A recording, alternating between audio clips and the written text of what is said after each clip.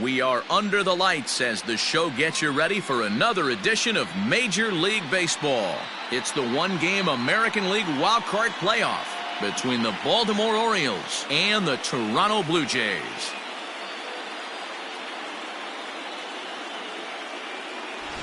Hi again, everyone. Matt Vasgersian. Welcome to our special postseason coverage of baseball on the show. I'm joined by Dan Plesac. And Dan, let's take a look at how these two ball clubs got to where they are.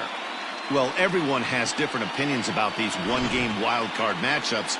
Kind of tough that your season comes down to this after such a long season, but it certainly creates a lot of excitement and drama.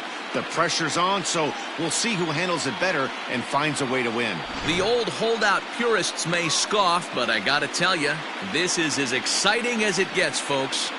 One game to decide who moves on. It's the wild card playoff on the show, and it comes your way next.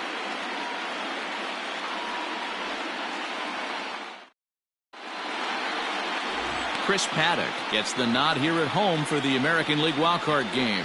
Dan, any thoughts? Hey, this guy has a 4-pitch repertoire, right? And those are a lot of nice options to have. You can go hard, soft, you can go in and out. And anytime you have 4 pitches, if you can throw them for strikes, you have the big advantage. Number 31. And that'll bring up the shortstop, Tim Anderson. And we are set for baseball here this evening. Into the windup. Here's the 2-1 pitch. Nope, at the ball. Call didn't go his way on 2-1, but it's important here on 3-1 to still make a quality pitch. You have to have the mindset that you're still the one in the driver's seat. Hitters count all the way. Here it comes. Drilled to the right side. And that is through into right field for a single. I know we're just one batter into this game, but this pitcher's going to have to be aggressive in the strike zone. He cannot consistently fall behind and give these guys 1-0, 2-0, 3-1, or he's going to have a long day.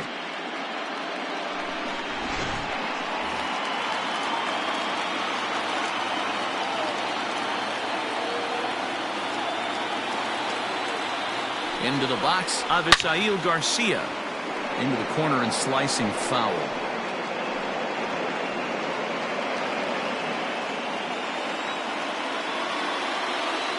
Here comes the pitch for Garcia.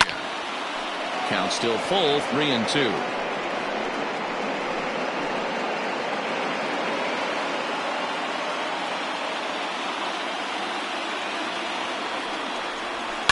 High in the air down the right field line. But this will wind up being a foul ball. Anderson on at first, nobody out.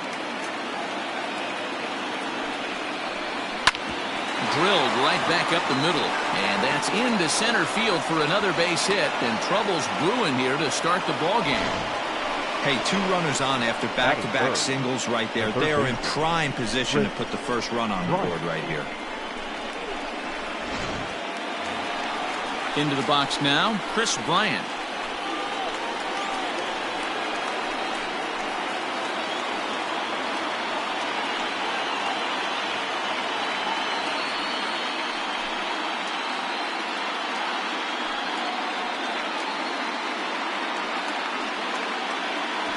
None out, runners at first and second.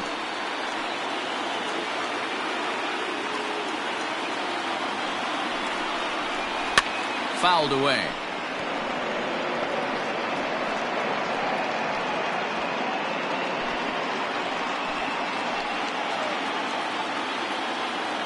The 1-2.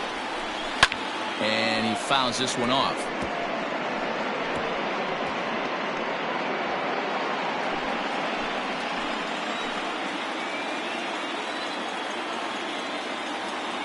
The 1-2 is swung on and missed. He got him. Pretty textbook breaking ball for the punch out right there. Got it to bend a lot, and by the time it got there, it had fallen completely out of the zone. Not much you can do with that pitch.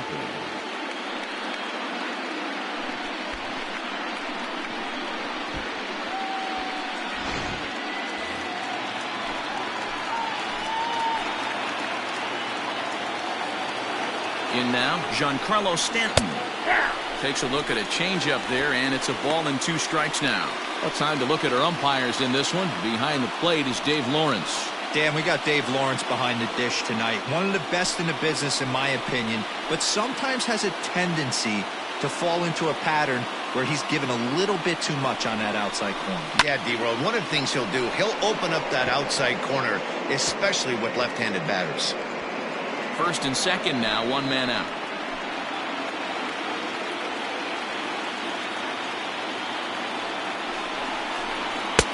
Now a fastball, but that's easy to lay off, and it's back to even at 2-2. That was a tempting pitch to swing at right there. A big power guy like this really wants something that he can elevate and drive out of the ballpark. Swing and a miss on the changeup, and there are two gone. He showed right there why having a good changeup is so valuable. 2-2, and he flips one up there that the bottom really falls out at the last minute. It's so hard to pick up, and it's even harder to make good contact with.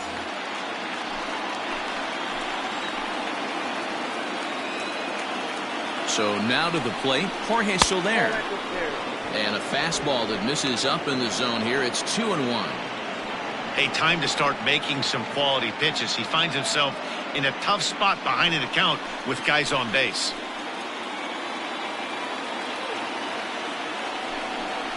Two and two to Jorge Soler. Hey, it's looking like he may be able to get out of this one after giving up two singles early. Drilled to first. And the two-out threat will not come to pass as the inning is over. Orioles strand a couple. Orioles nothing. Blue Jays coming up. It's Major League Baseball on the show.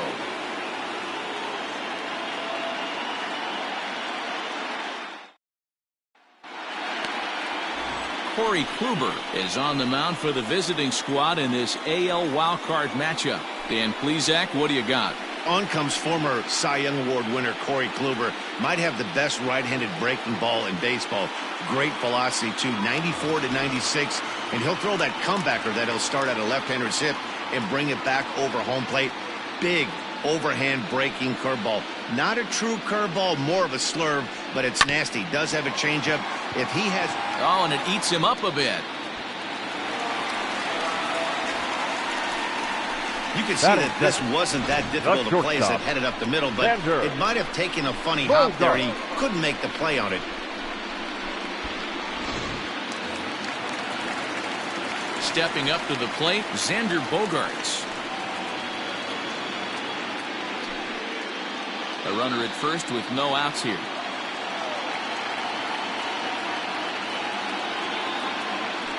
Now a throw over. Runners back.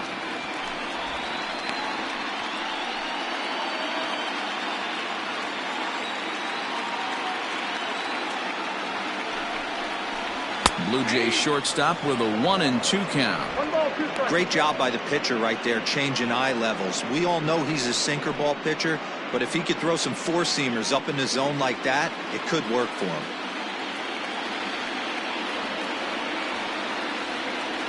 Working for the punch out and the offering. Nobody out, runner on first. Throw over to the bag and a dive, but he's back.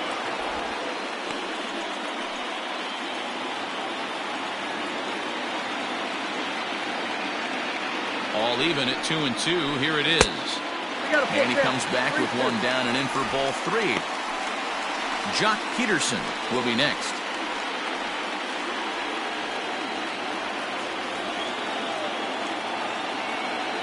3-2 pitch. Line drive to center field. A dive, and oh, he can't hang on.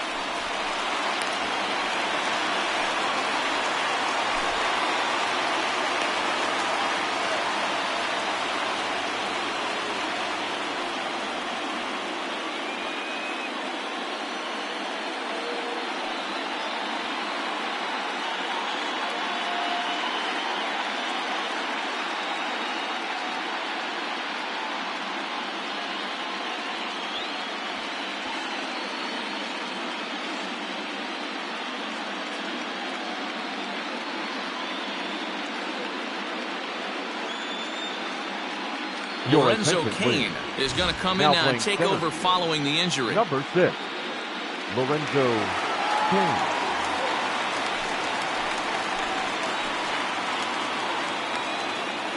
At the plate, Jock Peterson pulled toward.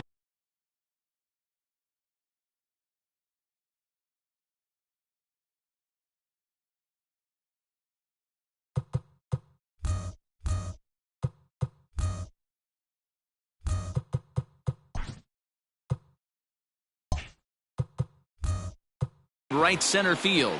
Soler's after it. He gets there and makes the play for the first out.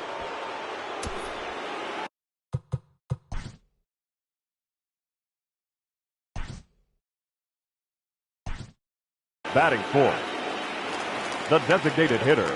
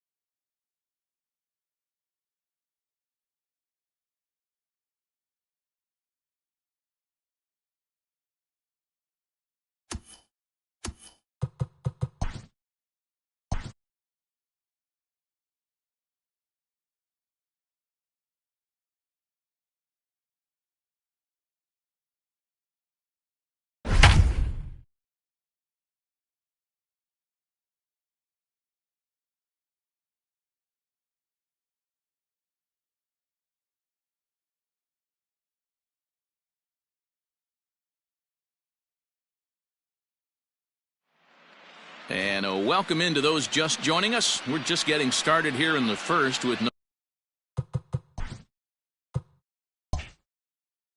no score.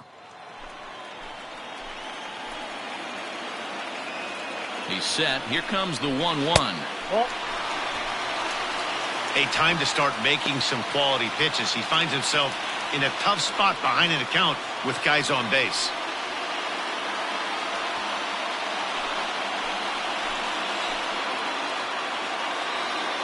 The 2-1 pitch.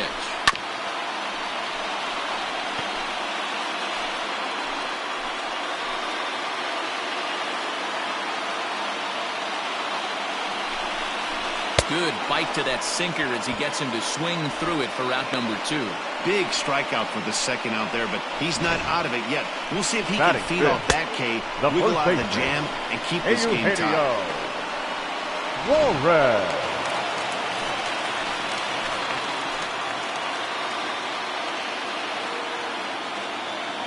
Stepping in now, Eugenio Suarez. A 2-1 count to the Blue Jays first baseman. Sitting in a good spot right here. 2 ball, 1 strike count is yet to see a fastball. Have to be sitting on one right here.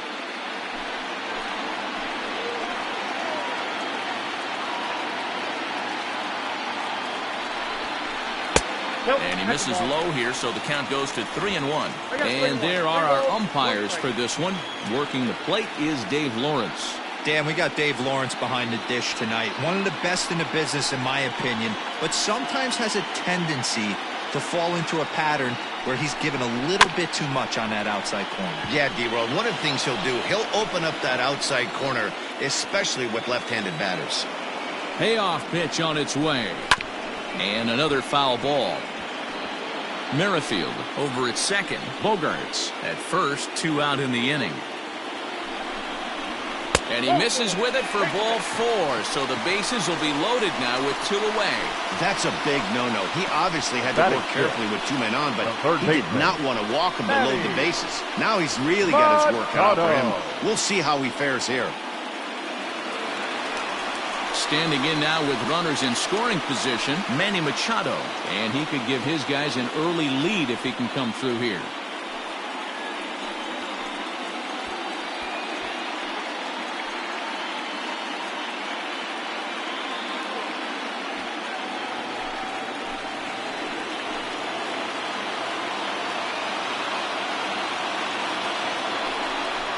Now this is on the ground to second. Is he going to get out of this? He is. They get the force at second base, and the inning is over. Blue Jays strand 3. We are still scoreless.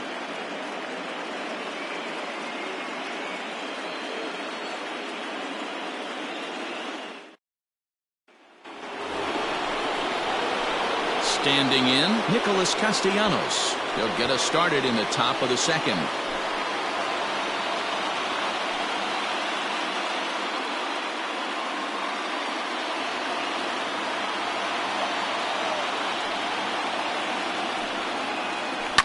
Lifted out towards straightaway center field. Laureano is right there, one down. Batting 7, the second baseman, number 9. Stepping up now, Brandon Lowe. No score here as we play inning number 2. A ball and 2 strikes now.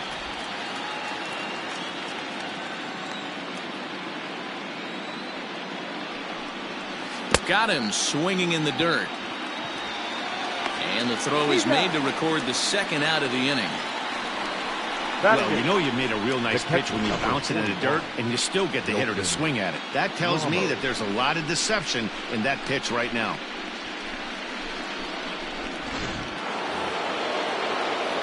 Here's the catcher, Wilson Ramos.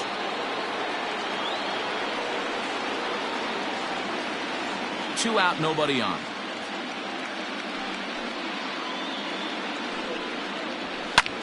High in the air out to center field.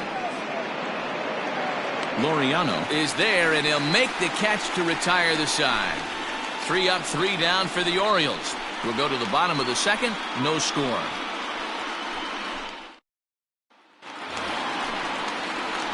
And that'll bring up Keston Hiura. He's set to lead off the home half of the second.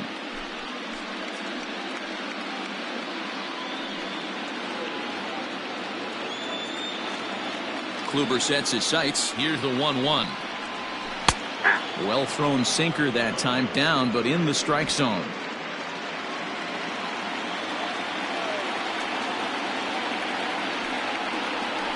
Pulled high in the air out to left field. Stanton has a read on it. 1 out.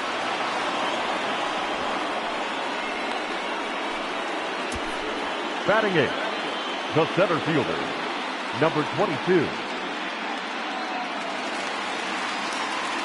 So the bases are empty with 1 man gone. And digging in now, Ramon Laureano.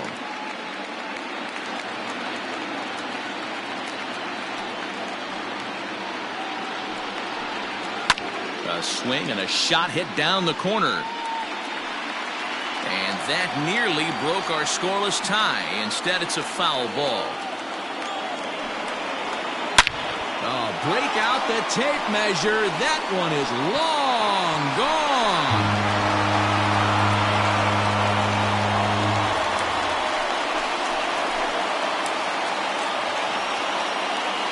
A solo shot here to left as the Jays get the game's first tally. It's 1-0.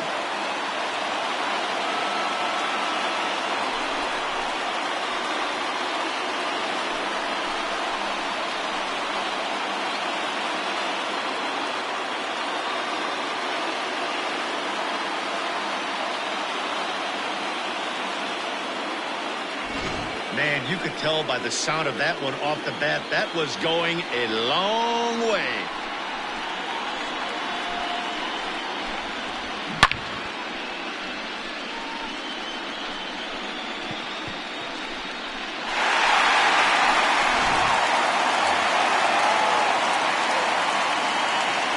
At the plate now, Mitch Garver.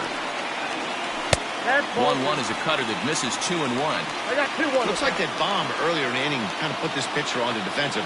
Not being very aggressive right now. He's fallen behind now, 3-1.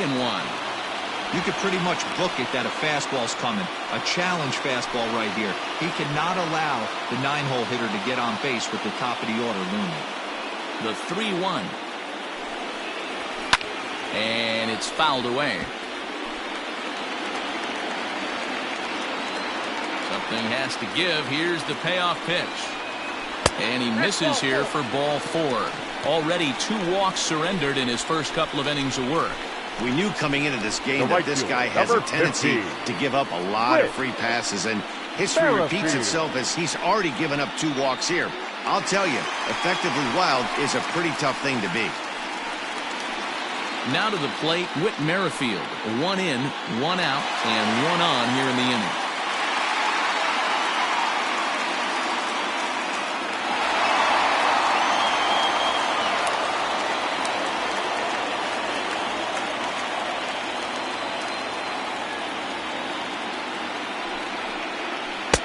To 2-2 now.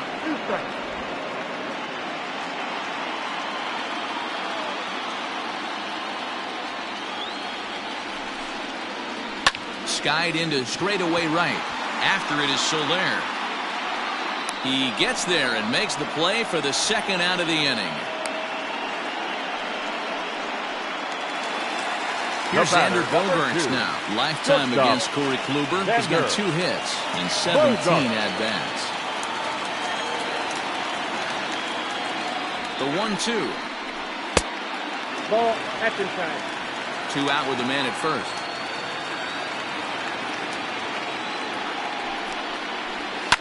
High and deep down the left field line. And that will end up a foul ball.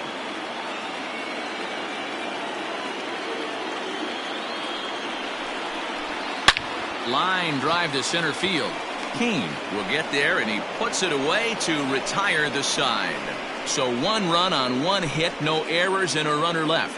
We played 2 full. It's the Blue Jays 1 and the Orioles nothing.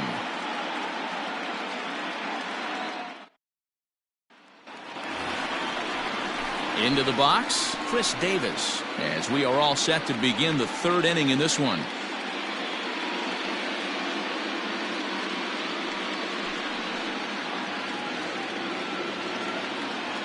The 1-1 is strike 2 swinging. That's count 1 and 2.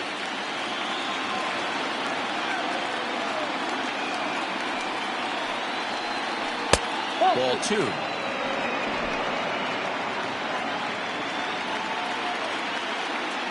Into the windup. Here comes the 2-2 pitch. Lifted down the line in left. And that will end up a foul ball. Now a swing and a miss as he picks up another one. Make it 4 strikeouts already, and there's your first out. Hey, I'm not sure what he was sitting on right there. It might have been sitting on an off-speed pitch, but instead he gets the fastball way late. Had no chance to put that ball in play.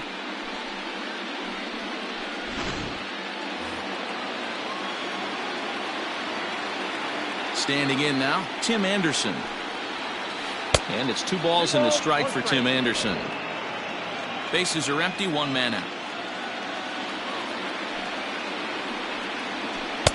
Good time to call the change as he swings and misses for strike 2.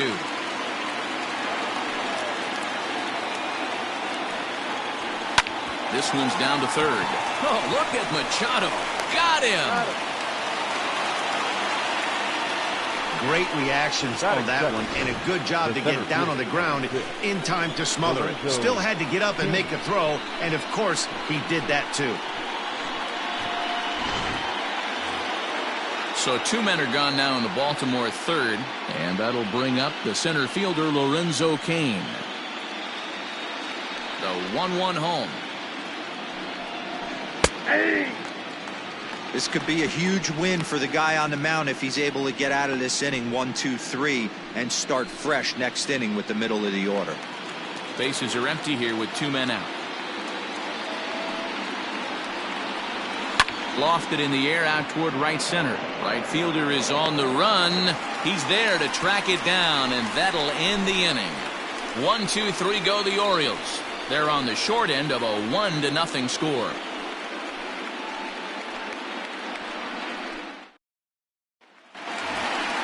So next to bat will be the left-handed hitting Jock Peterson. 0 for 1 here in the early going.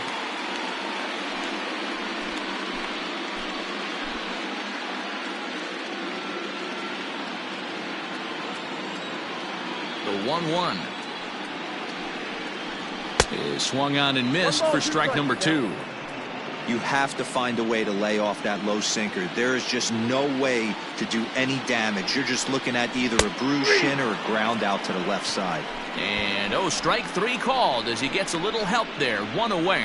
Well, that call looked like it was a little in the pitcher's favor, but it wasn't outrageous. Hey, listen, calling balls and strikes is a really tough job, and even the best are going to miss some from time to time, especially when they're sort of borderline like that last one. Not sure the hitter would want to hear that, though. In now, Yordan Alvarez. Anderson scoops it up. And the throw here is going to get him at first. Excellent range there at short, and there are 2 away now. Digging in now, Eugenio Suarez. He drew a walk his first time up. 2 out, nobody on.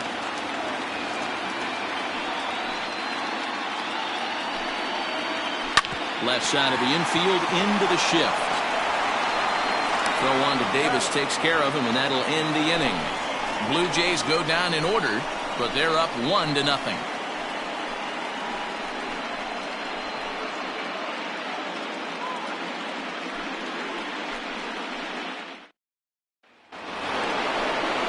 All set for the start of the 4th. At the plate, Chris Bryant.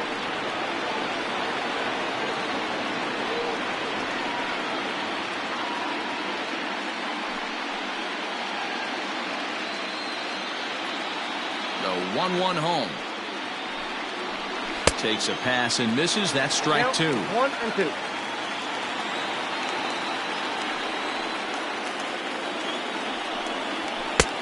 Well above the letters with the fastball that time. That's a good take on a fastball out of the zone. Hey, I get it. He's looking for a ball to drive, but that ball was a little bit too far up in the zone. That's one you normally pop right up.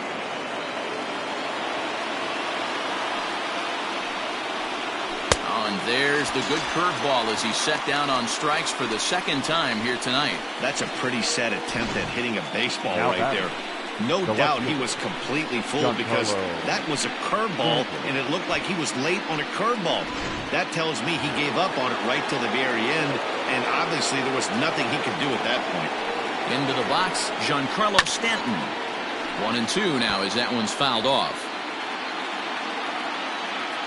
Trying to send him packing for the 2nd time. Both teams with just 2 hits apiece thus far. Now a fastball taken outside here as it moves it to 2-2 now.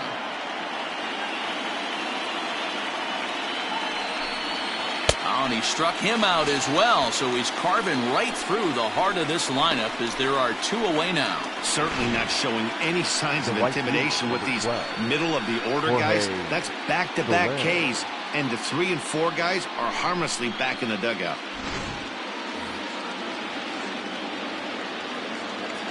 So now to the plate, Jorge Soler. Swing and a miss as he pulled the string on him. 1-2. Boy, he looks strong out there on the mound this inning. He's got a chance to punch out the side in order, and against the middle of the order, too. No runs, 2 hits, 1 error thus far for Baltimore. Back to the mound and off his leg. But they'll get the out at first anyway. And that, rather bizarrely, will end the inning. 3 up, 3 down for the Orioles. They still trail 1-0.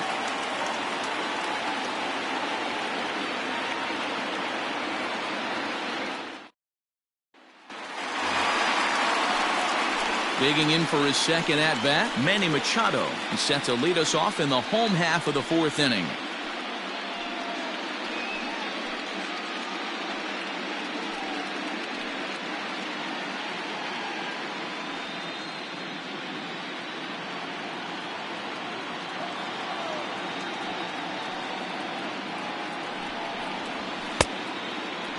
Tried to hold up there. Appeal down to first, and no swing. It's ball 2.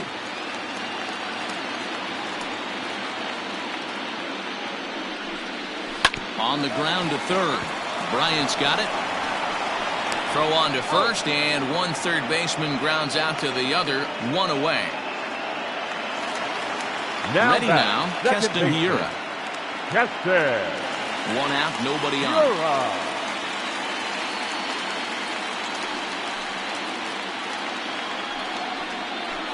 Check swing, and he went around, says the home plate umpire. No appeal needed, and there are 2 away. Now batting, Number 22. So bases are empty here with 2 gone. And up next will be Ramon Laureano.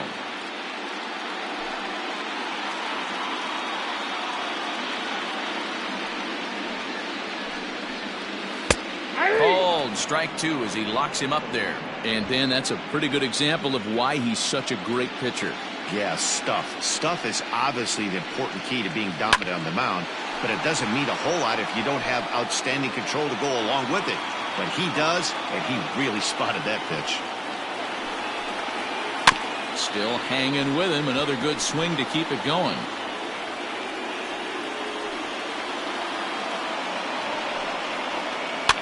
Fouled off.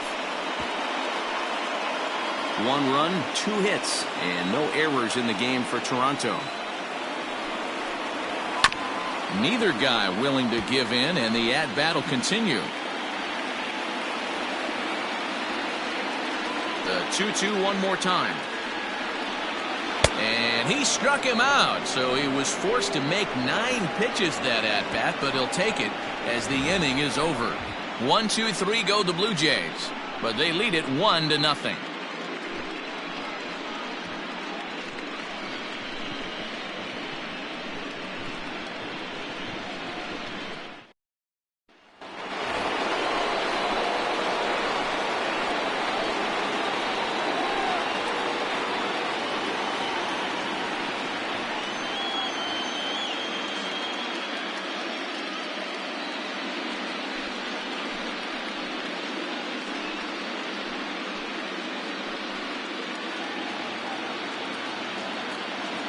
Now the 1-1 pitch is taken for ball 2.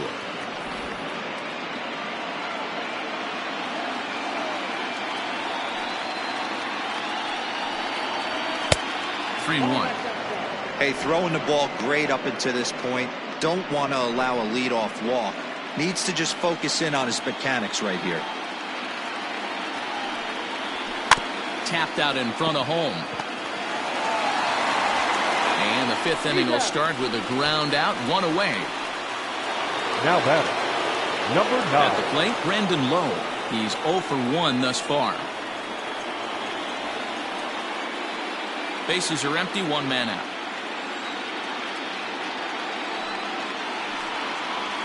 Oh, and you can tell he wanted to hold off, but he swings through the inside pitch anyway, and he becomes out number 2.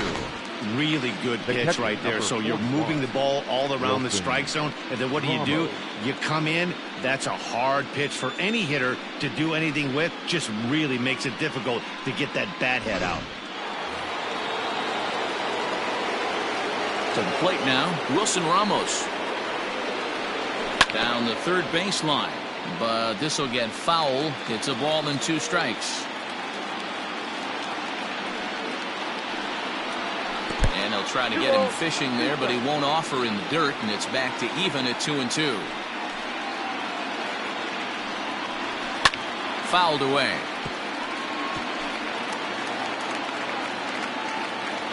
A 2-2 count. Here's the pitch. And he fouls this one off. Now another 2-2. Grounded to the right. He's got it.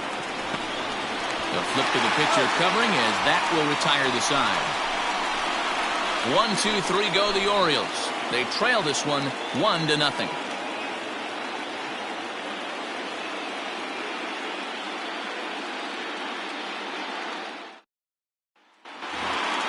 So digging in now, Mitch Garver. He'll start things out here against Corey Kluber.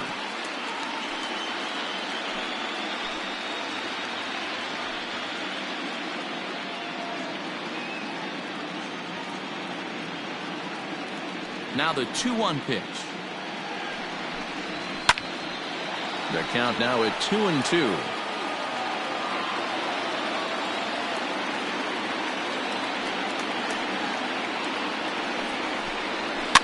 And it's fouled away. Here now the 2-2. And this ball is also hit foul and heading for the seats, so we'll have to do it again. Still 2-2. high in the air out to center field. Kane is under it. Looks it into his glove, and there's one gone.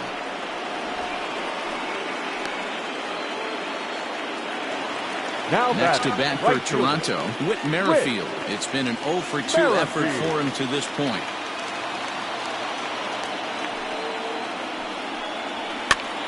This pitch is popped up, and this will not be caught. It's a foul ball. The 1-2. I got the count. 2-2.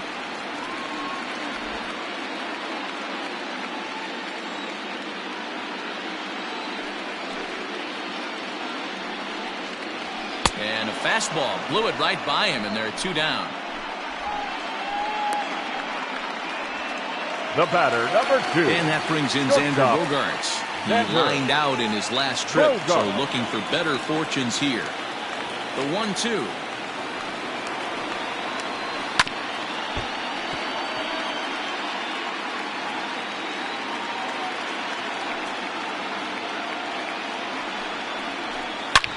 And he goes with the pitch here and drives it the other way to deep right. So they're going back. See you later.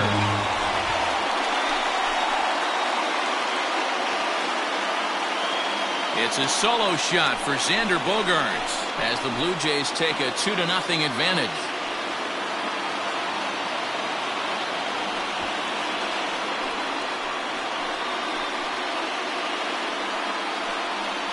Hey, that's the price you pay right there when you try and sneak a fastball past this guy. Power hitter, and every power hitter in the league knows you got to start with the numero uno, number 1, man. You got to get on the heater and adjust to everything else, and he did just that. At the plate now, Jock Peterson, and he misses 2-1.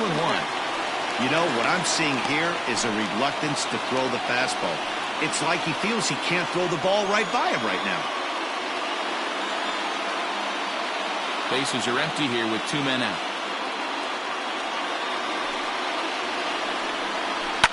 A bouncer to the left side. Bryant is up with it. Throw on to Davis takes care of him, and that'll end the inning.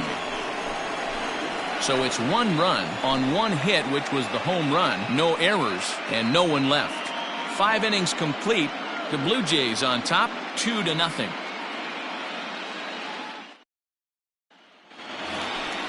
Top half of the 6th about to get started. So stepping in, Chris Davis looking to put the ball in play here. He went down on strikes in his first at-bat. Yeah, and kind of shocked he got blown away with a fastball. You could tell he was late on that one. And we'll see if he tries to cheat to something this AB. Swing and a miss at 1 in the dirt. And he makes the throw to first. Davis is retired, and there's 1 away. Number 7. Shortstop. And that'll bring up the shortstop, Tim Anderson. A hit in 2 tries so far. The 1-1. 1 out, nobody on.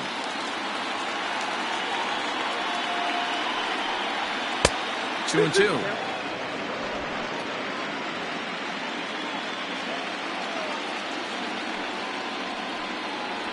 Oh, and he's really got the strikeout pitch working now as he notches number 9 in the ball game.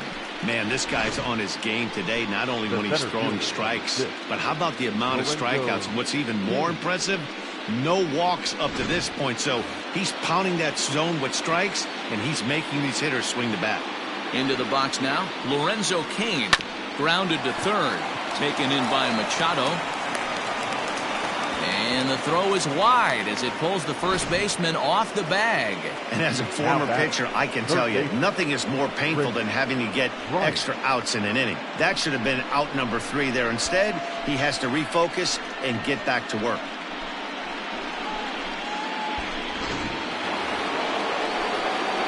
So it's a runner at first as a result of the throwing error. And that'll give way to the third baseman, Chris Bryant. A runner on first with 2 away.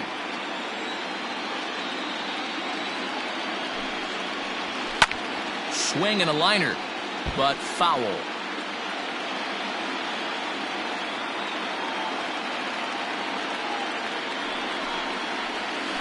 Chopper to short. Oh, and he can't pick it up cleanly. Now's a good time for your pitcher to take a deep breath. He still has the lead, although it probably doesn't feel like it. So he can't worry about how he got into this mess. He just has to figure out how to get out of this mess.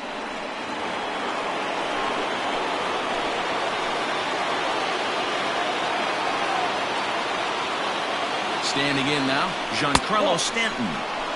Can't find the zone there as he lays off the breaking ball. Well, the O's have been searching for that big hit pretty much all game. It remains to be seen if they can get it, but now would be a great time for that. A bouncer to the left side, fielded cleanly. Throw on to first is going to be in time, and the Oriole threat goes by the wayside as the inning is over. Orioles strand a couple. They're still down. It's 2-0.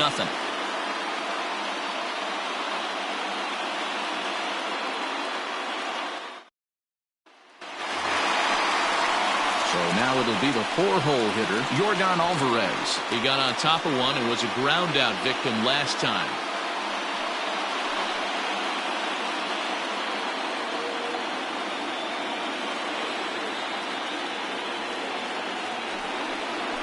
And it's a full count, 3-2 to the Blue Jays DH. What a great battle to start this inning. What a great job by the leadoff hitter. He knows that this pitcher's starting to get up there in pitches. The manager's starting to get restless. Let's see if we can knock him out and get into that bullpen. And he goes against the shift there as this is on the ground to the left side. The throw into second. And he's safe. Now batting, the first baseman. So some real problems out there at that time as it'll wind up in E7. Digging in, Eugenio Suarez. 0 for 1 for him here in this one.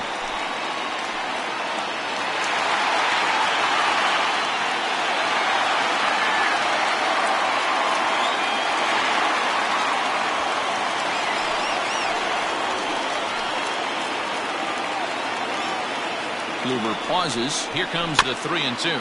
A swing and a ground ball to third. And that's the first out.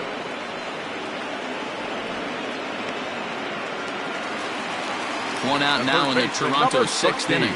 And that'll bring in Manny Machado. Runner at second here with one man out.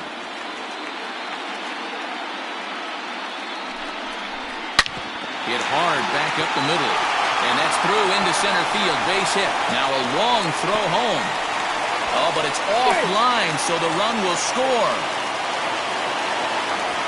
Hey, with that base hit right now, the lead's 3-0. And the way their pitcher's going, D-Row, that might hold up in this one. Yeah, and you're well aware of it, Dan, as an offense, just trying to put those extra runs across the board. You can take a look at the guy on the slab, towing the slab. He's on fire right now.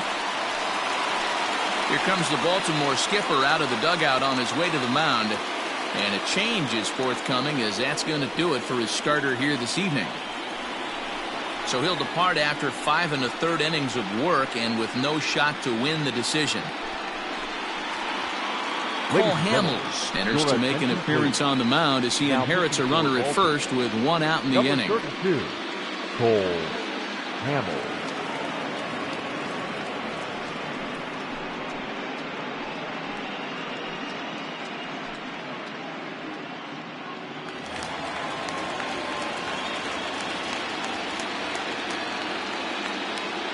Into the box, Keston Hiura. And he takes one off the inside corner for ball 2. Runner at first here, one man out. Not where you want the changeup, but he gets away with it for a strike.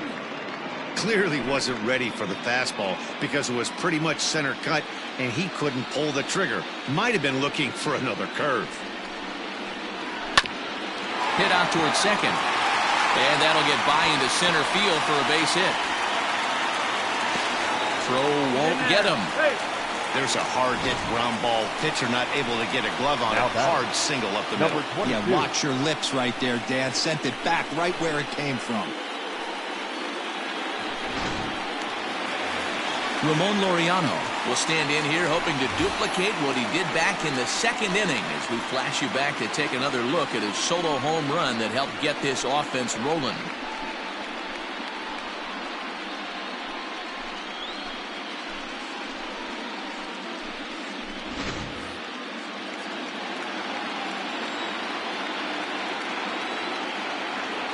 Here's the 1-1 delivery. On the ground to third. Bryant's got it. There's one. On to Davis for a side retiring double play. Around the horn they go. 5-4-3 to end the threat. We're back with more of this wild card showdown after this.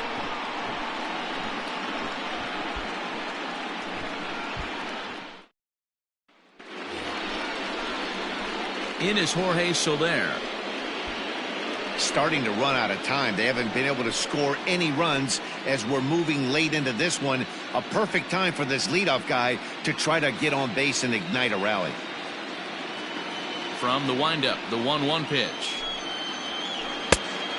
2 balls. A couple of righties starting to loosen now in the bullpen.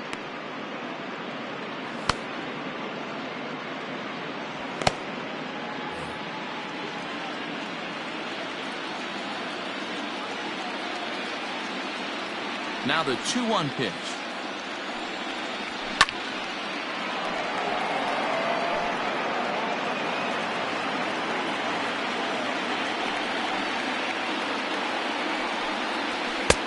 A full count, 3 balls and 2 strikes. One of the things you want to do with a starter, get that pitch count up. Here's another productive at bat as this count now gets to 3 balls and 2 strikes. Now the 3-2 pitch. Base hit into right center.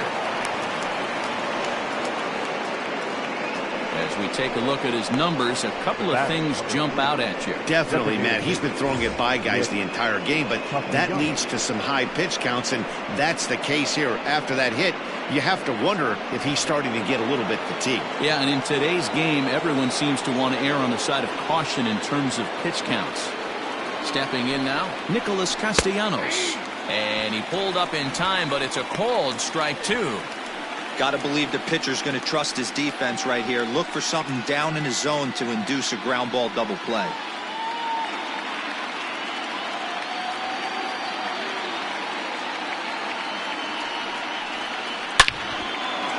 Lined into right, a base hit. And that runner will go no further than second as there are 2 aboard now. The batter. Hey, this might be their best opportunity to at least get on the board. They've been struggling offensively, and they find themselves with 2 runners on board. Let's see if they can continue it. Digging in, Brandon Lowe. And his guys are looking to erase that donut on the scoreboard with a runner in scoring position. Yeah, Matt, they've been really shut down so far in this one. They've had runners on base, but haven't been able to string anything together.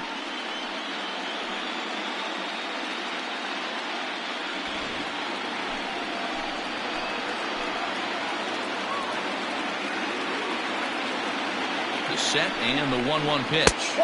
A couple of strikeouts early in the game, but he's done a much better job in this at bat, trying to get ahead and put himself in a good hitter's count. The 2-1. Inside, ball 1. Hey, he's had great command all day. Want to see how aggressive he is in the zone with a 3-ball count. First and second here with nobody out.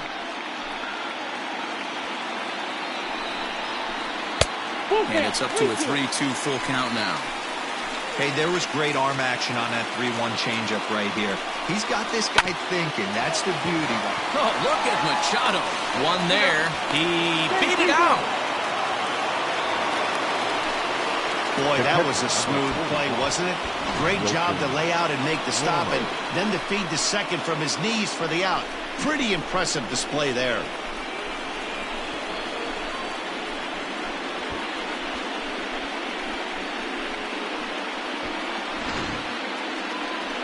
Here comes a Toronto skipper out toward the pitcher's mound.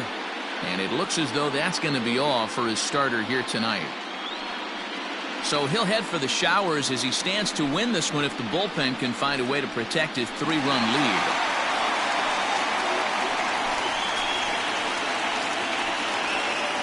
Yusmeiro Petit comes on to pitch here with 1 man gone in the top of the 7th. Number 36, Yusmeiro Petit.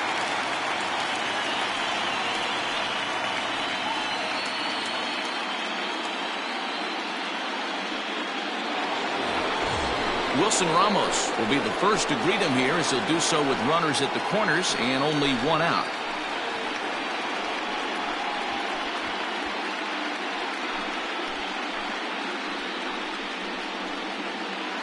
Runners are at the corners with one man out.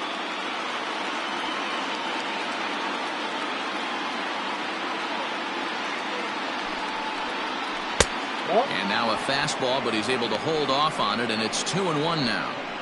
Everyone in the ballpark knows what the pitcher's intentions are in this situation. Great job at the plate to lay off a tough pitch in a good spot.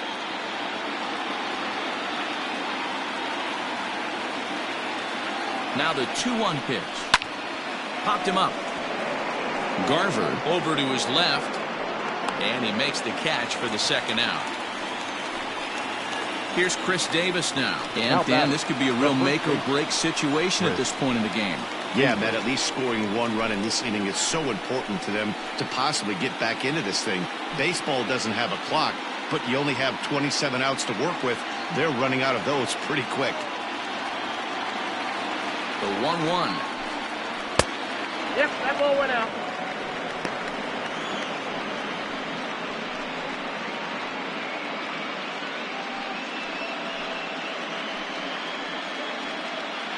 Runners at the corners, two men out.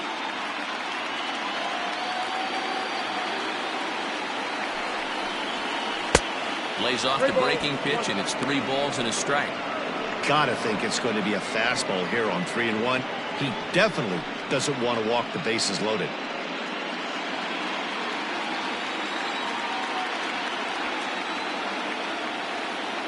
Trying to hang a 0. Here's the pitch.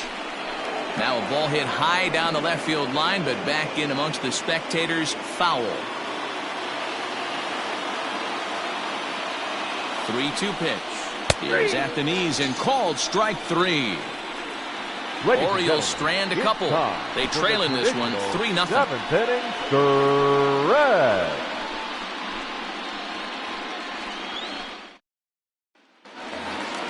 Digging in, Mitch Garver. He'll lead it off here against Cole Hamels.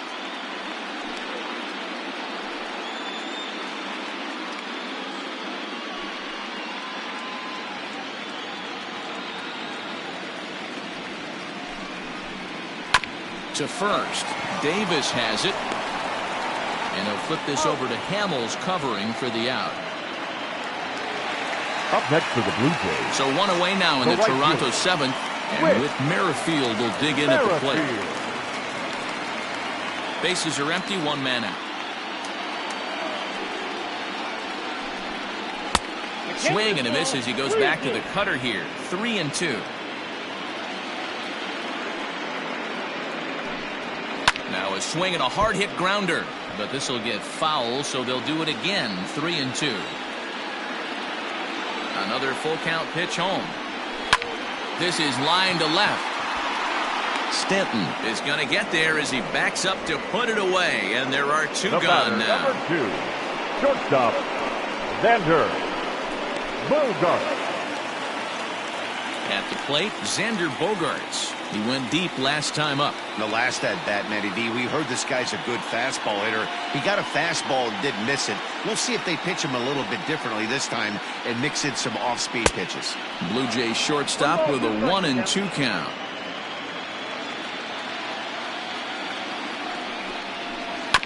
Had to sit back on the changeup, and he did a good job to get the bat on that one.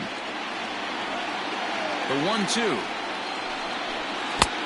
2-2 count. Now this guy's a grinder, fouls off good pitches and doesn't seem to swing at the ones just off the corner. This guy's a pitcher's nightmare. The 2-2 is swung on and missed, strike 3. Blue Jays go down in order. They lead it 3-0.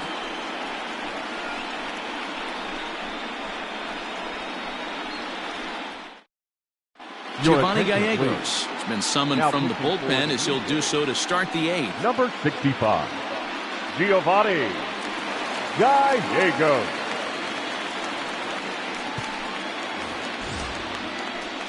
Digging in to try it again, Tim Anderson. He'll look to bounce back after striking out his last time up. Yeah, Matty, and hopefully he got it out of his system. Especially now, he's got to bear down. He gets the 2 strikes in this spot, has to put the ball in play.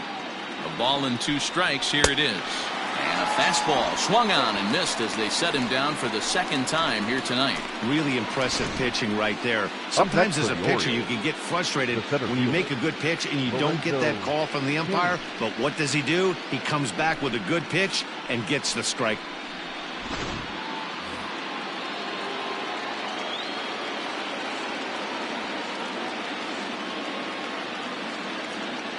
So now to the plate, Lorenzo Cain.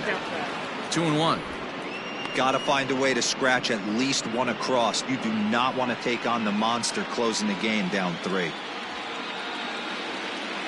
He's set, and the 2-1 pitch. On a good pitch there, had him stretching to get out there, and it's 2-2 now. Man, that pitch had the look of a fastball. Straight changeup, and the bottom fell out of it. 1 out, nobody on.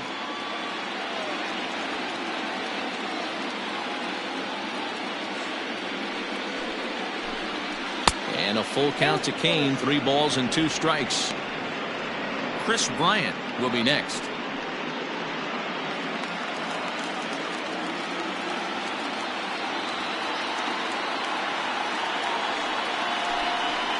Fastball swung on and grounded out towards second.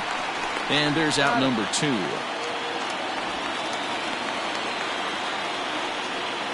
Here's Chris Bryant now. And they're down to their final 4 outs here, Dan. Yeah, it's not looking too good for them right now, Matt. They've got a significant hill to climb, but they've got to take it 1 bat at a time. A couple of guys get on, and then who knows what could happen.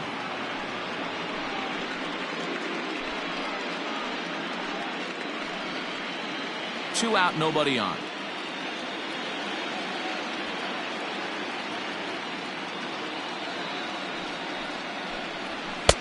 And he pumps the fastball by him here. 1-2 now.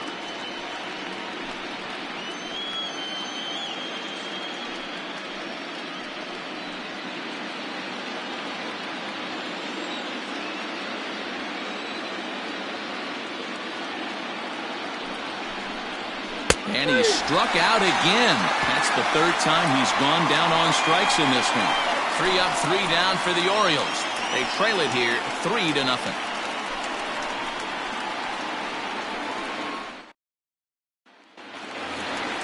Here's Jock Peterson now.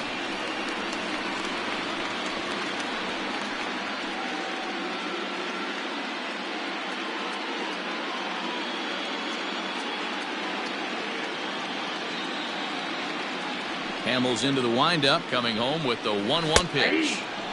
Strike taken as that one crosses over the inside part of the plate. Fastball just inside.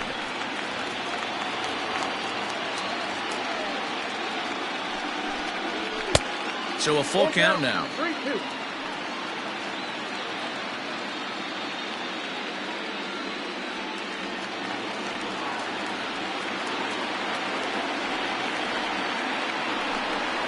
And this is taken here for ball 4. So the leadoff man's on base to kick off the home 8th. The batter, number 44, designated hitter, And now the Toronto number 4 hitter, Yordan Alvarez. He's working on a 1 for 3 thus far. A runner at first with no outs here. Tough pitch to lay off there, but he did, and it's even up at 2-2.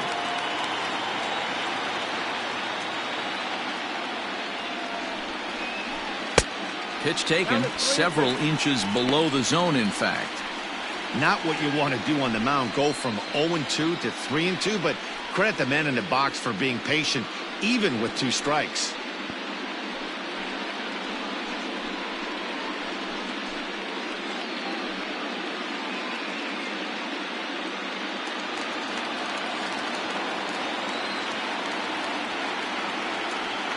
Working for the punch out and the offering.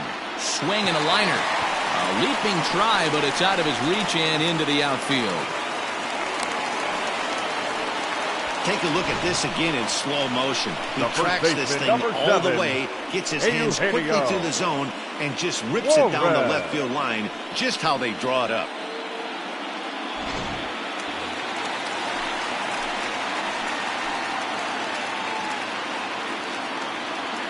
At the plate, Eugenio Suarez. Now a swing and a fly ball. And no one will track it down.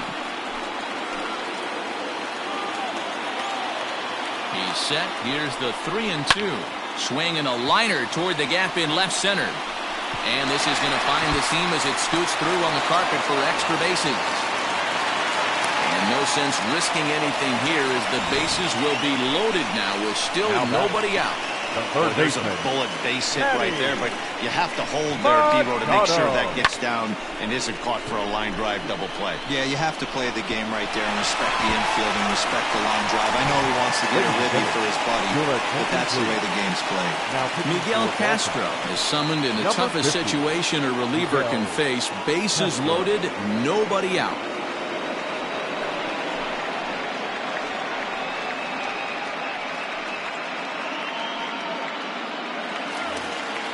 Manny Machado will stand in against the new pitcher, and he couldn't ask for a better scenario as he stands in with the bases loaded and nobody out.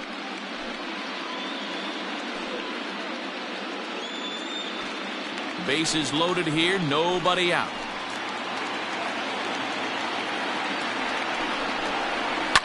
Fouled off.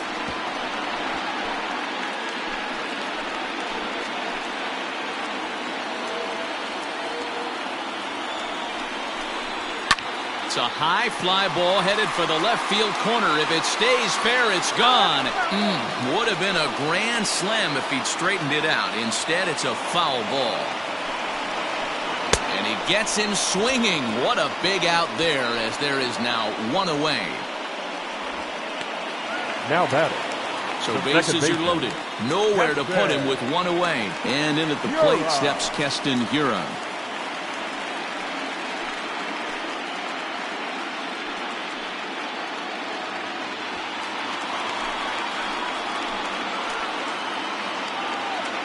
Now the 1-1 pitch. It's a swinging strike. Boy, I love the way he's competing out there on the mound right now. He's got a chance to rack back-to-back Ks with two runners in scoring position. He's not giving in at all. The 1-2. And this will ricochet off of him on the mound. And he is in there. And they'll extend their lead even further as the run from third is in to score. And time now to see quite where that got him.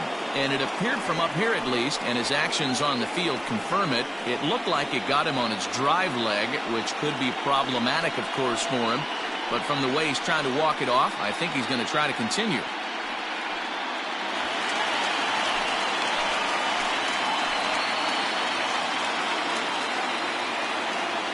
In now, Ramon Laureano. On the ground to short. This could be two. To second for one. On to Davis for a side retiring double play. So it's a run on 3 hits, no errors, and 2 men left on. 9th inning coming up. The Jays lead it 4-0.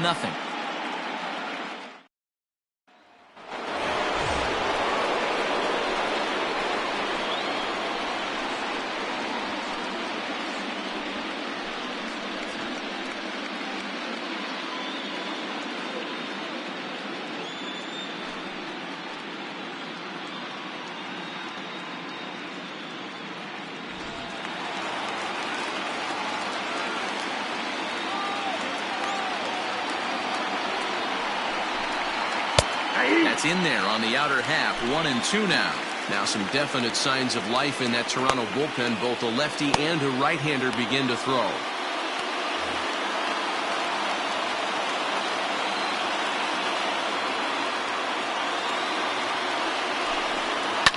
Fouled away.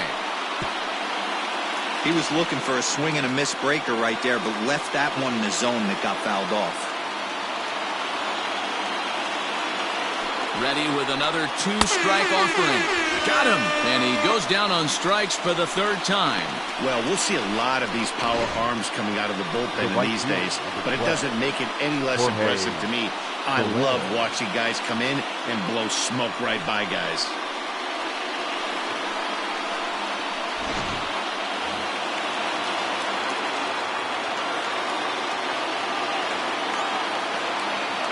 Standing in now, Jorge Soler. Nope, that's down. Now a changeup, but it misses just a little below the zone.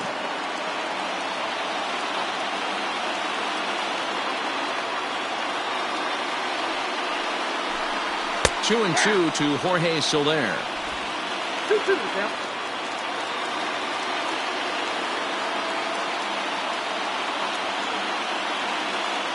Here's the 2-2 pitch. And a fastball swung on and missed as he just reared back there. 2 away. I'll tell you, it's hard to get more of a confidence boost than striking out the best hitters in the lineup. Back to back to back. He's looking really sharp right now.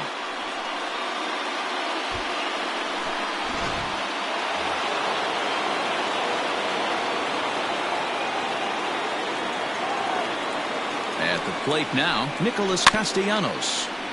All even now, 2 and 2. A crowd of over 39,000 on their feet.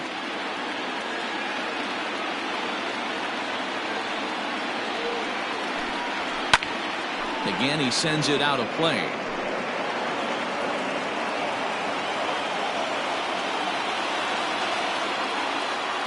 Baltimore down to their final strike. Baltimore, good night. Wow, talk about a do-or-die situation. Amazing. They find a way to win the wild card game and advance to the division series. I know the home crowd made a difference cheering them on, and now they have all the momentum going into the next round.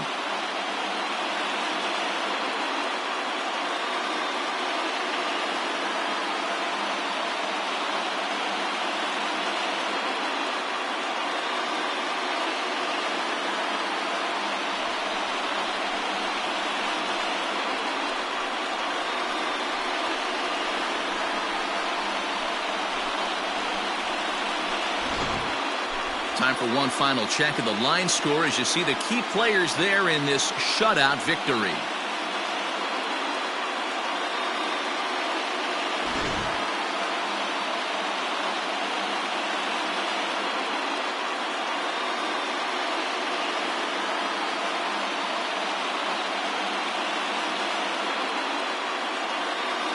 Well, we watched a really solid starting pitching performance, kept the opposition at bay, and as a result, he's our top player of the game.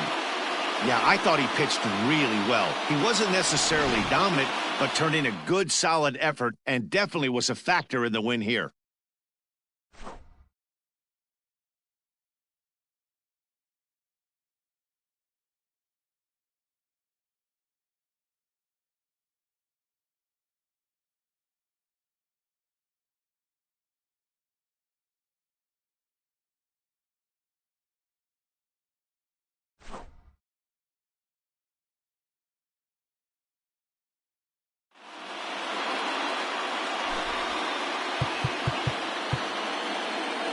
Fans, our final line score tonight.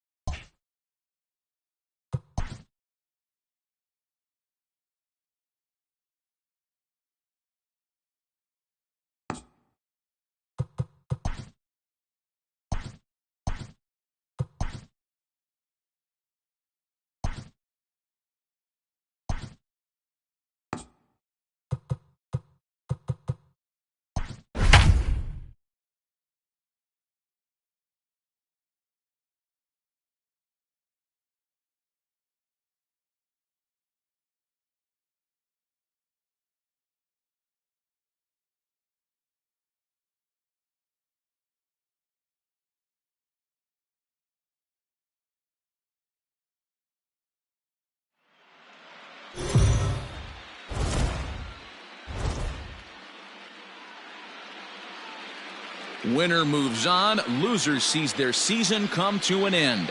MLB Network brings you exclusive coverage of the winner-take-all wild card game.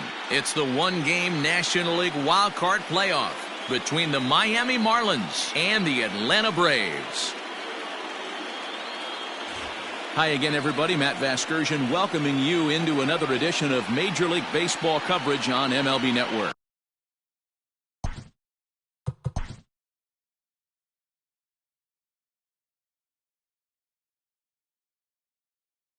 I'm joined by Dan Plesac. And Dan, let's take a look at how these two ball clubs got to where they are.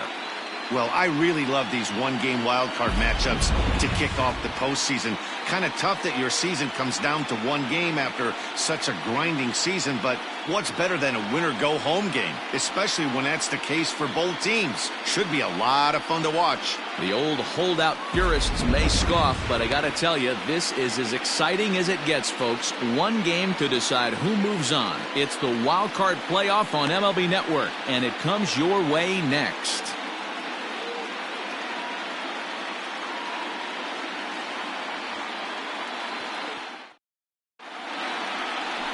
Garrett Cole gets the nod here at home for the National League wildcard game. Dan, any thoughts?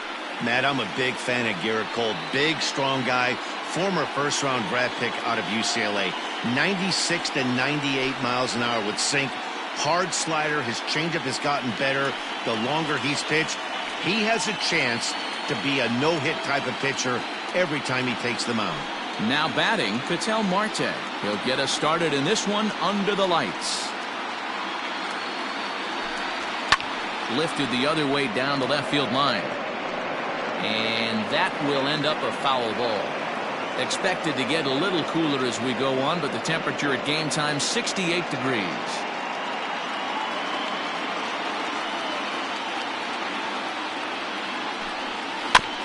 And another foul ball.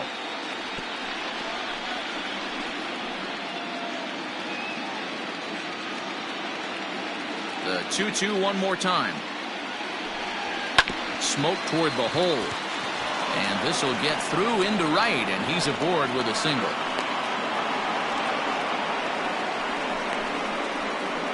Batting second, the first baseman, number 19, Joey. So up steps the former MVP, Joey Votto. His career line against Garrett Cole. He's got 5 base hits in 24 at-bats. He's also gone down on strikes 9 times.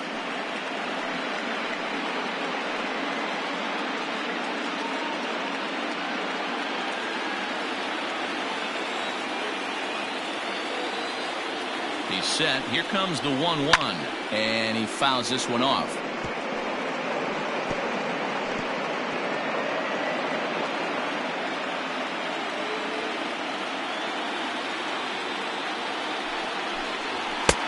Lays off 2-2 now. And there are our umpires calling balls and strikes is Mr. Ed Drummond. Yeah, Matty. Hey, you know what, Dero? This Ed Drummond, he's a good umpire. Fair umpire, good ball and strike umpire. Pretty much straight down the road. That's all you look for, Dan. Just be consistent. I don't care if you're given 2 to 3 inches off the outside corner, but you can't do it on the inside corner. If you're going to stick to one thing and stay consistent with it, no player will have a gripe with you. There to make the catch is McNeil, and there's one away. Batting third, the center fielder, number 10, Brian Reynolds. Up next from Miami, Brian Reynolds.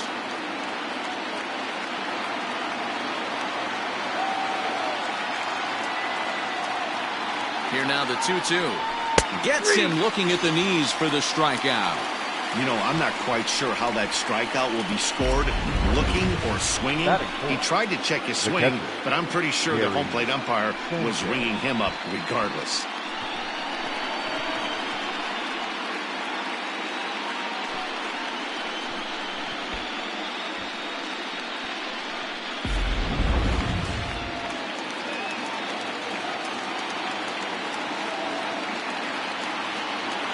Into the box, Gary Sanchez. 2-1. Marte, the runner at first with 2 gone.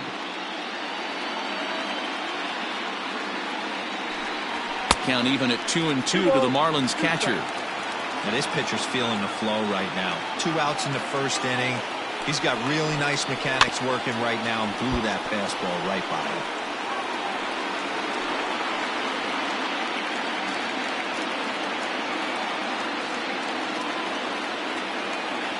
Another try at 2-2.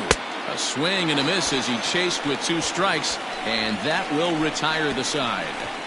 1 left for Miami, and now the Braves will get their initial shot here. No score.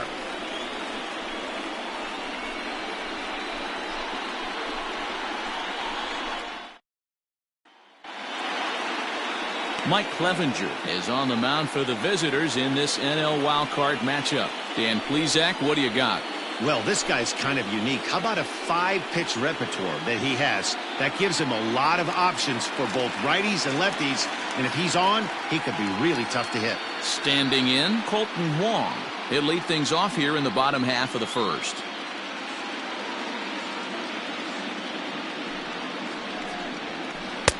Here's a strike with the breaking ball. I know it's the first inning, but he better find his release point on that breaking stuff or he's in for a long day.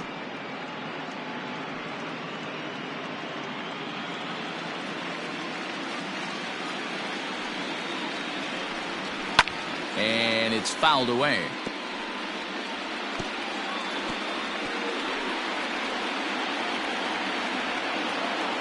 The 1-2. Shatters the bat as this is hit on the ground. And there's 1 gone to start the night. Batting second, the left fielder, Marcell Ozuna. The next to bat for Atlanta, Marcell Ozuna.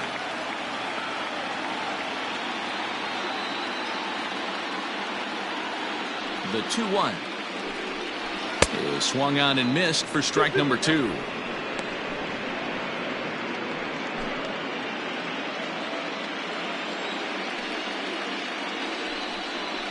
Got him swinging. Chased it well out of the zone, and there are 2 gone. Another strikeout for him on the mound, and boy, is it fun to watch him go about his business.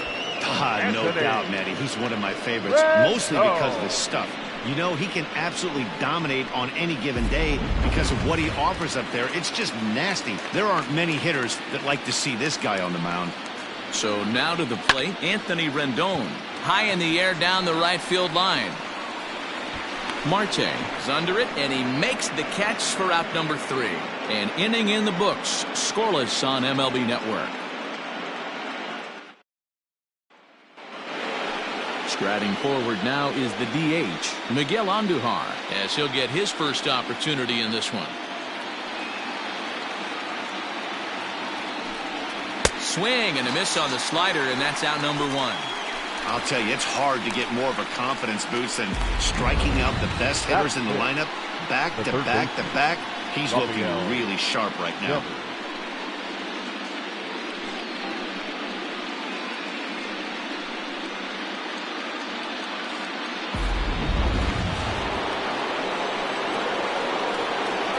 At the plate, Rafael Devers. Now a slider here, but this will miss off the plate away, and it's ball 4. Batting 7, the left fielder, number 5, George. So a runner at first with 1 out now, and former World Series MVP George Springer bats next.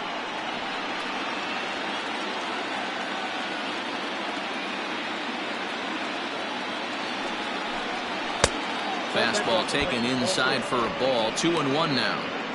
Pretty good pitch right there. Fastball in off the plate. One of the things you want to do as a pitcher, try to stand those hitters up. All even now, 2-2.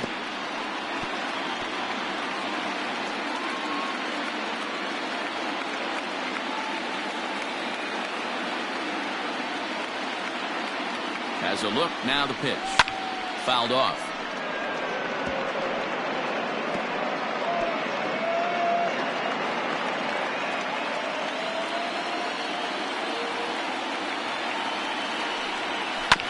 And again, he's unable to keep it fair, but he's putting together quite a battle at the plate.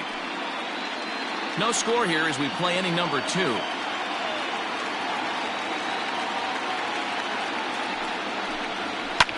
fouled away.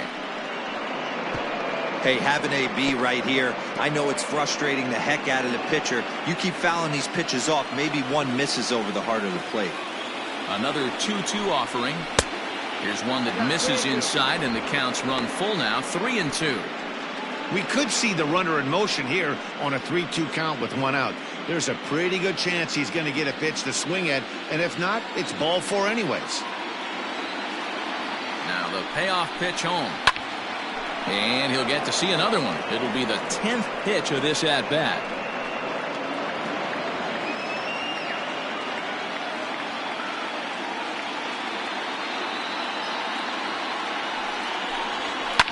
And he fouls this one off.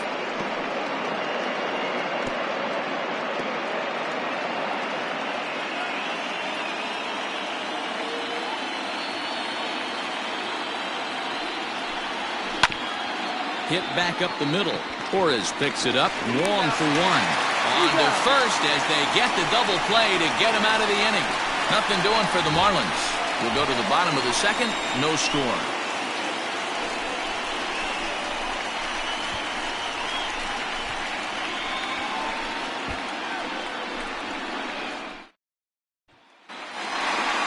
And now the Atlanta number 4 hitter, Pete Alonso. He'll get to take his first cuts here.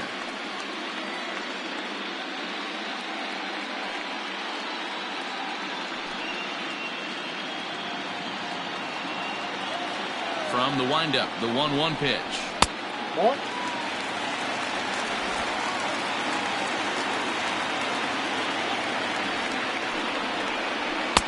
Looks at a fastball inside, so he's in the driver's seat, 3-1. Well, that sets up a big pitch right here, Matt, because you don't want to lose the leadoff guy in a scoreless game. It's tough to work around a leadoff walk. Swing and a miss, and the count goes full, 3-2.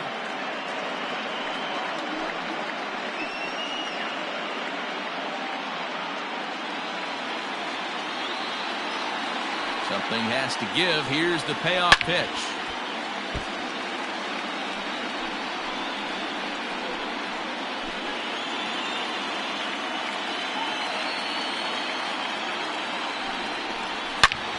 Takes this the other way to right. And a base hit, so the leadoff man is aboard. Throw into second. And he'll pull into second here with nobody out. Wow, not sure what the pitcher was thinking, serving up a fastball right over the heart of the plate. His eyes got as big as saucers as he blasts this thing, putting himself in the scoring position to start off the inning.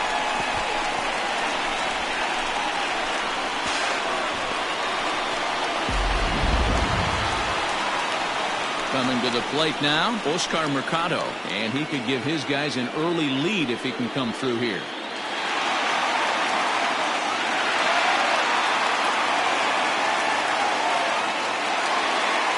No one out with a runner at second.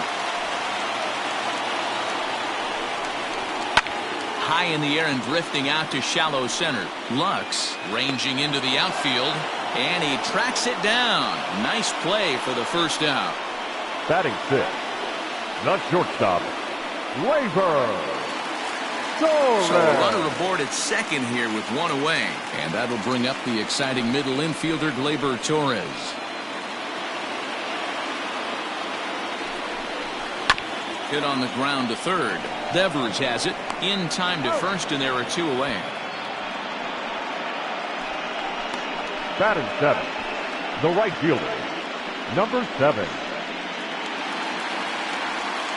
Jeff McNeil will be the next to take a turn. Runner in scoring position with two gone.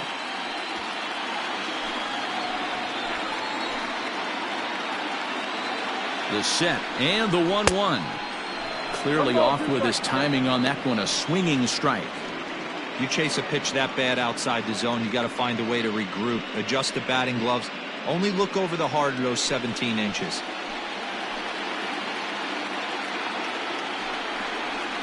Swing and a miss, blew the fastball right by him, and the inning is over. One left for Atlanta, who move to the third with no score.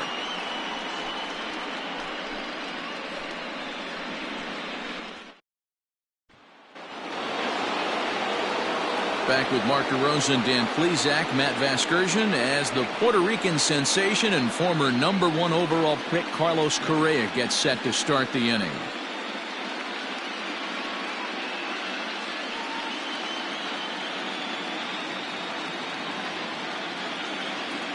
Now the 2-1. That's ball 3. It's been a great job so far by the 8-hole hitter. If he finds a way to get on base, this could spell for a huge inning.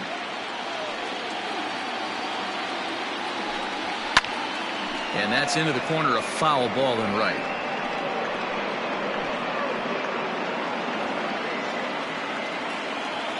Into the windup, ready with the payoff pitch. Hot shot to third. Chapman's got it. Throw to first in time, and the leadoff man is gone to start the third. Batting ninth, the second baseman, number 9. Ready now for the Marlins, Gavin Lux.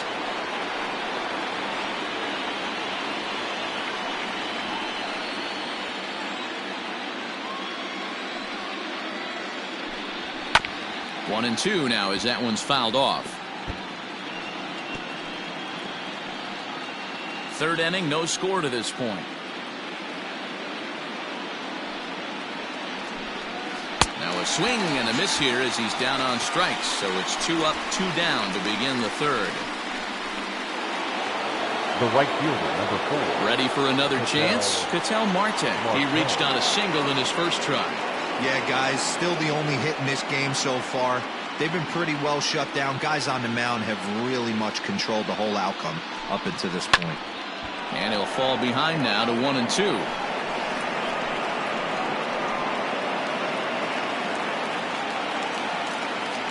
Now the pitch. Misses, ball 2. I know he buried that slider in right there, but that's a dangerous pitch. If he doesn't pot commit and bury that inside, it leaks out over the plate. He can get hurt with that pitch. Here now the 2-2. Skied in the air to straightaway left. Ozuna is under it. And that ends the inning.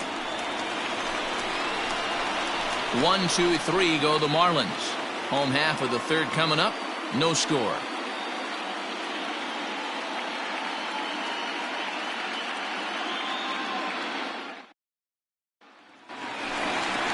And that'll bring in Matt Chapman as we move on to the bottom of inning number 3.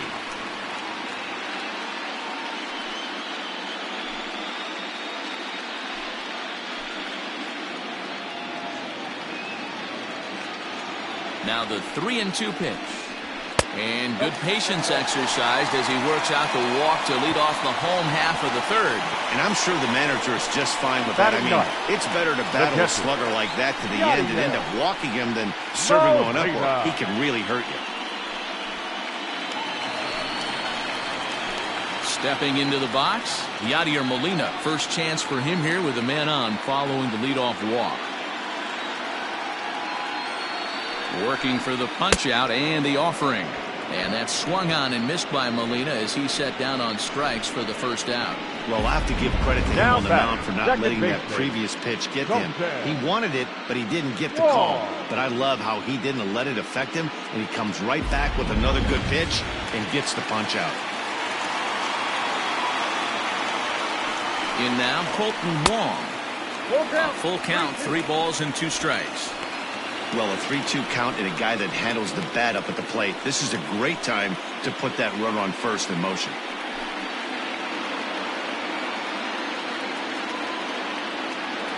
Now the payoff pitch home.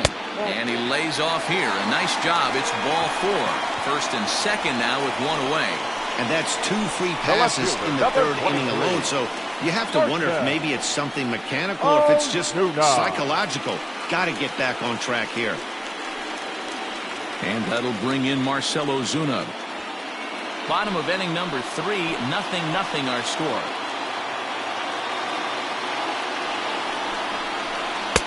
Strike 2 swinging just out in front of the slider.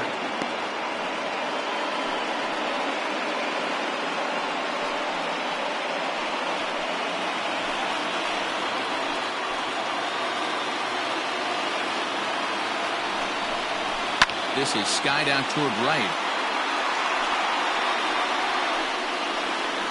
Marte is back in plenty of time to put this away, however, and there are 2 gone.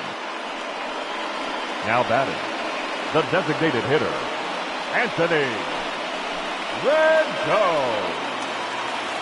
And digging in next will be Anthony Rendon. Flied out in his first at-bat, so make him 0 for 1 so far. Almost, Matty. Almost went deep his last AB. Certainly just missed it. With this guy's big power, he's feeling pretty good at the dish. Look for him to try and get on something and drive it out of the yard this AB. The set and the 1-2. And it's fouled away.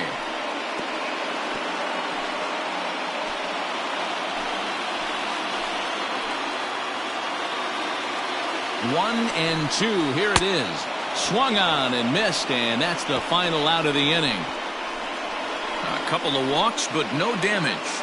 Don't touch that remote. More on MLB Network right after this.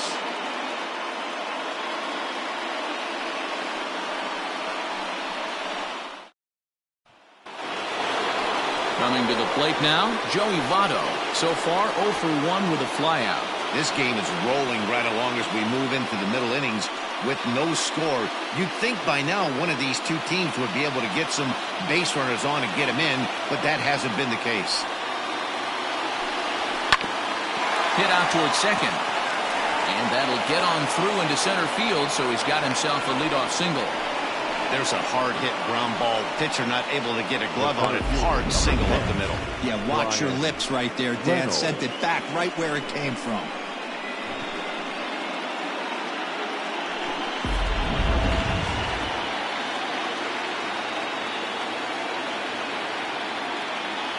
Into the box now, Brian Reynolds. Looks at a fastball low here, and it's full. 3-2.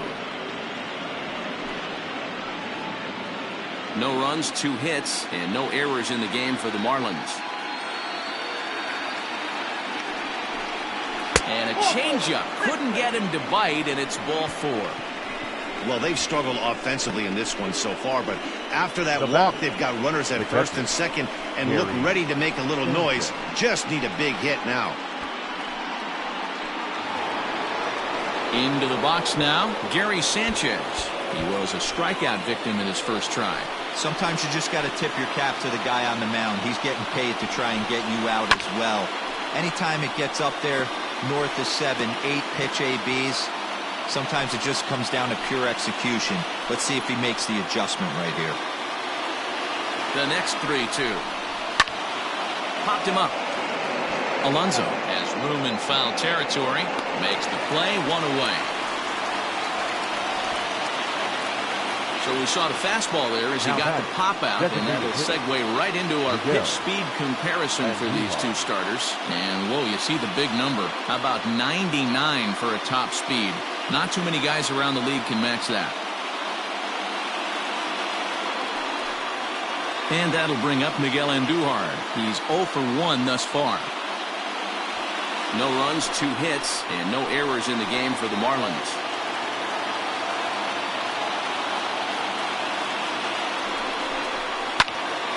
He stays alive, still 2-2.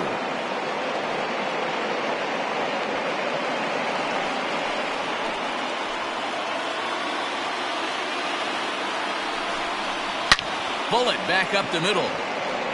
Mercado is there, 2 gone.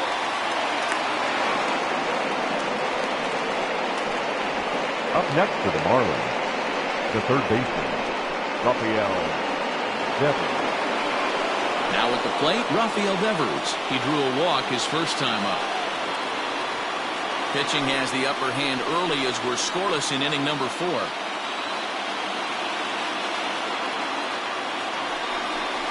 Now a fastball as he just reared up and let that one fly, and the inning is over. Marlins strand a pair. On to the bottom of the 4th now, still with no score. In now, Pete Alonso. He'll try to follow up the double in his last at-bat with another big hit right here. And that's been their only hit so far in this one. They've been dealing with some really great pitching in this game. Off the plate that time and a little high. It's even at 2-2.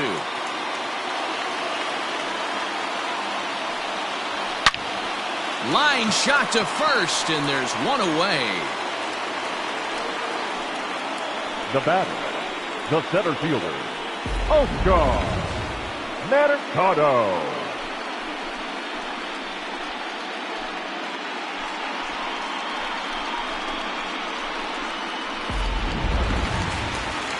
Stepping in, Oscar Mercado comes into this at-bat 0 for 1 in the ballgame. 50th pitch of the game on its way. There's a curveball, but it misses well out of the zone.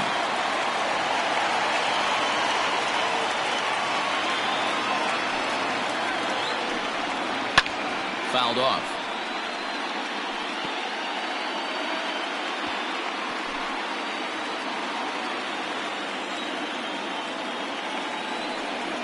And a big rip at the curveball, but he didn't get it, and he becomes the second casualty of the inning.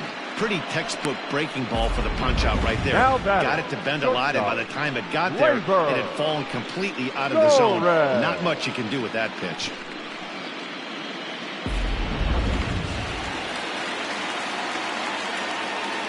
Standing in now, Torres. Grounder hit hard down the first baseline, but this will wind up a foul ball. 2-2. Bases are empty here with 2 men out. And there's ball 3 on a breaking ball that misses away. Wow, talk about a waste pitch on 2-2. That one wasn't even close. I don't know anyone that would have swung at that pitch. Hit sharply on the ground, and that finds its way through for a base hit. So on a full count pitch, he's able to get on base and keep the inning going. Sometimes you get lucky in this game. I don't think pitch recognition-wise he would choose to swing at that exact pitch. But you know what? Sometimes result is the only thing that matters.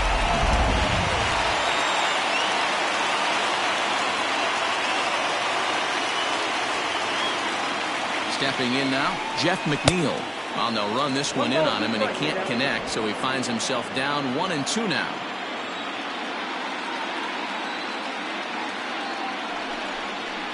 Got him on a good slider there, swung on and missed as he's down on strikes for the second time tonight. Braves strand 1 through 4, still tied, 0-0. Welcome back. Heidi Watney standing by as we get set for the top of the 5th. Matt, during the commercial break, I had a chance to catch up with manager Don Mattingly about the Marlins' offensive production. And overall, he's really happy with the at-bats they're putting together. Despite the fact that they've yet to push a run across, the game is still tied, and the pitch count for their opposition is really getting up there. They think that making him work as hard as he has is going to pay off later in the game, and that they just need to stick to the process. Good stuff, Heidi. Thanks.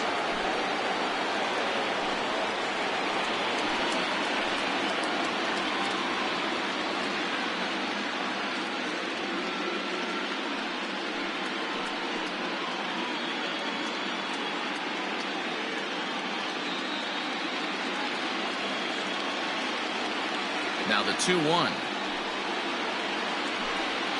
is swung on and missed, and that's strike 2.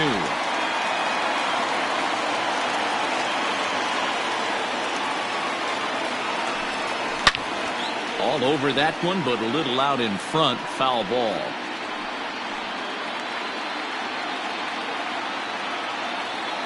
The 2-2 one more time. It's laid off, and the count runs full. To be honest with you, I'm a little bit more afraid of the guy on deck than the guy that's up right now. If I'm on the mound, I want this guy up right now. He's the guy that's got to beat me. The 3-2 pitch is swung on and missed. Strike 3. Leading off the inning, your job is to get on base and set the table for the inning. That was a pretty good at bat, and then he pushed the count to 3-2 and made the pitcher work, but I think he'd like to have that 3-2 pitch back. Pretty sure that was ball 4 he went after. To the plate now, Carlos Correa. And a swing and a miss as they got him with the slider there. 2 away. 2 up, 2 down on strikes in this inning. He looks really sharp out there, guys. Number 9.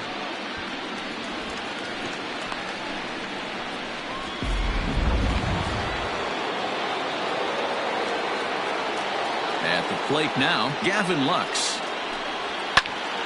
popped up. Alonso has a play.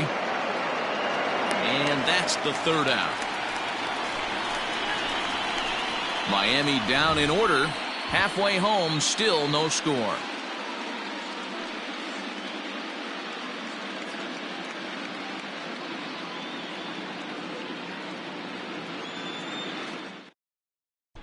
Welcome back for the bottom of the fifth. Here's Heidi Watney. Matt, I had a chance to discuss the Braves' offense with their manager Brian Snitker during the commercial break. And one thing he stressed to me was the need for them to have better at-bats when they've got runners on base. They've had their opportunities with runners in scoring position, but still have 0 hits to show for it in those situations. He said repeatedly not coming through with a big hit can wear on you as a team, but in this sport, you have to dwell on the positives. He's confident they'll find a way to break through sooner or later. Okay, thank you, Heidi.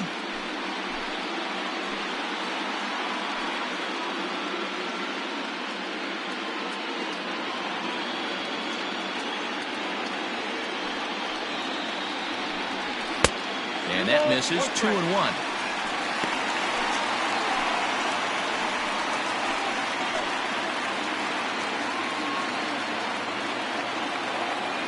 Pitch on the way.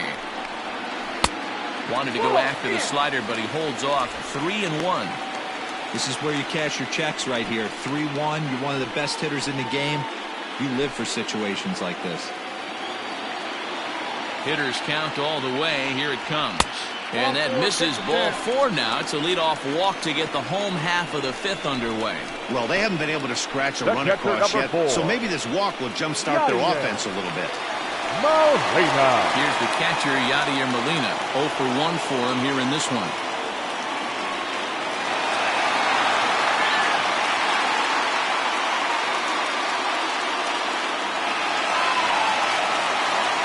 Both teams with just 2 hits apiece thus far.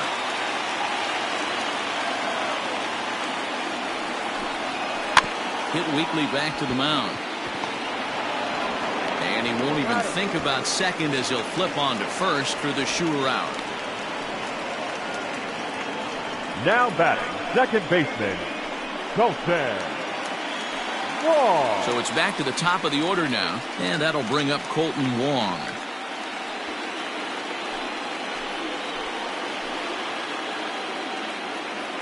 The 2-1.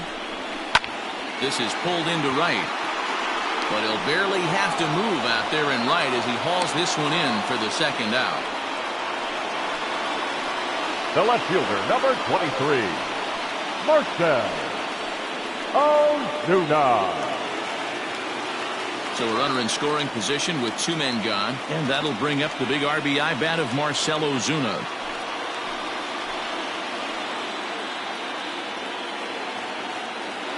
The set and the 2-1. Count for 3-1.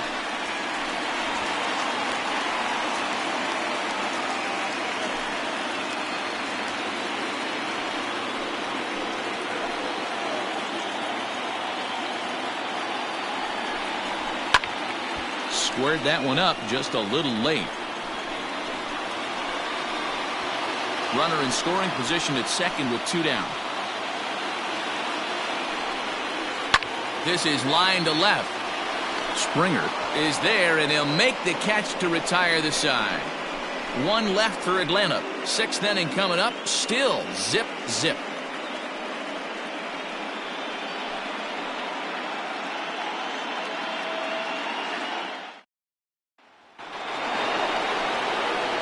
All set for the start of the inning. Digging in the switch hitter, Ketel Marte. 1 for 2 with a base hit back in the first inning of play.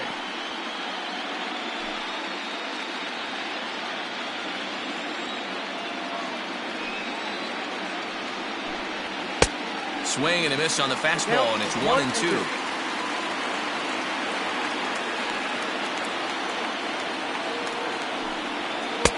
To 2 balls and 2 strikes now.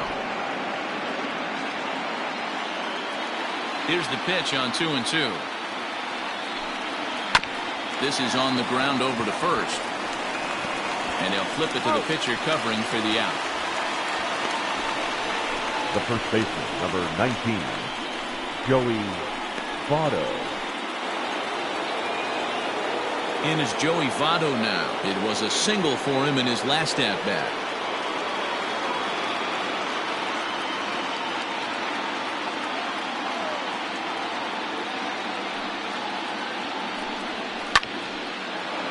Lined into right, a base hit. You never want to beat a pitcher that breaks a guy out of a slump, but this guy was too good. You knew it was a matter of time before he started barreling baseballs. That gives him a multi-hit game, and I'm sure he's feeling good about it.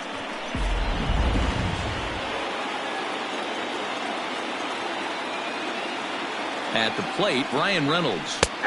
And he comes back with a fastball, 1-2 now.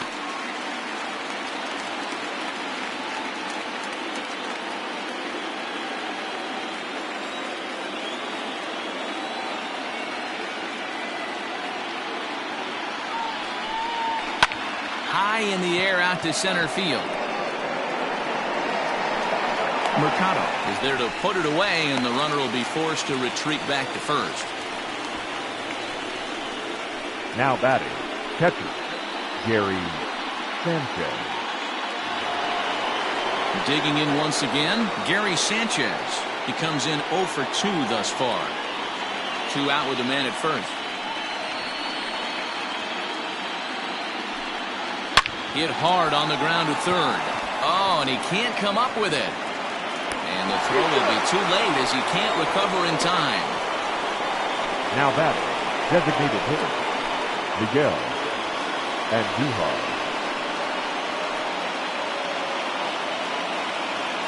Into the box now, Miguel Andujar. I got 2-1. And this ball runs away for ball 2, 2-1. Big sweeping breaking ball right there. A good pitch. But if he wants to get him to swing at it, he'll have to bring it in a little bit closer to the strike zone. The set and the 2-1. Ball 3. And this one's low here, so the count swells to 3-1. Team's been struggling on offense. Let your D work for you right here. Pound the zone. Fastball taken down the middle, and that's strike 2. Very rarely does a pitcher like this leave one in a location like that. That's a pitch right there he'd like to have back. He'd love to swing at that one again. 2 men are on with 2 men out.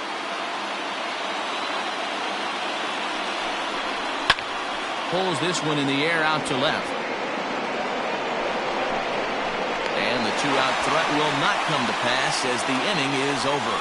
Marlins strand a pair. Still no score.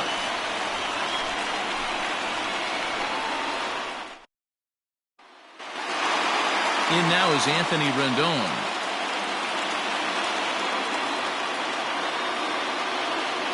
The 1-2. That was a nasty pitcher's pitch right there. Most guys strike out on that one. He was able to scramble at a little bit and give him another chance. And hopefully this pitcher misses over the heart of the plate. And the throw will indeed take care of him for the first out. Up next for Atlanta. So here's Pete Alonso. Hit the ball pretty well in his last at-bat, but it resulted in a line-out. Yeah, he hit it hard. That's all you can ask. You can't control the result sometimes, Matty. Just unlucky with the placement. 2-1 the count. Now here's the pitch. 2-1 pitch is a fastball swung on and missed. 2-2.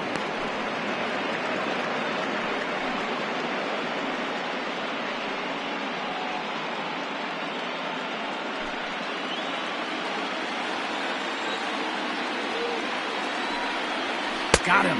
And that's 8 strikeouts now for him in the ballgame. Flat out locked him up with the changeup right there. Usually you're trying for a swing and miss when you throw that pitch in a 2-strike count, but clearly he wasn't looking for it. So it's a backwards K for him. Into the box, Oscar Mercado. And here's a fastball not close as he runs it to 2-1 now. Very impressive outing so far. His command has been spot on.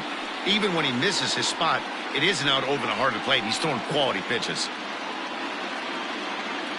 Now the 2-1 pitch.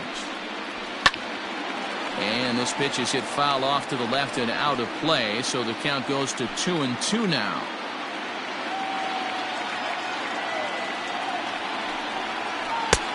Three and 2 now. If you're at the plate right now, you have to realize who's on deck. I guarantee you something's over the heart of the plate. You have to be aggressive in the zone right here. Slapped hard the opposite way, and he'll get there in plenty of time to put this one away, and that ends the inning. Braves are set down 1-2-3, and this is still a 0-0 ball game.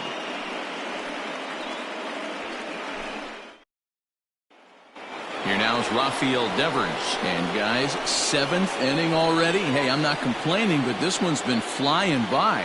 Yeah, I'll agree with that, Matt. That's what you get when both starting pitchers have it working. Neither of them have been nibbling around the strike zone at all, and they've trusted their defense to make the plays, and they've done just that. Yeah, and it's resulted in a game that could really go either way in these late innings. Trying to send them packing for the second time.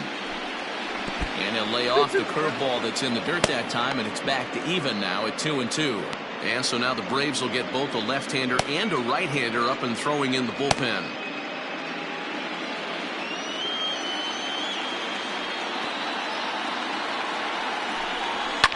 Fouled away.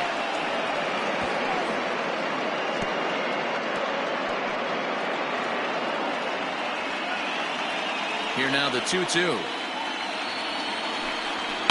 Lifted in the air out to right. There to make the catch is McNeil, and there's one away. The left fielder, number 5, George Springer. There's George Springer.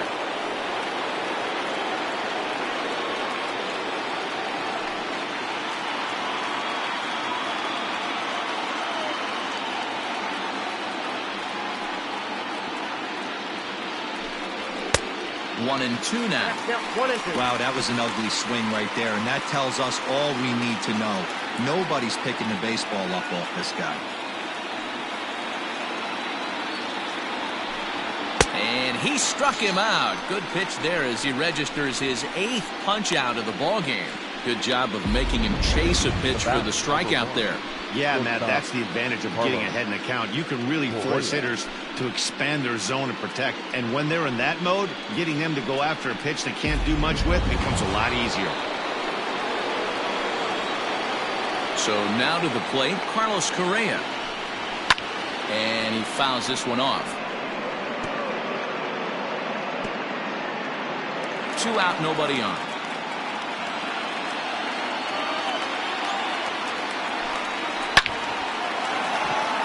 There's a line drive, base hit to left field. Hey guys, he's lucky he's getting this baseball back. He hung that middle of the plate. The batter's eyes lit up and he was able to put good wood on it.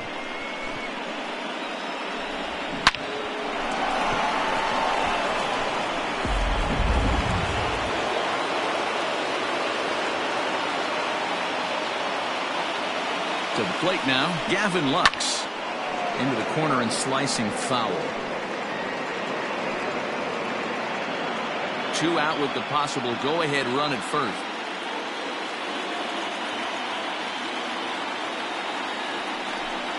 And he's got himself another one as he picks up strikeout number 9 here, and the side is retired. Marlins leave 1. We are still scoreless.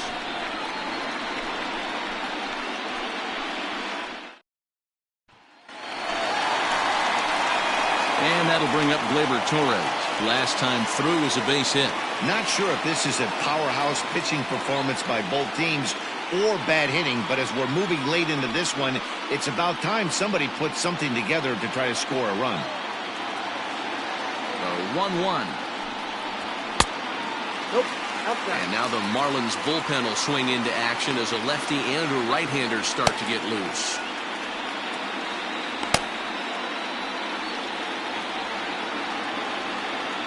The 2-1 home. Ball, back inside. When you're playing close games like this, base runners mean everything, so he can ill afford to start giving away free passes. The 3-1 pitch. I know he fouled that pitch off right there, but he was definitely out in front. He was cheating to a heater, no question about it. Now the payoff pitch home. He swung on and missed. He got him on strikes. I'll tell you right now, this guy has a shutout going, and it's been all business. He's not messing around trying to pick at corners. He's being aggressive in the zone, and he's attacking each and every one of these hitters up to this point.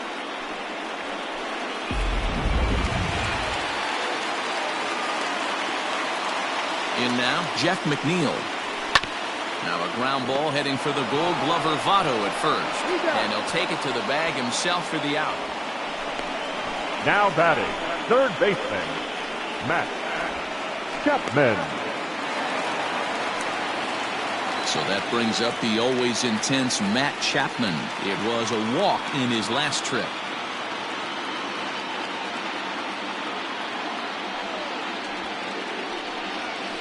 And he misses low here, so the count goes to 3-1. Yadier Molina would be next.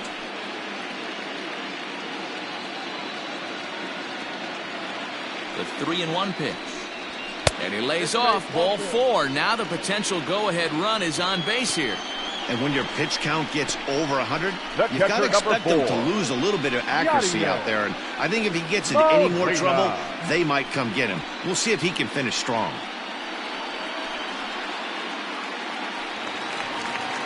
Yadi Molina digging in now. He started out the evening 0 for 2 so far. I mean, Yadi, when he first broke on the scene, was a defender first and foremost. You can't say that anymore. I mean, he's evolved into a really, really nice offensive player. A ball and 2 strikes now. The 1-2 is offered at and missed. He chased it for strike 3. Braves strand 1. Still no score.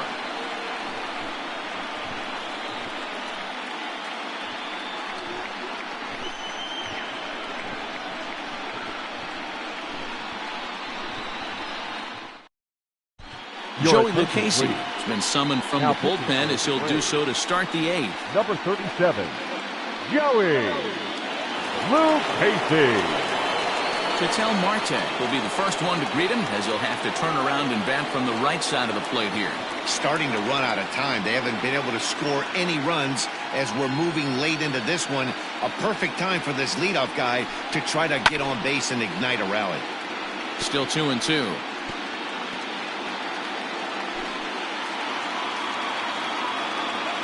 Now here's the pitch.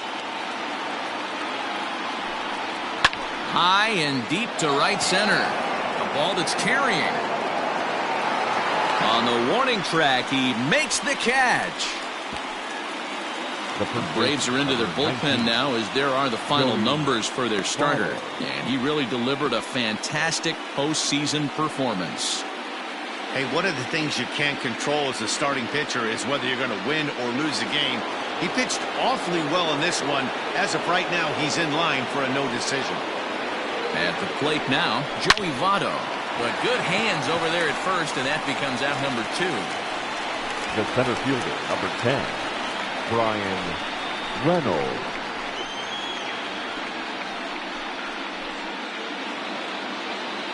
So striding in, Brian Reynolds. It was a flyout for him in his last trip.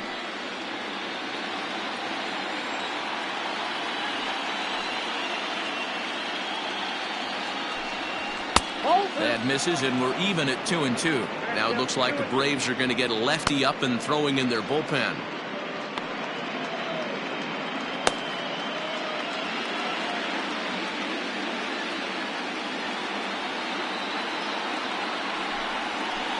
Reaches down and hits this one on the ground to short. Oh, and he has some trouble with it. No, he's safe. Infielders are taught from the time they hold the glove that you've got to play the ball and not let the ball play you. You can see here that this one just ate him up, and he couldn't recover in time.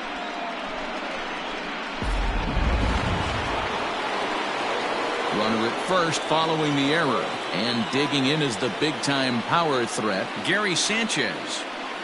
2 out with the possible go-ahead run at first.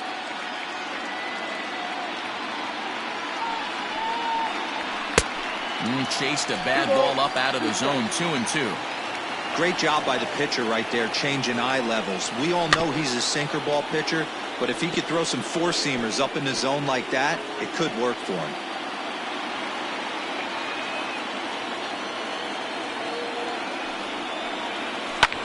And it's fouled away.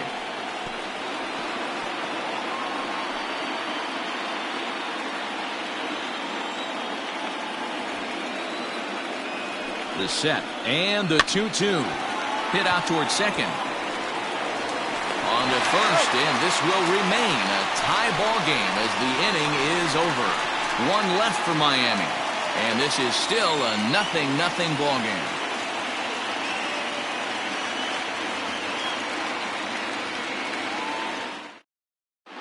Ross Stripling is on to pitch out of the bullpen in the bottom half of the eighth. Number 69, Ross Stripling.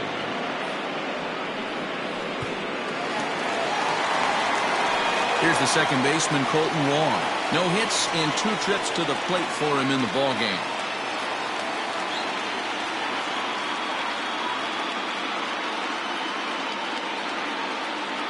Now the 1-1 pitch. Taken, strike 2.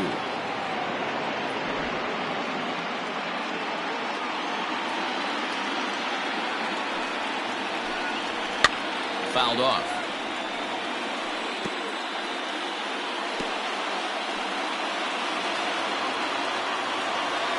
The 1-2. Hit down the third baseline, but this is a foul ball as the count holds steady at 1-2.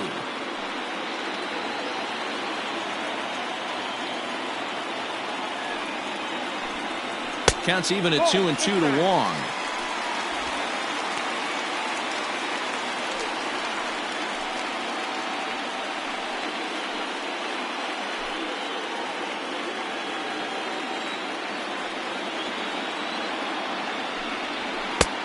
Not where he wanted that fastball to be, and it's 3-2 now. No pitcher likes to take the count to 3-2, especially when you throw a non-competitive pitch like that on 2-2. That one wasn't even close. Right side, hit hard. And that'll get through into right, so there's your possible go-ahead run on base to lead off the inning.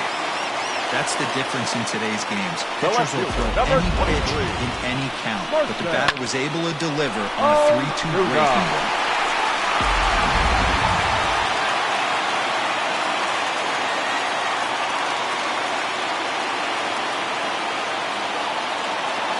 At the plate, Marcell Ozuna hit down the line at first, but a foul ball. 1-2 the count now.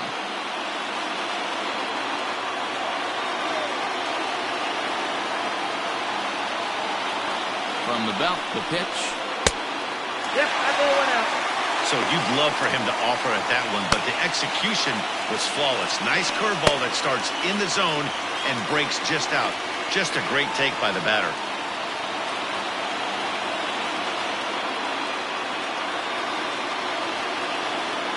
Here now the 2-2. Oh, it's on the ground to second. Did he get his double play? There's one. Back to Votto, but it's not in time as they settle for just the one. The batter, that was 8, kind of a high degree of difficulty play that time. You see the off-balance throw to second base, and he couldn't get a lot on it, but they did get the out. Coming forward now is the Braves' designated hitter, Anthony Rendon, and he's 0 in this one, batting out of the 3 spot.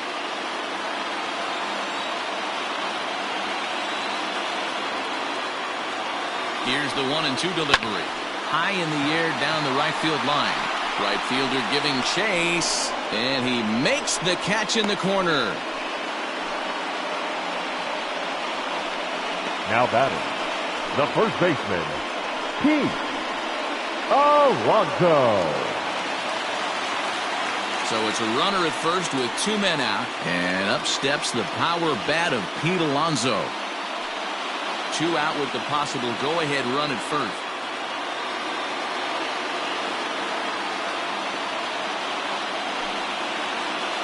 Oh, shaking his head on that knuckle curve. 1-2.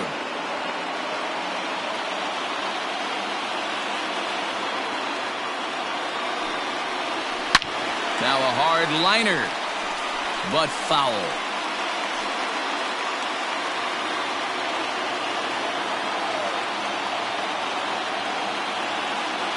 The next 1-2.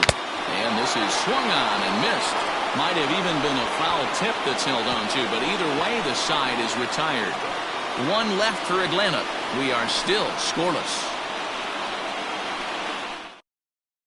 Keone Kela will be on the mound to start the ninth inning, and his job will be keeping the ball game tied until the bottom half. Keone Kela. All set to start the ninth in this one. Ready once again, Miguel Andujar. It was a flyout for him in his last trip. He's set, and the 2-1 pitch. Count is 3-1. Well, that's ball 3, and the Marlins right now would do anything to get a leadoff walk to get this inning started.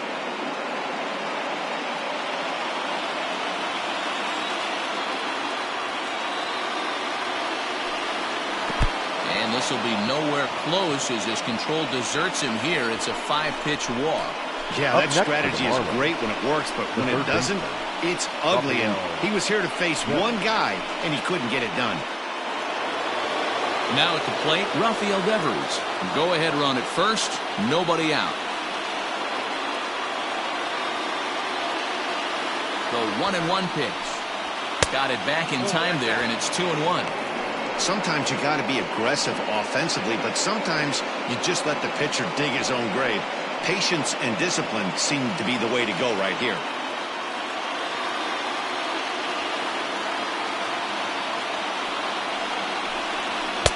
Boy, he just threw that fastball by him. Hey, it's tough when your team is being held scoreless on the scoreboard. He was trying to put him on the board with a swing like that one. Here's the 2-2 pitch. Pulled toward right center field. Long run for the center fielder. He gets there and makes the play for the first out. Now batting, left fielder, George Springer. Now at the plate, George Springer. As one away, the runner at first represents the potential go-ahead score. Double play is in order, however. Now the 2-1. Hit hard to the right. Foul. Possible go-ahead runs on first, one away. Again, another foul ball.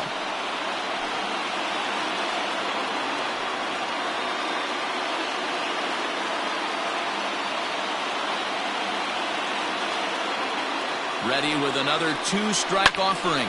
Fouled away.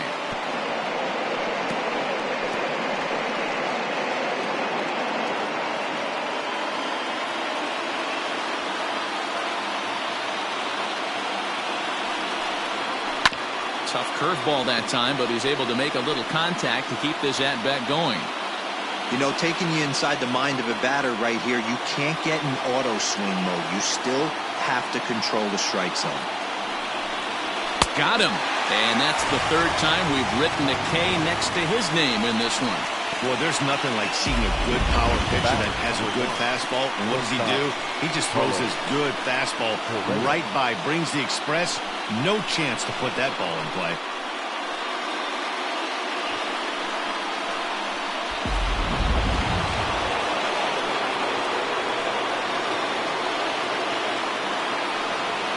Stepping in now, Carlos Correa. 2 balls, 1 strike. And he's a little too high with that one. 2 balls and a strike. Hey, if you're going to throw a pitch like that to this guy, that's right where you want to miss. Any lower, and he'll probably make you pay for it. In the dirt here, but it won't skip away far enough for the runner to advance.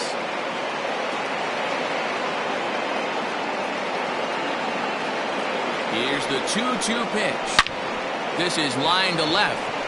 Ozuna is going to have room out there as he puts this away to retire the side. Marlins leave 1. Still no score.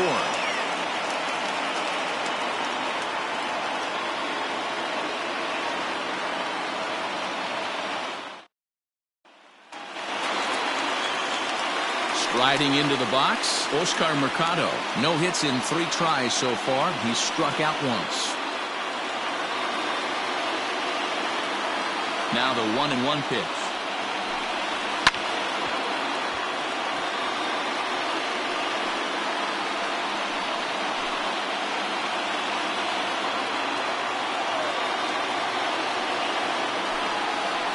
turned on down the line. But this is a foul ball as the count holds steady at 1-2. And the pitch. Swinging a little blooper to center. Lux onto the grass. He's there and records the first out. Here's a look at the final line for the Marlins starting pitcher. And he really delivered a fantastic postseason performance. Hey, what a great job of mixing speeds and mixing up his pitches. 2 hits allowed in this one. Dominant performance. So now to the plate, Torres. And he takes ball 2, and it's 2-1.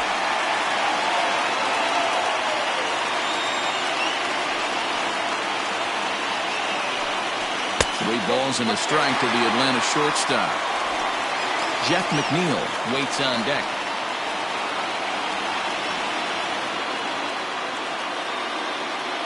The 3-1. Finds the zone to fill the count, 3-2. Bases are empty, 1 man out.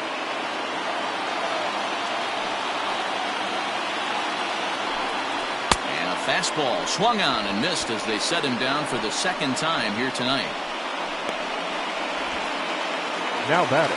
Stepping in for the Braves, Jeff McNeil. 0 for 3 with a couple of strikeouts for him to this point in the ballgame. From the windup, the 1-1. Hit on the ground out to short. And a low throw to first, but Votto's able to come up with it. A fine play there to end the inning. Down in order go the Braves. And this is still a 0-0 ball game.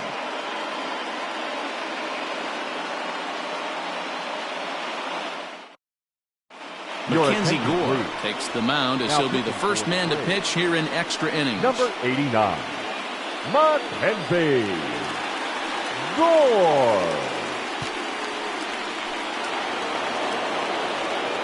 We are into extra innings. Now at the plate, Gavin Lux. He could really use a knock here. 0 for 3 in the game so far.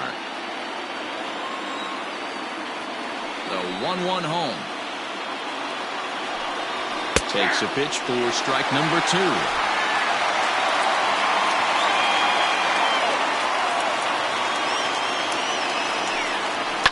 And he fouls this one off.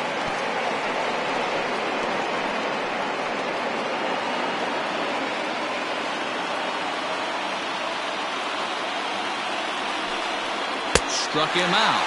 Struck him out again, I should say. His 3rd punch out of the game. That's a pretty impressive pitch from a young arm like that. If you can spot your pitches there and advantage counts like 1 and 2, you're going to have a lot of strikeouts and soft contact.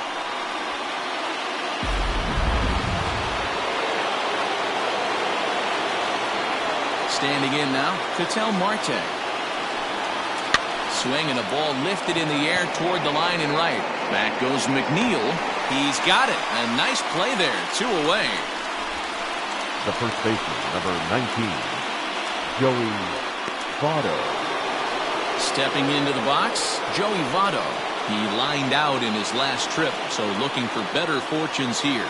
Yeah, Matty, but as he walks to the plate right here, he feels good building off that last AB. He hit that ball on the screws.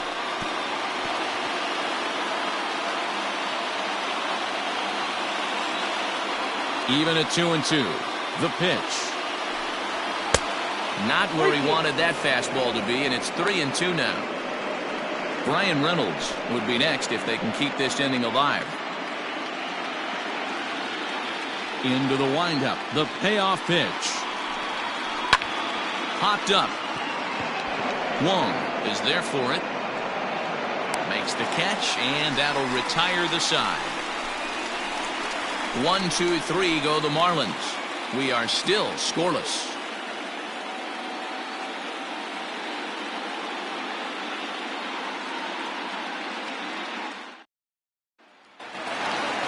So striding forward now, Matt Chapman. It was a walk in his last trip. From the windup, the 1-1 pitch. Outside, 2-1.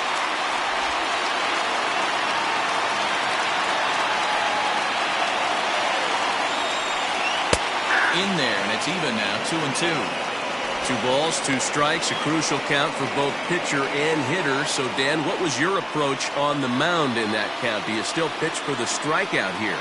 Action pitch right here, 2-2. The last thing you want to do is to fall behind and count 3-2. And a good bite to that slider as he swings through it for the first out of the inning. Classic slider down and away for the strikeout there. Not a whole lot to say about that pitch that hasn't been said a million times already. That's just a real tough pitch for a hitter to pick up out of a pitcher's hand, so they end up chasing when they're in protect mode.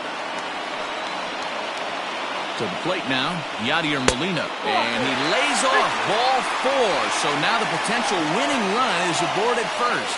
Boy, oh boy, that's a tough one for the pitcher. He's definitely wondering where the heck was that pitch. I think he called it high, but our strike zone says otherwise. Colton Wong will stand in. He's got a chance to end this one and send these fans home happy if he can get a ball deep enough into the gap.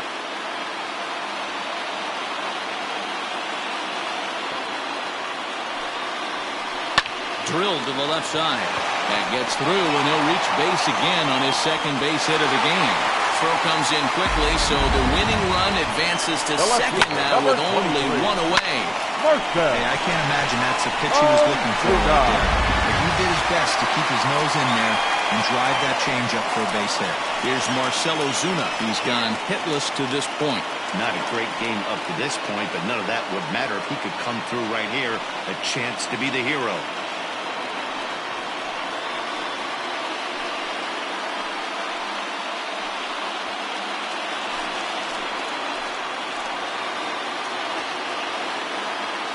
Now the 1-2 pitch.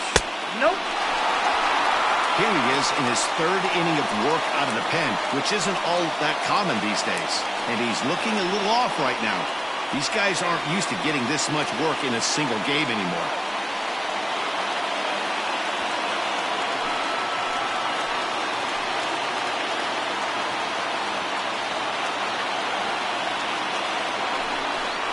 Off-speed pitch in the dirt as he takes it for a ball. Well, no doubt in my mind, this has been the at-bat of the night so far.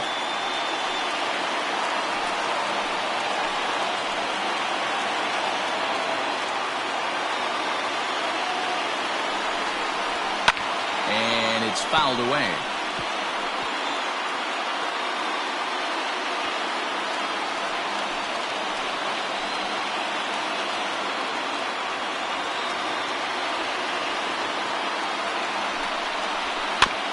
Neither guy willing to give in, and the at-bat will continue. Possible game winners at second base here with 1 away.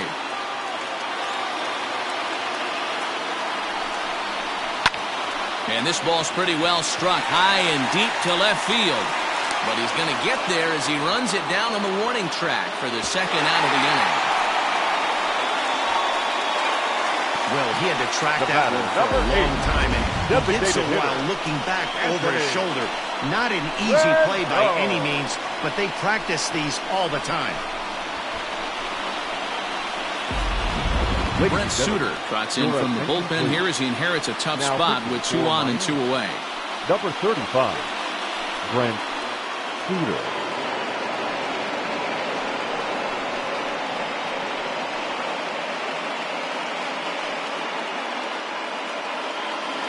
Ready for another shot now, Anthony Rendon. His day at the plate hasn't amounted to much, 0 for 4, but this is a great opportunity to make amends. Well, when your team really needs you like they need it right here, you have to be able to put your personal struggles out of your mind. Right now is all that matters.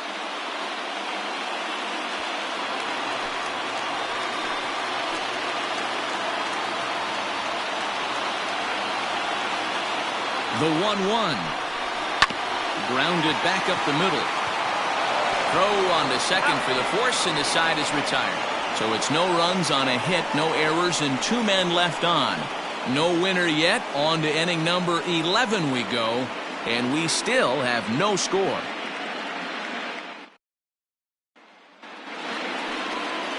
Striding in once again, Brian Reynolds, and he'll be the one to get the 11th underway. The 3-1. is in there for a full count now, 3-2.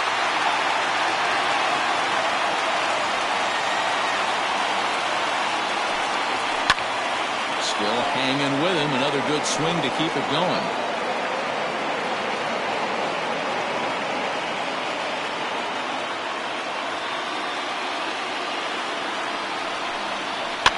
And he gets him to pop it up on the right side of the infield. And this is taken in for out number 1.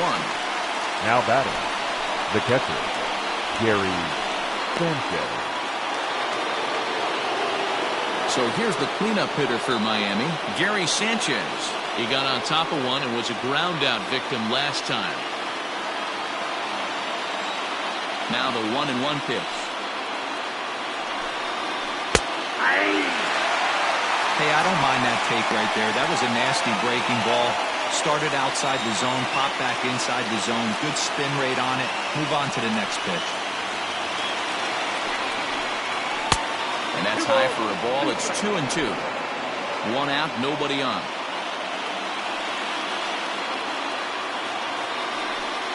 A great pitch there as he couldn't get extended on that one, and he's down on strikes for the second out. Wow, we've seen some really impressive pitching in this one. You could say these lineups have been anemic, but I always like to give credit to pitching and defense, and they've been fantastic all game long.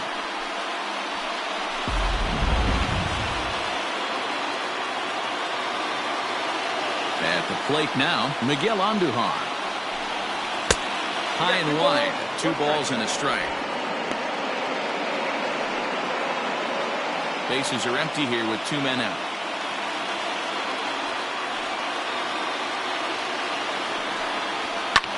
Fouled off.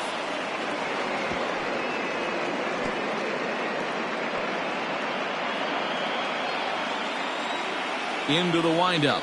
The 2-2 pitch.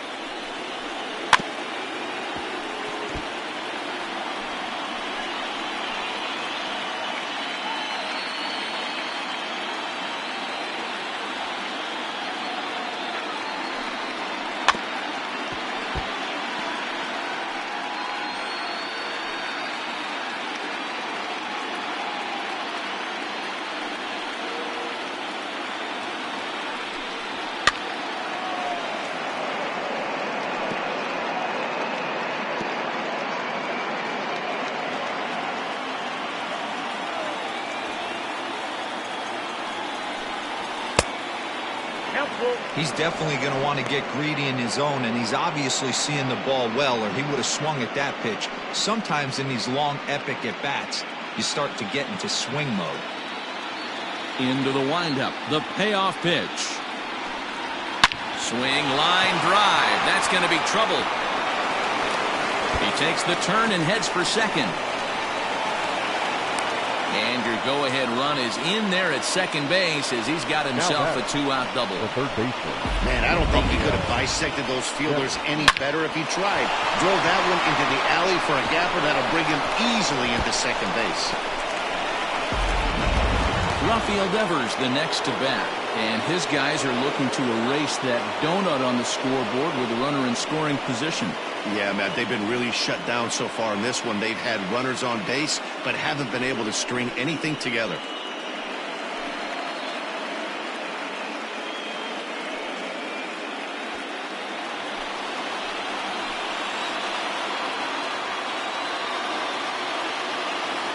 One and one. Here it is.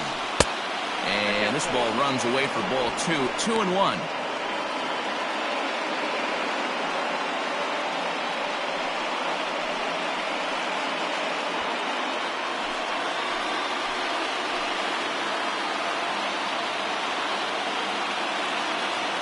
The set and the 2-1. Swing and a miss. 2-2 now. When I broke into the league, not many guys were throwing that elevated fastball with that much velocity on it. The game has changed. Here's the 2-2 pitch. Don't quite know where that one missed, but it's not for me to decide. 3-2. For the guy on the mound, this is one of those innings where nothing comes easy. He's thrown a bunch of pitches, and this AB hasn't been any different. Definitely laboring at the moment. Lofted in the air out toward right center. And Nothing will come of the two-out double as the inning is over. So it's no runs on a hit, no errors, and a man left. It's getting late. One run can win it as we move to the bottom of the 11th. And we still have no score.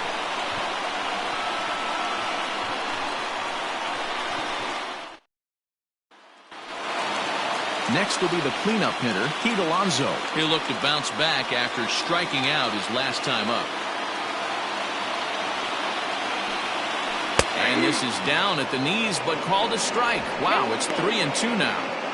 You can clearly see that the hitter didn't like that strike call, and his manager, he didn't like it either, as he's given the umpire an earful from that dugout.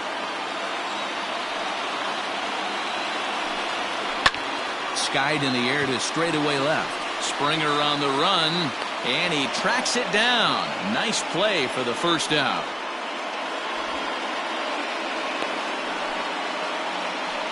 Up next for Atlanta, the center fielder, Oscar Mercado. Striding in, Oscar Mercado, 0 for 4 with a strikeout thus far.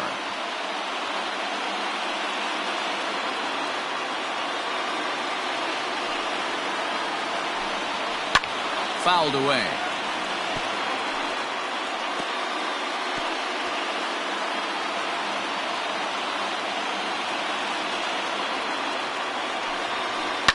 Sent out to straightaway center field. Reynolds is there now, and he has it. 2 gone. Now batting, shortstop, Gleyber Torres. Standing in, Torres, who comes into this appearance in the midst of a 1 for 4 day.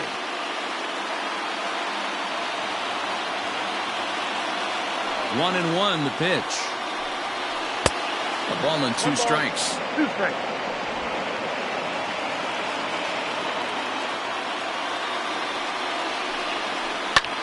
Skied into straightaway right. Marte is there to make the catch, and that means we've got more baseball ahead. Braves are set down 1-2-3. Still no score.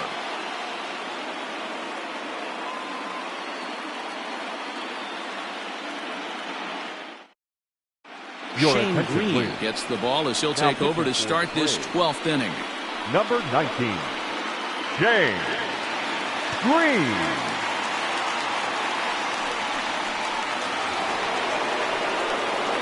George Springer the next to hit. A hat trick already to his credit in this one, so he's looking to avoid the dreaded golden sombrero here.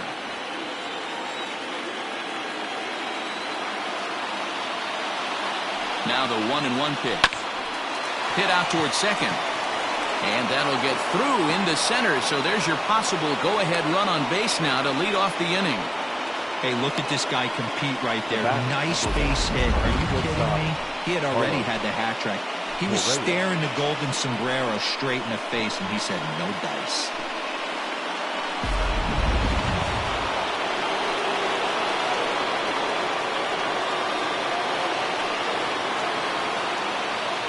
At the plate, Carlos Correa. And he popped him up. Back into foul territory behind first. But this will land untouched.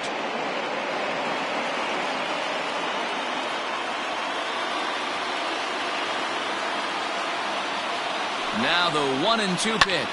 Drives it out to deep right center field. Back goes McNeil. But he's not going to get this one. It's into the gap. And they've really got something going here. Runners at second and third to start the inning. Finally, they show some signs of life.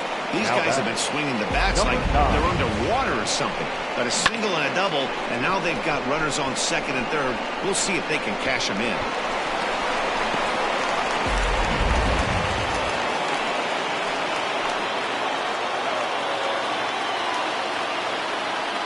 Into the box, Gavin Lux. There's a swing and a high deep drive headed for the right field corner. But it bends just foul into the second deck.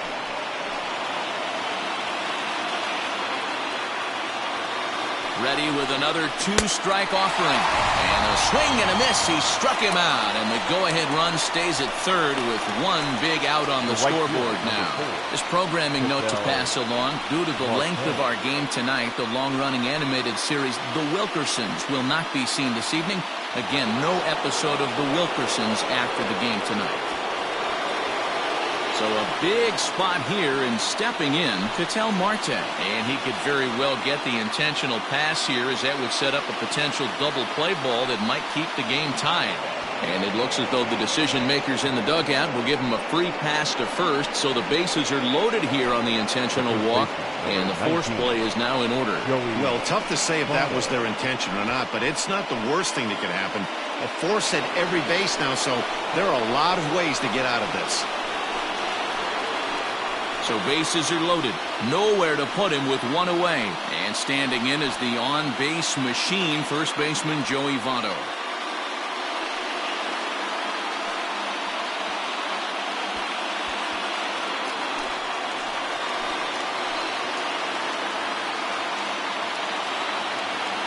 The 1-1 pitch.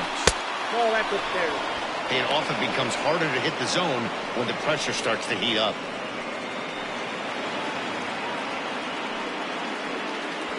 Bases are loaded with only one out.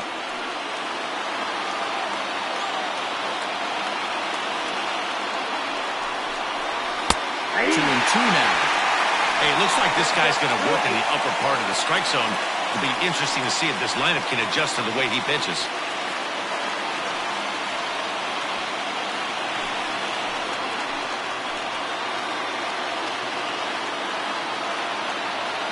Here's the 2-2 pitch. Now here's a ball hit high and deep to straightaway right field. The catch is made. Here comes the go-ahead run for the plate. And they're going to take a 1-0 lead as the run comes across to score. Hey, putting together good at-bats late in the games can really help out. And how about this sac fly right here? Good at-bat that leads to his team getting the lead here in the late innings. Stepping in, Brian Reynolds, struggling so far in this one and looking to erase his 0-for-4 ball game right here. The 1-1. Count was 2-1. Great chance right here as a hitter to be really aggressive. With two guys already on, pretty good shot. He's going to get a challenge pitch right here.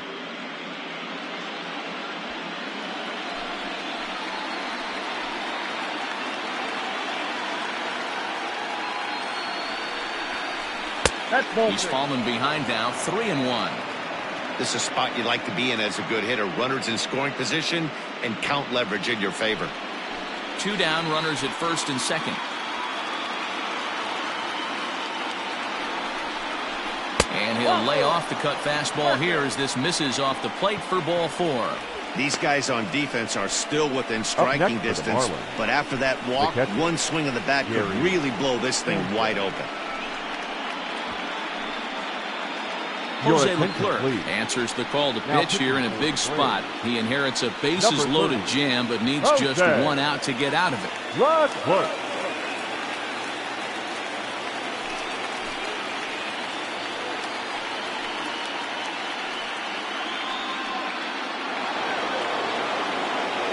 Gary Sanchez will be the first one to greet him, and he'll bat in a big spot here. Bases loaded and 2 out in the inning.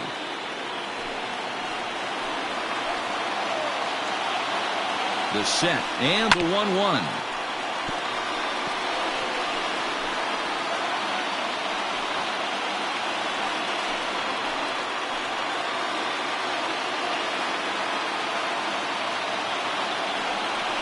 And he strikes him out here for out number 3, but the damage has been done as now they'll need some extra inning heroics to pull this one out. Marlins get one here on a couple of hits.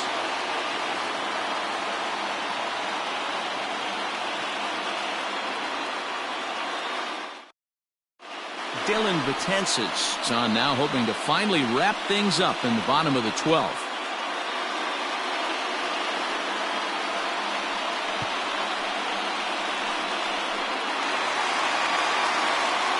So here's Jeff McNeil. He was a ground-out victim last time up.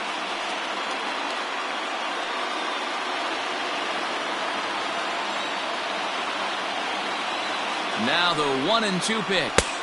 2 balls, 2 strikes.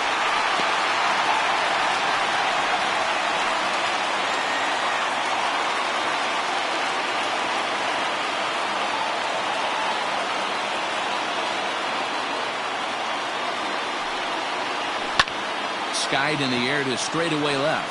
Springer has a read on it, and he hauls it in for the first out of the inning.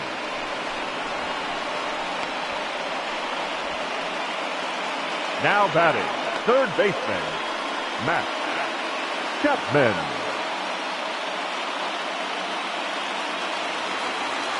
Stepping in and ready for another shot, Matt Chapman. He went down on strikes last time up.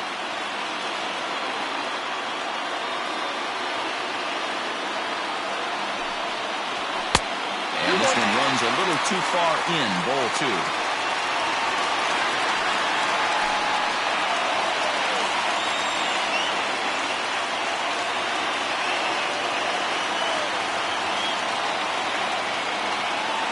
Now the 2-1. And he fouls this one off.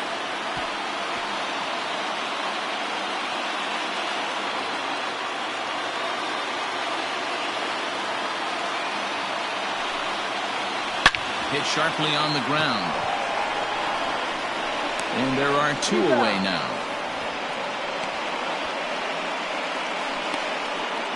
The catcher, number 4, Yadier Molina. So coming to the plate, Yadier Molina. It was a walk in his last trip.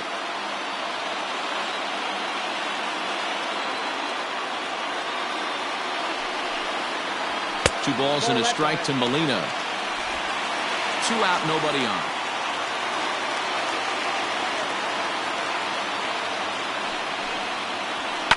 And a fly ball. And this should do it.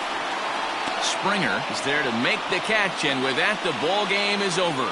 And these wild card games are hard enough, as your entire season rests on 9 innings of baseball. But they put aside all the distractions that come with playing on the road and handled their business. Now it's on to the division series, one step closer to the World Series title.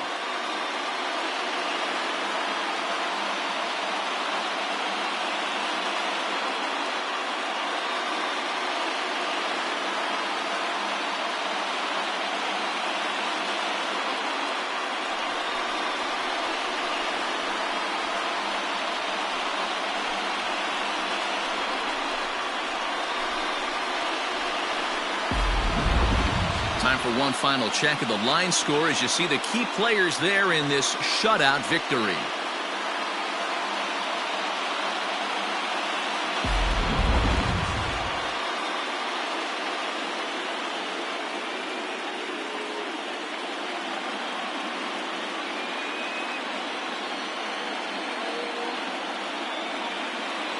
And guys, a very important outing turned in on the mound for the man you see right there. He was a big factor, of course, and is the recipient of our Topps Player of the Game award. Yeah, he really stood out to me in this one, guys. Absolutely electric stuff on the mound, and he racked up 10 strikeouts because of it. Solid performance as he leads his guys to victory.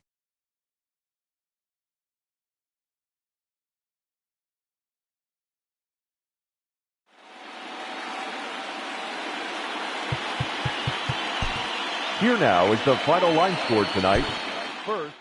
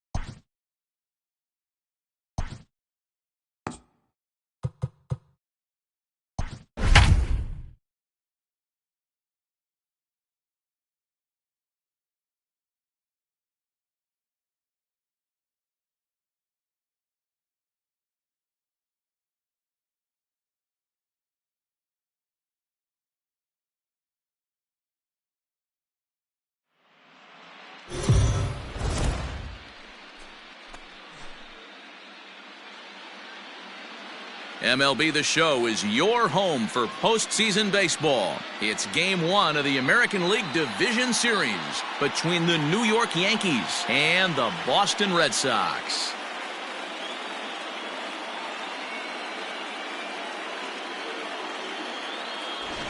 Hi again, everyone. Matt Vasgersian. Welcome to our special postseason coverage of baseball on the show. With me is Mark DeRosa and Dan Plesac. And Dan, we'll start with you. This series has the feel of one that's about to get very interesting. Looking at these two squads, it's clear both of them have several guys that can hurt you with the bat. It's not just the middle of the order guys that you have to look out for as a pitcher.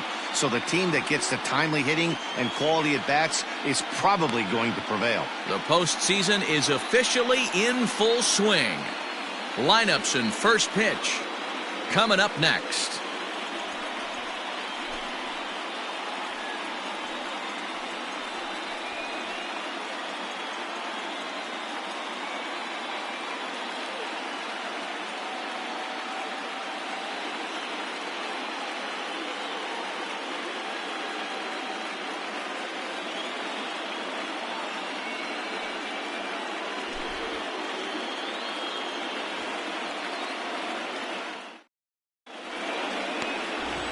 Darvish will do the pitching in front of the hometown crowd here in Game 1.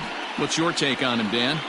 Darvish is what you look at when you're looking for an ace. Big, strong guy, came over from Japan, 95 to 97 miles an hour, all the way back from Tommy John surgery, has the curveball, the changeup, and the slider, will throw any pitch at any count.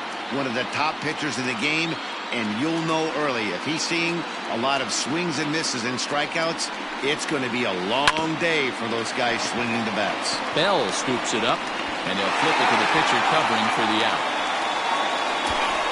Batting second, the shortstop, Jorge Polanco.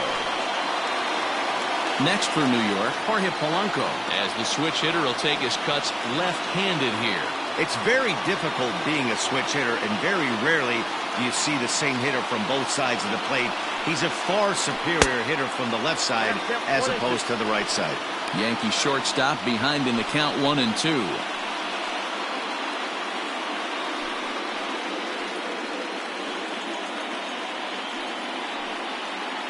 Bases are empty, one man out.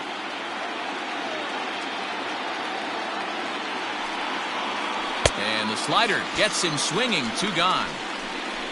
Another strikeout for him on the mound, and boy, is it fun to watch him go about his business.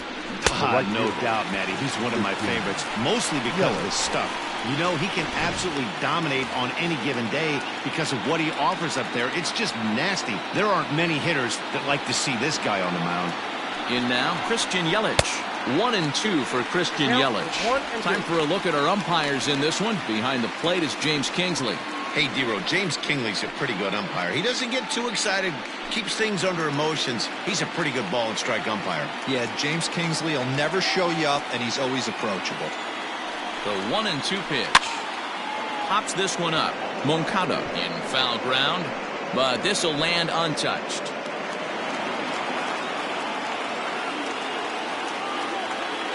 Looking for the strikeout. Here's the 1-2. And that's a swinging strike three in the dirt. And that ends the inning. So the Yanks go 1-2-3. Yankees nothing. Red Sox coming to bat. You're dialed in to the show.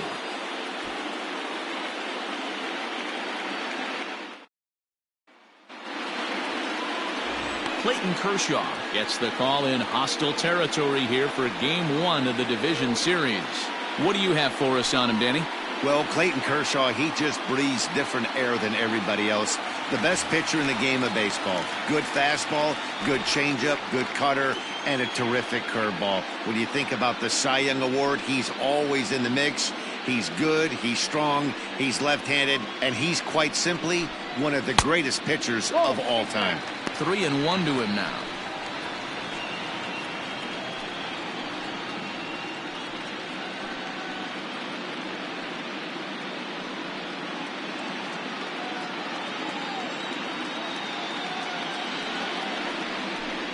And And he takes ball 4. So the leadoff man is on here in the home half of the first in a scoreless ball game.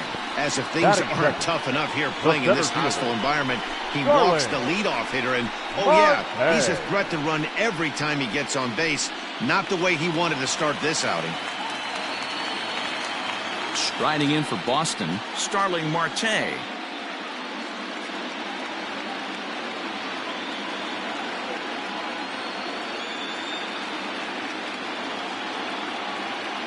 The 1-1 home is swung on and missed, and that's strike 2.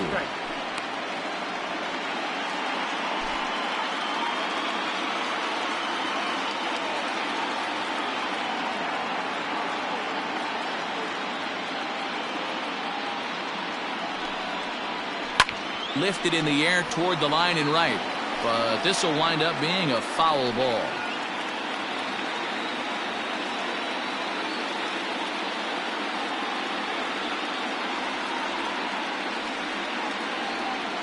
He'll try again, 1-2. And he takes strike 3 called on the fastball, 1 gone. Well, that call looked like it was a little in the pitcher's favor, but it wasn't outrageous. Hey, listen, calling balls and strikes is a really tough job, and even the best are going to miss some from time to time, especially when they're sort of borderline like that last one. Not sure the hitter would want to hear that, though. Kershaw will slide one over to first. Don't want to forget about it.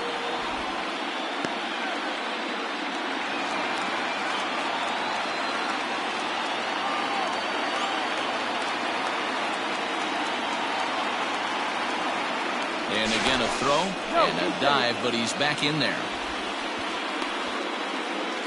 Acuna, a runner at first with 1 gone in the inning.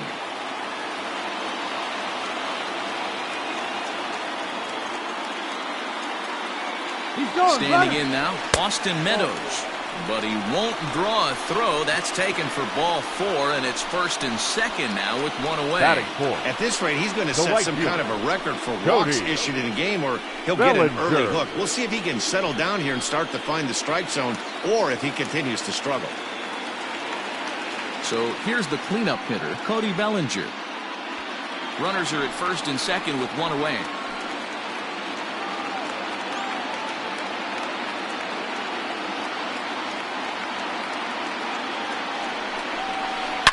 And this ball is crushed deep down the right field line. And that's going to wind up hooking just a bit foul, so a missed opportunity there.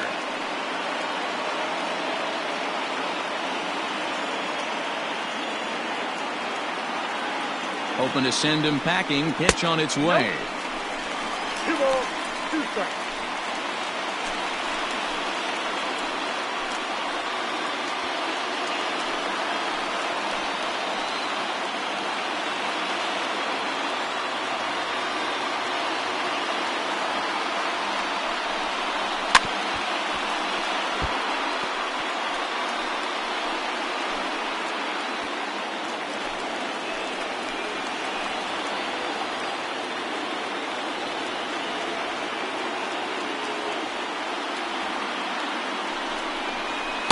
Kershaw can't find the target there as he's run it as far as it can go now. It's 3-2. To be honest with you, I'm a little bit more afraid of the guy on deck than the guy that's up right now.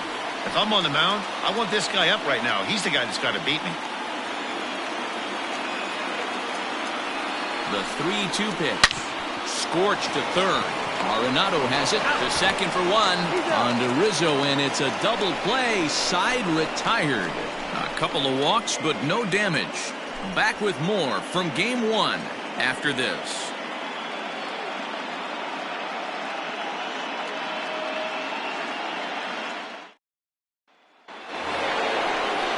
And that'll bring in Nolan Arenado. Head-to-head numbers with Yu Darvish. He's batting at a .385 clip. 2 of those hits were for home runs.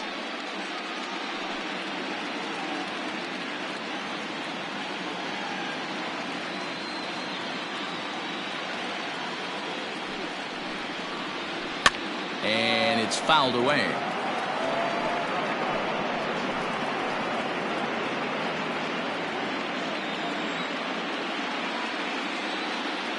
Another 1-2 delivery. Now the fastball is right by him as he swings and misses for the first out of the inning. One of the big advantages to pitching ahead in the count if you're a pitcher, because you have to cover both pitches if you're a hitter. You have to cover the off speed and the fastball. And in a 1-2 count, you might be sitting off speed. And what happens? He gets the fastball, and he can't catch up to the express.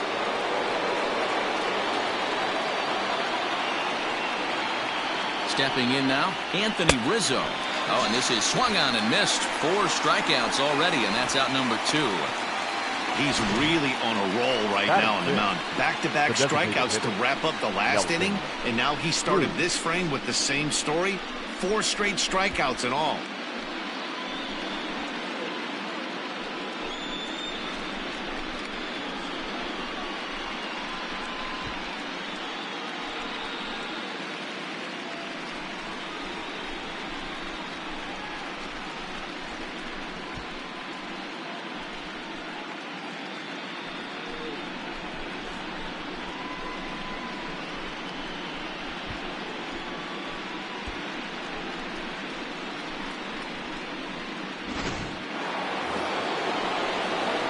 Digging in now for the Yankees, Nelson Cruz, as he'll get his first opportunity in this one.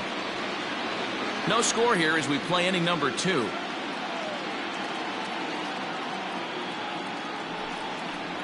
And he got another one here. He strikes out the side.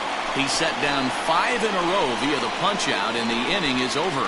1, 2, 3 go the Bombers. We'll go to the bottom of the second. No score.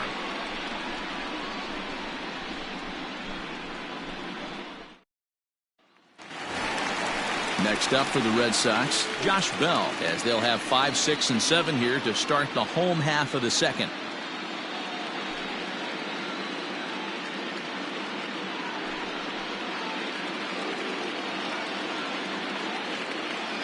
Here's the 1-1 delivery. Yeah.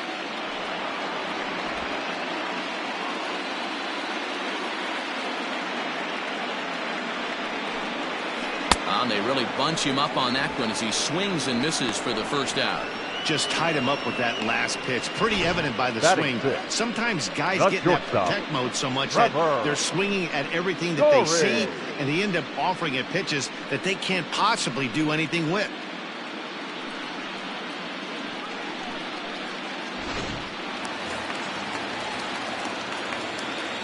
To the plate now, Trevor Story. Hit to third. Gloved by Arenado. Throw on to first will take care of him, and Kershaw's in control now. 2 away. Batting 7. And with 2 away now, let's give you a look at the big picture here. There you see the participants in this year's playoffs.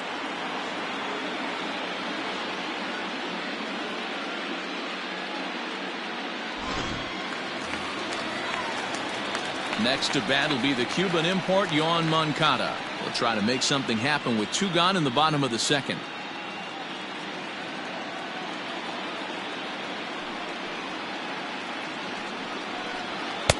In for a strike, and he jumps ahead 1-2 now.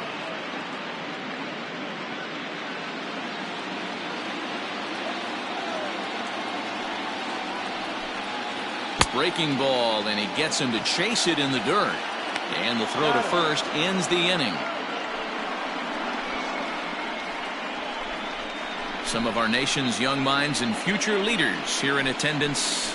Yikes. We're back with more of Game 1 after this message and a word from our local stations. Now in the box, Luis Roberts, 7, 8, 9, bottom of the order set to go here in the third.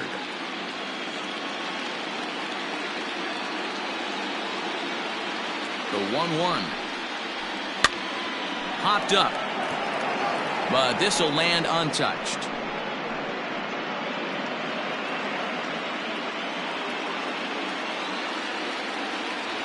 The 1-2. Nope. Up that. So you'd love for him to offer at that one, but the execution was flawless. Nice curveball that starts in the zone and breaks just out. Just a great take by the batter. Well, this will be taken in out there at short, and that's the first out of the inning. Batting 8.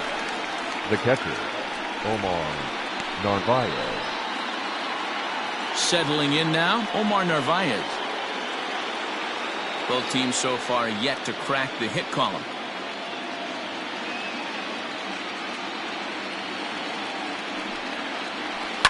Good swing on a tough pitch, and he'll stick around to see another one.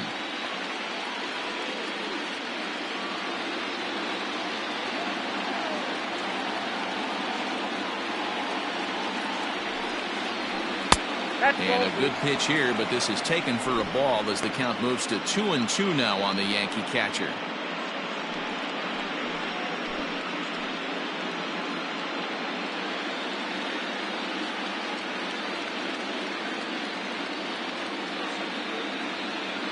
Now the pitch.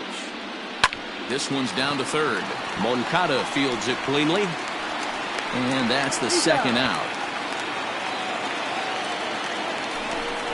Batting ninth, the second baseman, number 13. Carter Kieboom digs in now. This guy's still looking at a 0 in the hit column.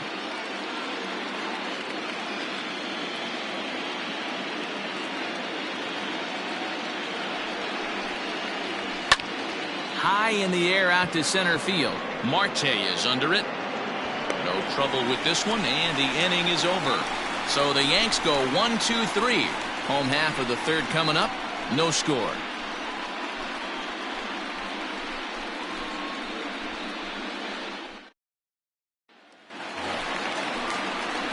Next at the plate will be Corey Seager as we move on to the bottom of inning number 3.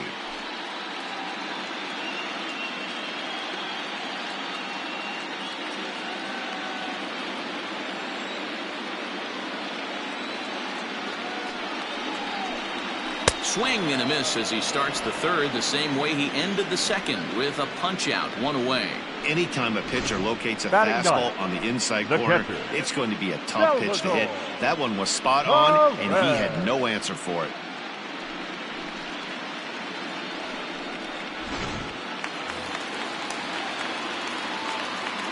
At the plate now, Salvador Perez. 1-2 to the Red Sox catcher. Hey, I don't mind that take right there. That was a nasty breaking ball. Started outside the zone, popped back inside the zone. Good spin rate on it. Move on to the next pitch. To 2 balls and 2 strikes now.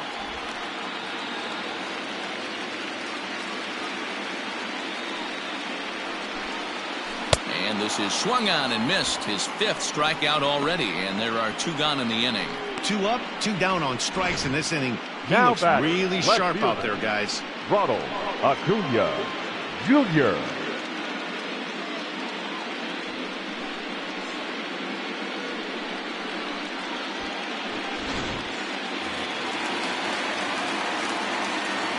Into the box now, Ronald Acuna.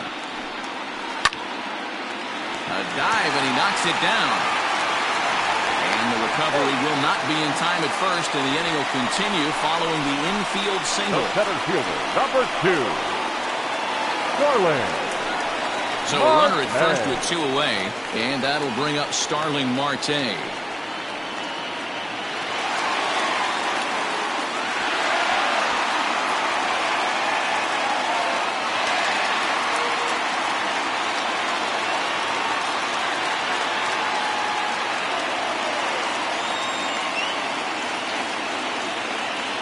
Kershaw comes set. Here's the 2-1. And this one's in the dirt. No advance here, but it's 3-1 now. Bottom of inning number 3, 0-0 our score. Kershaw will slide one over to first. Back in standing.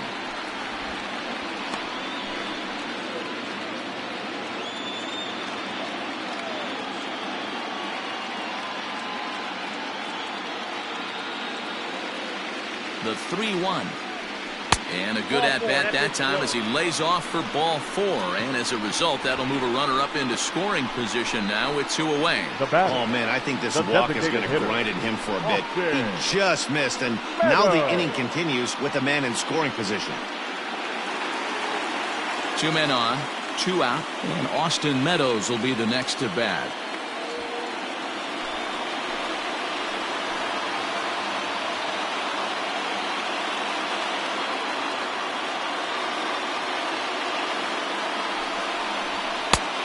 A swing and a miss, and he's behind 1-2. It's not easy to get your barrel to a pitch that high. That can be an effective location as long as he keeps it above the letters. From the stretch, the 1-2. And it's 2 balls and 2 strikes now.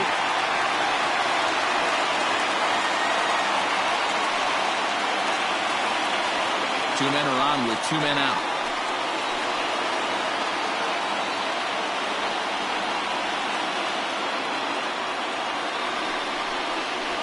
And a fastball swung on and hit to second. He's right there. And the throw to first will be in time, so the Red Sox come up empty, and the inning is over. Boston strands a couple. We'll head to the 4th, still scoreless.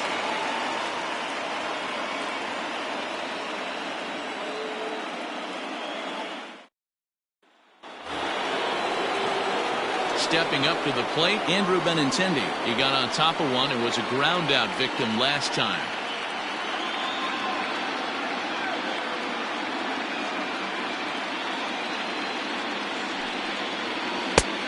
Here's one that barely misses off the inside corner. 2-2. Still all zeros in the run column here in the 4th inning. Dan, does this continue, or does somebody score here?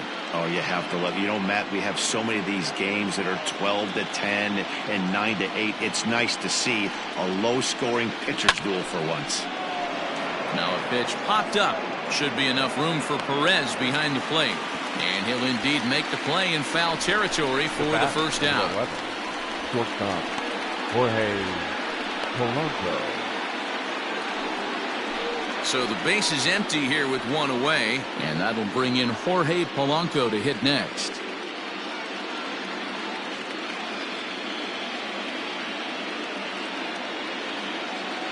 Now the 2-1 pitch. Hey!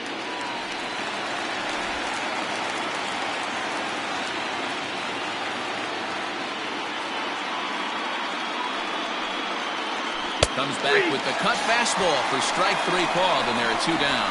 I'll tell you, he looks really dialed in on the bump right there. He's got a shutout going, and he really seems to have this lineup off balance.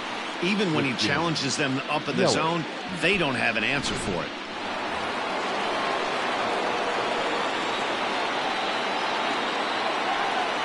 So now to the plate, Christian Yelich. And that one's taken outside for a ball. He walked him. So no 1-2-3 inning here. They've got themselves a 2-out base runner. Well, the reason power hitters generally draw more walks than other guys is exactly what we saw right there. Pitchers work around them and nibble the corners a lot more so they don't get burned. He made some good pitches, but he just couldn't get him to chase enough out of the zone. Yankees still on the lookout for hit number 1 here. Runner! Yelich is running. Pitch outside. The throw is not in time as he just gets in ahead of the throw. Good steal of second there, and that really sets up the middle of this order to drive in a run and break this scoreless ball game. Always great if you can score first early in the game.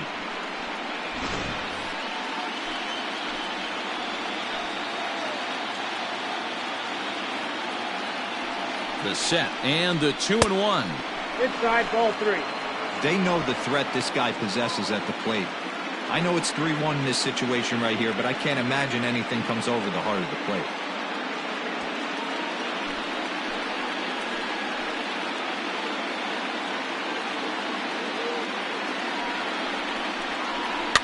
Fouled off.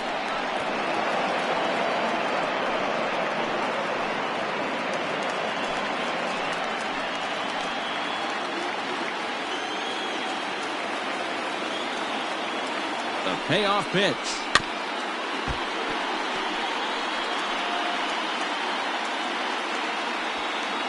No runs, no hits, and no errors for the Yankees so far. Hit the other way out toward right field. Bellinger's under it, and that's the 3rd out. The Yanks leave 1.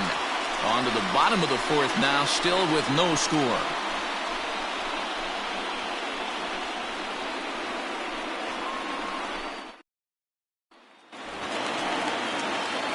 Into the box now, Cody Bellinger. He's set to lead us off in the home half of the 4th inning.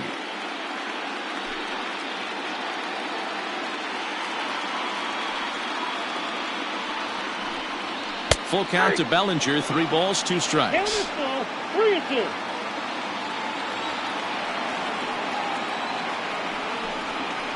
Swing and a little blooper to center. Benintendi coming up, but he can't make the play as it finds the outfield grass.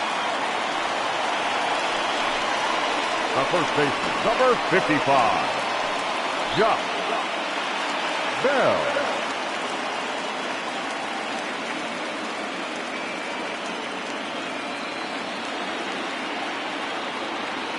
In now, Josh Bell. Oh, and there's the good curveball as he set down on strikes for the 2nd time here tonight. Pretty clear he didn't like the call there on the outside part of the plate, but probably too good to take, and he's down on strikes for the 2nd time. Yeah, that pitch was right on the black. Beautiful pitch. And even if we had robot umps, he'd still be out. But the only difference would be he wouldn't be able to complain about it. At the plate, Trevor Story. Breaking ball misses the corner. 2 balls and 2 strikes. Hey, struggling to find the release point of that curveball. That wasn't a very good one. Somehow he's just got to find that feel because that's a pitch he's going to need going forward.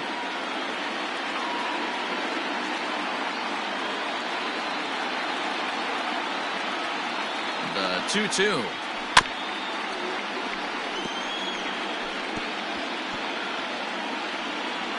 Pitching has the upper hand early as we're scoreless in inning number 4.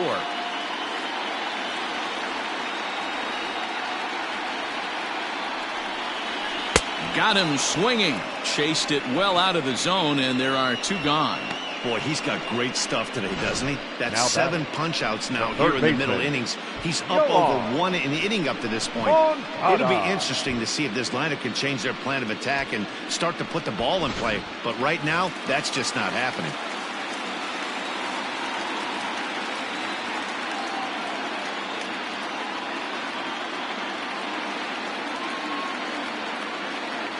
Stepping in now, Yohan Moncada. Skied into very shallow right. Here comes Yelich. He's there to track it down, and that'll end the inning. 1 left for the Red Sox. Through 4. Still tied, 0-0.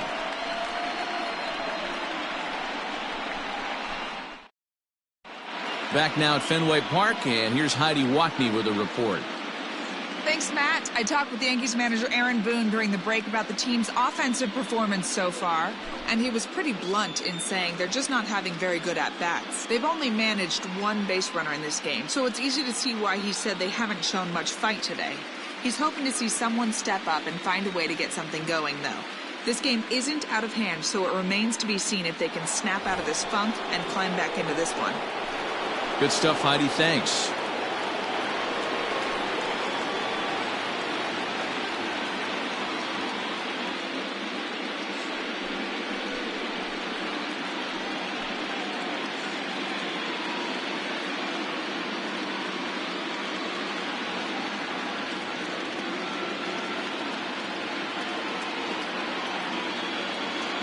The 1-2 is looked at for ball number 2.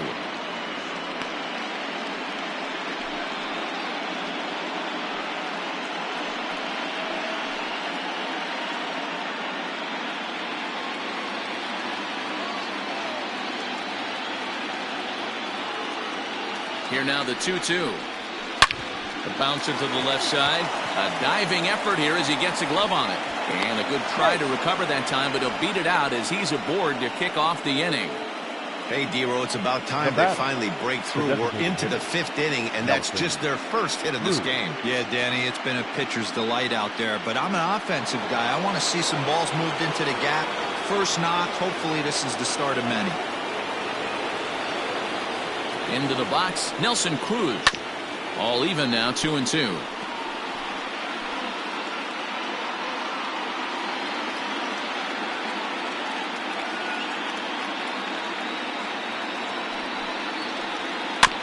And another foul ball.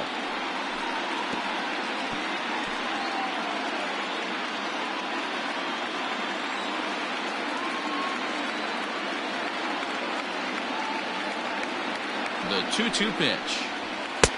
And he lays off, so it's full now, 3-2.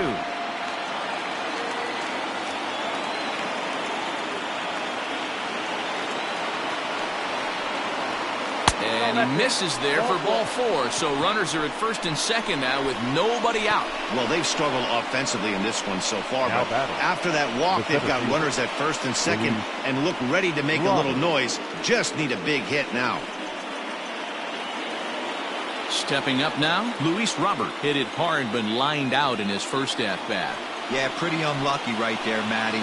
Squared up a fastball nicely, and that's all you can do. You just want to be on time for the heater, and he's prepared for this next day, big. And they still managed to get an out on the play. Whoa! Up next for the Yankees, the catcher, Omar Narvaez. Into the box, Omar Narvaez. He's 0 for 1 after grounding out in his only trip to the plate so far. Yeah, and I know you want to lace a line drive or hit a potential home run, but I'll tell you what, grab the cheap ribby when it's there. And it looks as though the decision makers in the dugout will give him a free pass to first, so the bases are loaded here on the intentional walk, and the force play is now in order. Digging in now, Carter Kieboom. He flew out in his last at-bat. Yeah, give me the same at-bat. As you stride to the plate right here, give me the same execution. Just get something in the air. You got a chance to take the lead right here. Don't try and do any more. Into the corner and slicing foul.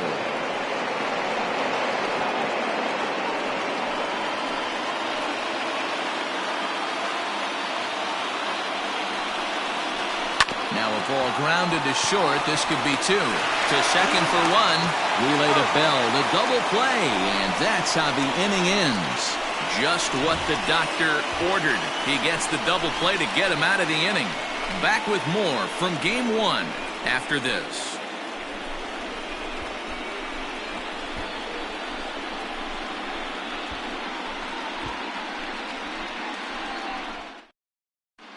Welcome back for the bottom of the 5th. Here's Heidi Watney. Thanks, Matt. During the commercial break, I talked about the Red Sox offense with the Boston manager. And flat out, he was very pleased with the quality of their at-bats. They've already worked out 3 walks, so he feels as though that kind of willingness to let the opposition work themselves into trouble will continue to result in good things for them on the scoreboard. Good stuff, Heidi. Thanks. Bottom of the inning now. At the plate, Corey Seager. He'll look to bounce back after striking out his last time up. Yeah, and kind of shocked he got blown away with a fastball. You could tell he was late on that one. And we'll see if he tries to cheat to something this A big. Pulled toward right center field. Robert is there, and he has it for the first out. Up next for the Red Sox, the catcher, Salvador Perez. So 1 away here with the bases empty. And up next, the former World Series hero, Salvador Perez. Here's the 2-1 home.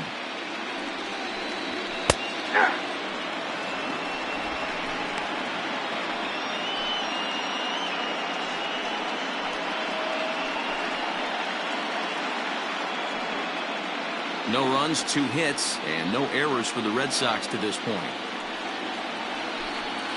And Kershaw can't find the target there as he's run it as far as it can go now. It's 3-2. You could pretty much book it that a fastball's coming. A challenge fastball right here. He cannot allow the 9-hole hitter to get on base with the top of the order looming. Fouled away.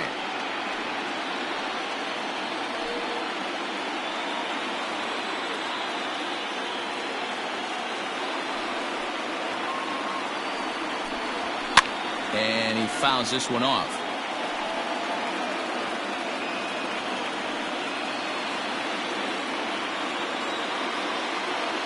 The payoff pitch one more time.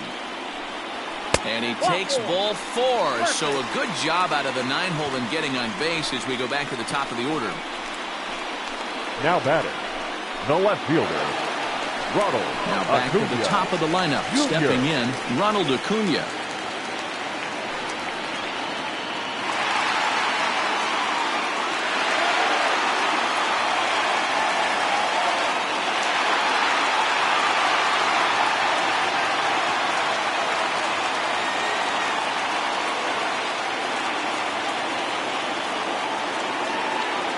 On its way is pitch number 75.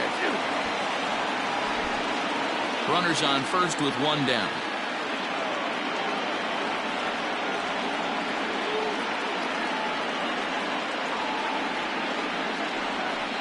A swing and a drive sent out toward the gap. And it's off the green monster. And they'll have runners at second and third following the one-out double. The center fielder. And with that double, he's 2 for 2 and halfway to the cycle. Gave it a good ride, and that's the second time he's barreled up the ball. So he's seen the ball really well. See if his teammates can pick him up and bring him home now.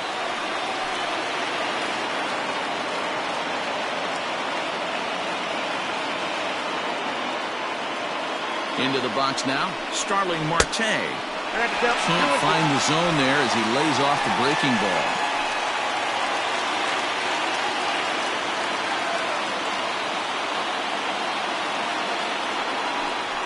And a 3-2 full count to Starling Marte. Not a time to fool around right now on a 3-2 count with the middle part of the order coming up. Expect a good pitch to swing at.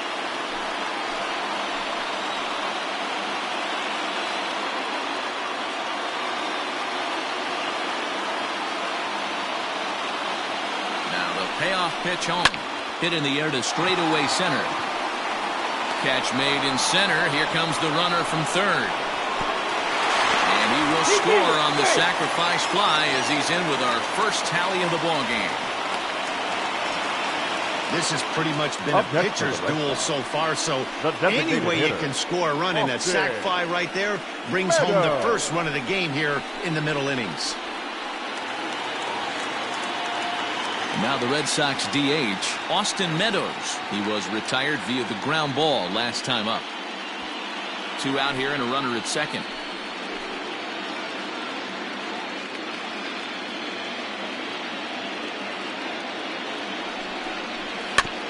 Here's a foul ball left side, and that'll move it to 1-2.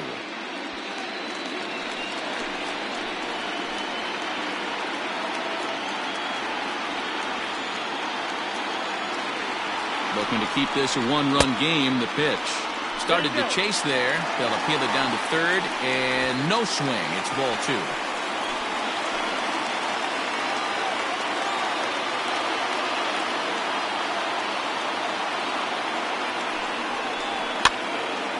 He pops it up. Polanco ranging into the outfield. He can't get there, so the inning will continue. But the throw will be well up the line as he scores easily.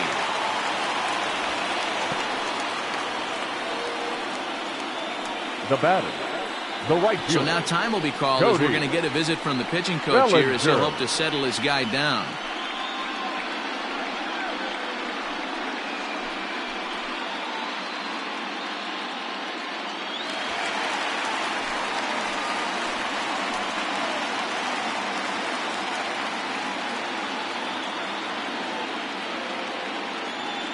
At the plate now, Cody Bellinger. And he'll just fight this one off as it's chopped foul.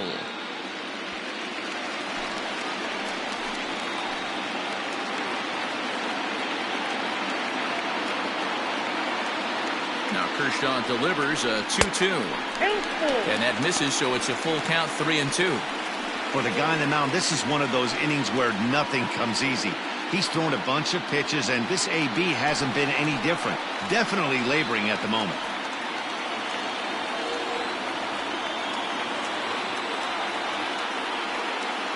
Now the 3-2 pitch is a wave and a miss. He struck him out. So it's 2 runs on 2 hits, no errors, and a runner left. We're through 5 here at the ballpark. Boston's out in front, 2-0.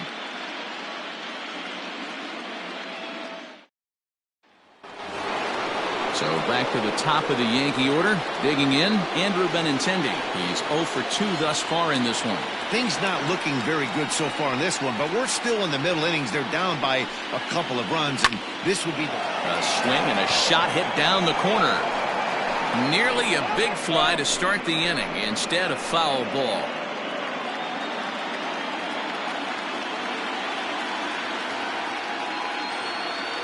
Payoff pitch one more time. lifted down the line in left. And this will wind up a foul ball.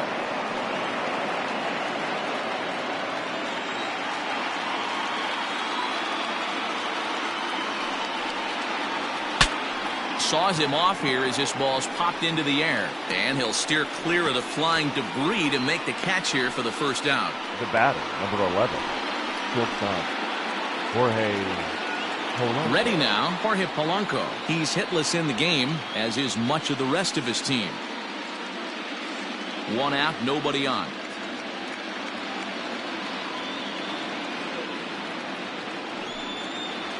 Swung on, and he went fishing in the dirt. He makes the throw to first, 2 down. Up next for the Yankees. And here's Christian Yelich now. Christian Yelich.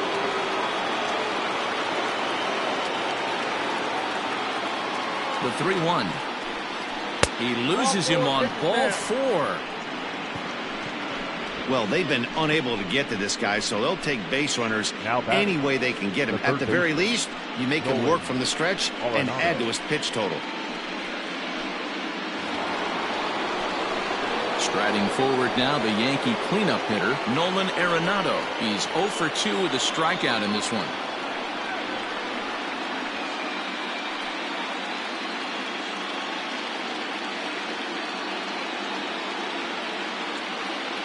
The 1-1.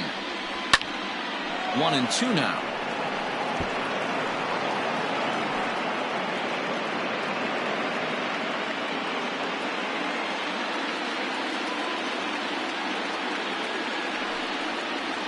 Goes the other way and sends it deep down the right field line. Gone. He finds the short porch for a home run.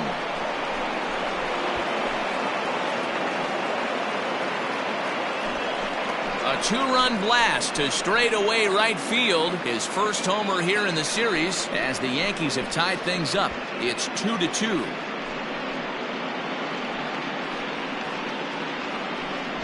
Well, people always wonder why some players make so much money, and there's your answer. The great ones find a way to rise to the occasion in the postseason, and he did right there.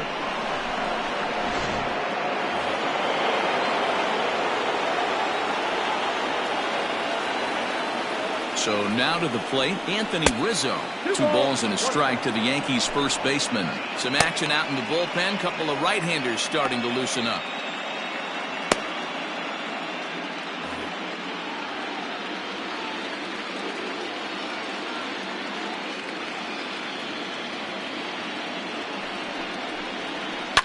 They haven't played perfectly as it's hit on the ground. Oh, a diving stop. Hey now. The defense on display on this beautiful diving stop at short.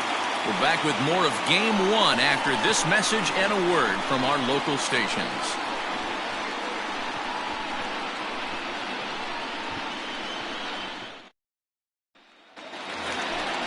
Now to the plate, Josh Bell, 0 for 2 on his line thus far.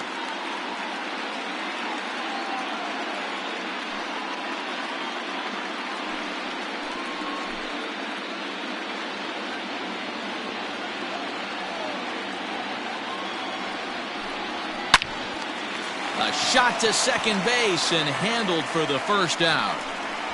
Now batting, shortstop, Trevor Story.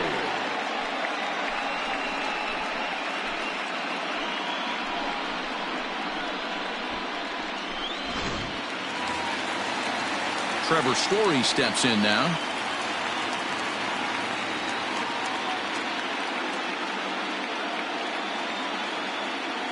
Kershaw now on 1-1. In the air out toward right field. After it is Yelich. Legs churning. He's headed for second. And that one skips up over the wall for a ground rule double. When you play in this park where the fences are shorter, this is going to happen more often than any other ballparks.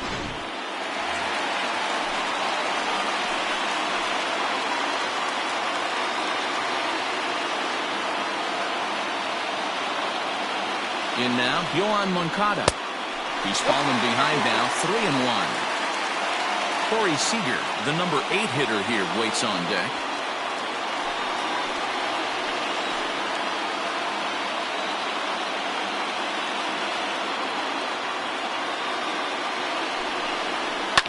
pretty well struck high and deep to left field.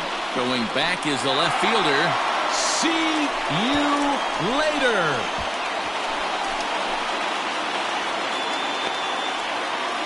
A two-run job by Yoan Moncada. His first homer so far in the series, and it moves the Red Sox out to a 4-2 lead.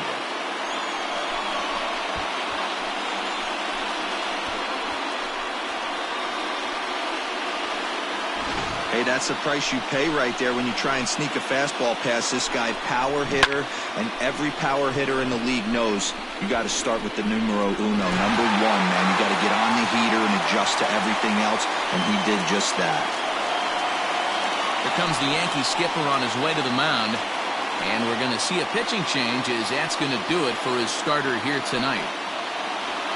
Gone after 5 1/3 here as he never really found his groove in this one. Ryan Presley, the right-handed reliever, standing 6'3", gets the ball now out of the bullpen. Number 57, Ryan Presley.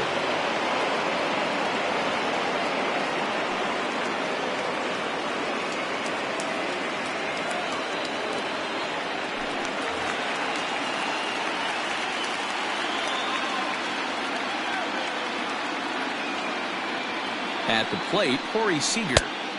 And he'll lay off the fastball down low. It's 2-1 now. Double-barreled action in the Yankee bullpen now. A lefty and a right-hander start to get loose.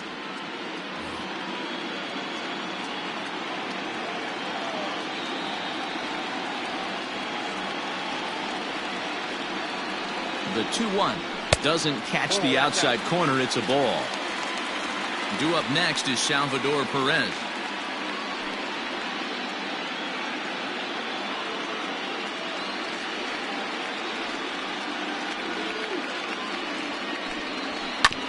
Hits this one hard the other way, and that's through for a hit. And this will rattle off the base of the monster.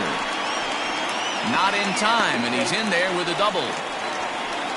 He just smoked this ball right down the line. Take a look here. The Hard to catcher. tell if it was fair or foul in real time, but you could see it flies right over the bag. Ump was all over it and made a great call.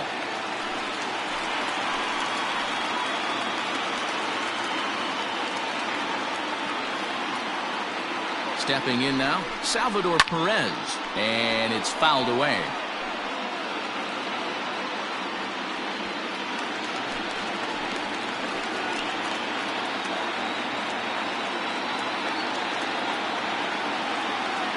The 1-2. Yep, that ball went out.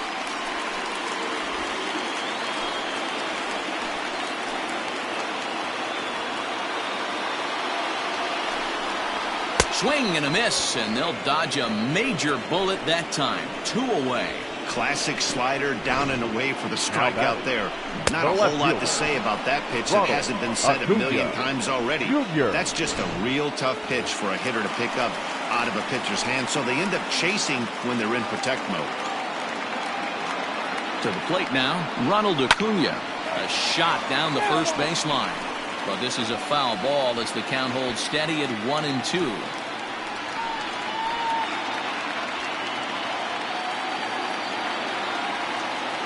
Trying to keep the deficit right where it is, the pitch. Swing and a miss as he chases one out of the zone for the third strike, and that's the third out of the inning. But the Red Sox strike for 2 on the 2-run homer. The 6, 7, 8 hitters coming up to start the 7th. It's now 4-2 Boston. Emilio Pagan is on to pitch from the bullpen now to start inning number 7. Number 15, Emilio Pagan. Leading off the inning, Nelson Cruz, and they'll need him to get something going here. Even though we're moving into the back end of this game, they're only down by a couple of runs. You know that old slogan, a bloop and a blast. They could certainly use that right now. 3 balls and 2 strikes to the Yankees DH. You like the modern style of baseball, here it is. Both starters kept their teams in the game. It's close right now. Now we hand it over to the nasty bullpens. Let's see what matchups are going to take place. And here's the 3-2 from him. Fouled off.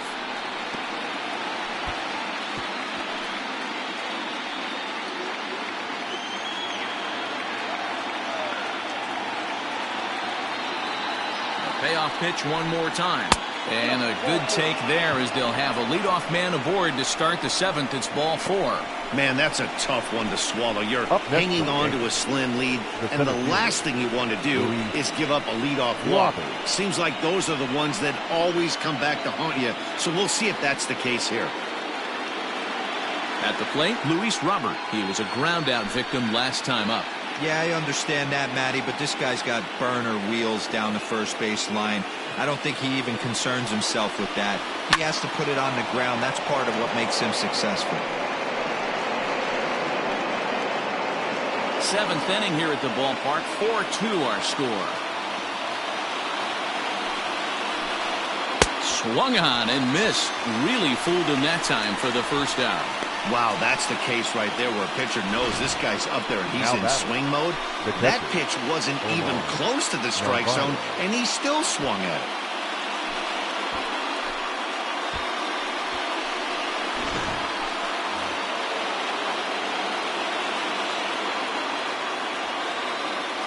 At the plate now, Omar Narvaez. 1-2 now as that one's fouled off.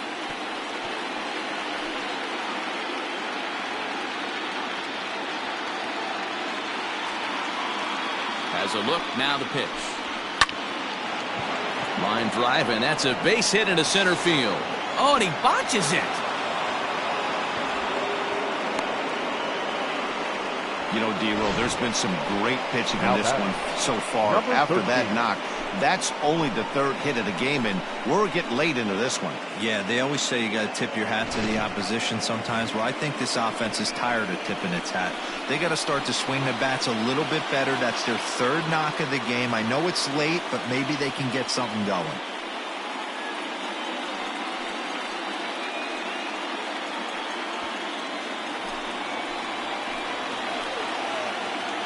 Now the 2-1 pitch. Count it 3-1. Well, the Yankees have been searching for that big hit pretty much all game. It remains to see if they can get it, but now it sure would be a good time. The 3-1.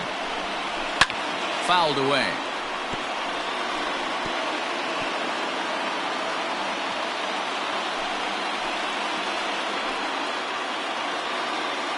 Hoping to send him packing. Pitch on its way. Takes this the other way to right. But this will hang just long enough for him to run it down in shallow right for the 2nd out. But they'll just get the 1 out here as the runner will get back safely at first. Andrew Benintendi. Adam Ottavino will get the ball here as he looks to get the final out in the top of the 7th. Number 0, Adam Ottavino.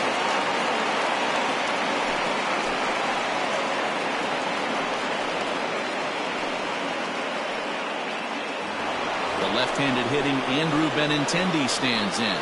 Dan, this could be a real make-or-break situation at this point in the game. Yeah, Matt, at least scoring 1 run in this inning is so important to them to possibly get back into this thing. Baseball doesn't have a clock, but you only have 27 outs to work with. They're running out of those pretty quick.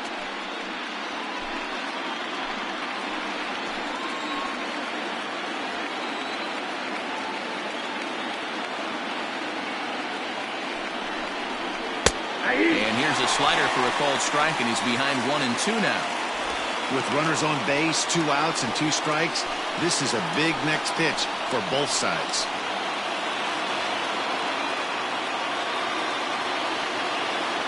The 1-2. It's taken below the zone for a ball. Well, all of the umpires in the seats thought that was strike 3, and they weren't far off, but I think that was a good call. Looked to be just a bit outside.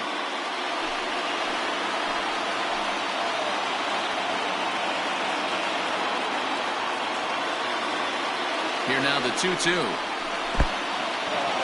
In the dirt here. The runners will hold tight, but it's a full count now, 3-2.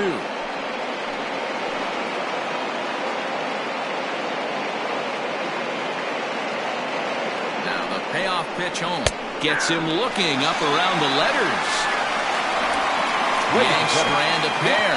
They trail it here 4-2. 7th inning, Direct. Aaron Bummer gets the call from the pen to take over on the mound and start the home 7th.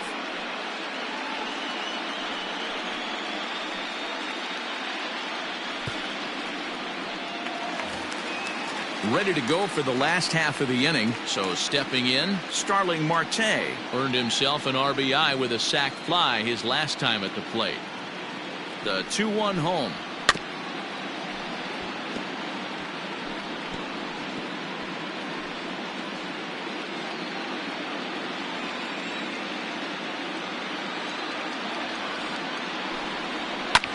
Oh, and look what I found out there on the mound. And he'll flip on to first to record the out.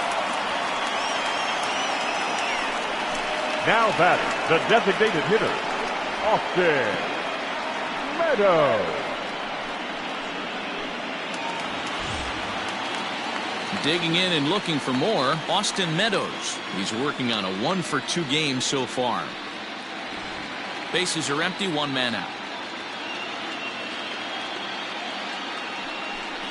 3 balls and 2 strikes to the DH for the Red Sox. When you're playing close games like this, base runners mean everything, so he can ill afford to start giving away free passes. The 3-2 pitch. And the sinker runs too low here as he loses him. It's ball 4. Now batting, right fielder, Cody. So a runner at first now with 1 away, and that'll bring forward Cody Bellinger.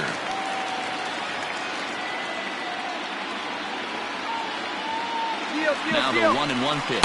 Pitch inside the throw, and it's not in time as he's in well ahead of the throw. 1 out and a runner on second base. Seared down the first baseline, and now it'll kick around in the corner. And this will add on to their lead. It's now a 5-2 ball game. Hey, Dero, that's a big RBI right there to stretch this lead to 3. Takes a lot of pressure off your pitcher going into the bottom part of the inning. Yeah, Dan, no doubt. As an offense, all you're trying to do is put your pitchers in positions to be successful. Giving them that 3-run cushion has to make you feel good. 2-2. Hey, you know the pitcher right now, he's looking for that best friend, that double play ball. This is where you have to really be disciplined at the plate and make sure that you get a pitch that's above the knees that you can get in the air.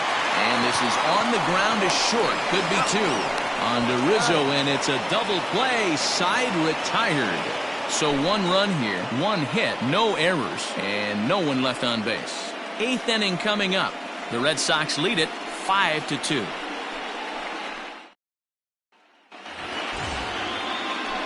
Ready to begin the 8th. Digging in, Jorge Polanco. He's hitless in 3 at-bats to this point.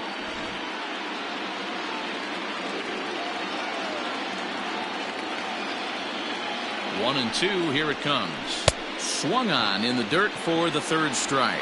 He'll throw down to first, 1 away. Now batting. With that, we'll give you a look at our starter comparison for the 2 starting pitchers in the game, and the column to look at is the one on the right side of your screen. Not too many hits to go around at this point in the ball game.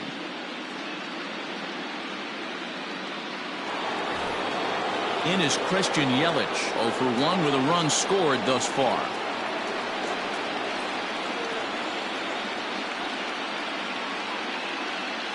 Now the 1-1 pitch.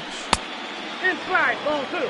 Got to find a way to scratch at least 1 across. You do not want to take on the monster closing the game down 3. The 2-1 home. Ball, that's off the plate. Hey, this is a real pesky hitter right here. As a pitcher, you really like to keep this guy off the bases. This is a guy that kind of sets the tables for big innings.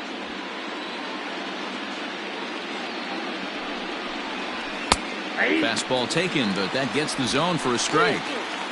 Hey, it looks like this guy's going to work in the upper part of the strike zone. It'll be interesting to see if this lineup can adjust to the way he pitches.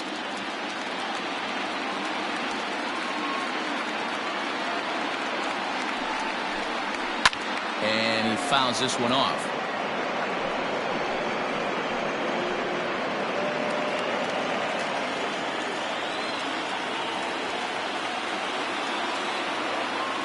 The next 3-2.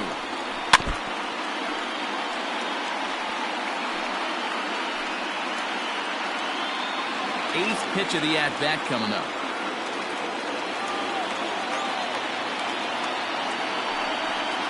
And And he takes ball 4 again, and they clearly just don't want any part of him in this one.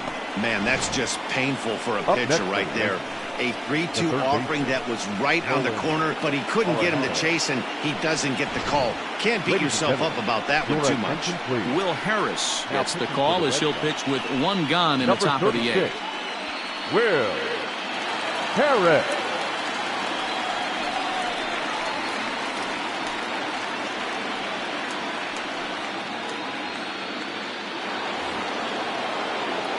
Nolan Arenado will be the first to greet him here as he'll stand in with a runner at first and 1 away.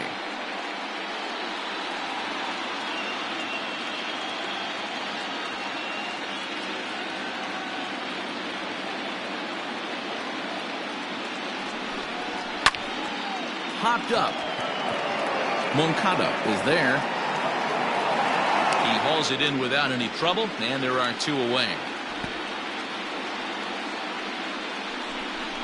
Now batting, the first baseman, Anthony Rizzo. So it's a runner at first with 2 men out, and that brings in Anthony Rizzo.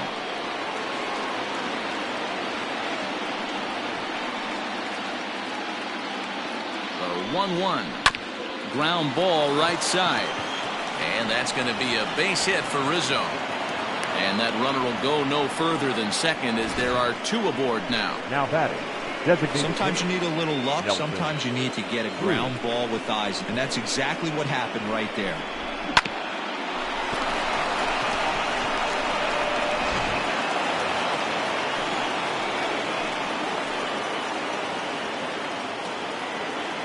So now to the plate. Nelson Cruz lifted in the air to center field.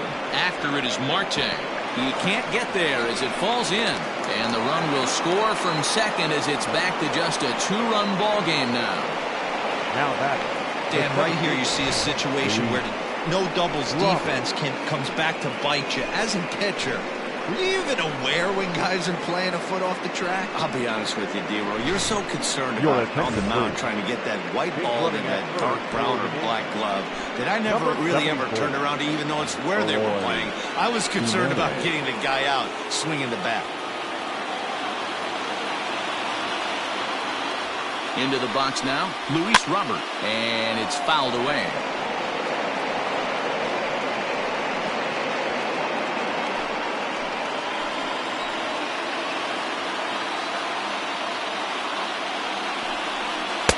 And 2-2. Couple of righties starting to loosen now in the bullpen.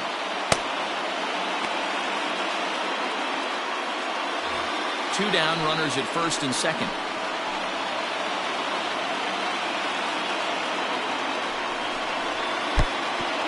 And the pitch is off the catcher's glove as it rolls away.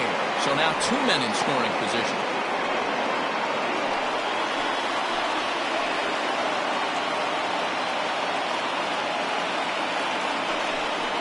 And the cutter can't find the zone as he surrenders the base on balls here.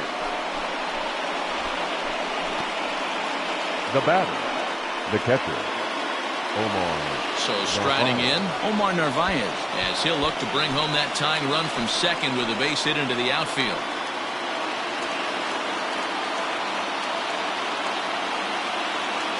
Here's the 1-1. In there, 1-2 now.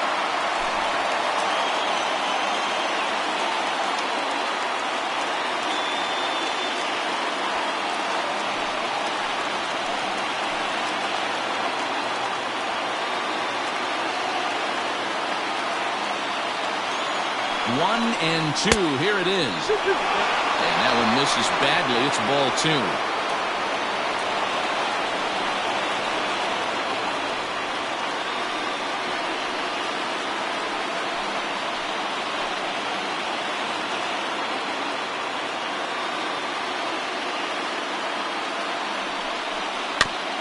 Two pitches fouled away.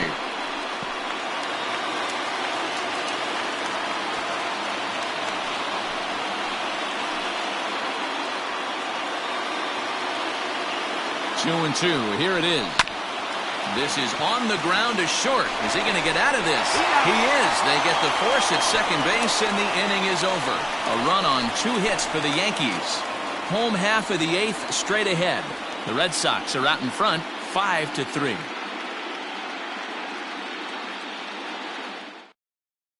Chris Martin is on to pitch out of the bullpen in the bottom half of the 8th. Number 56, Chris Martin.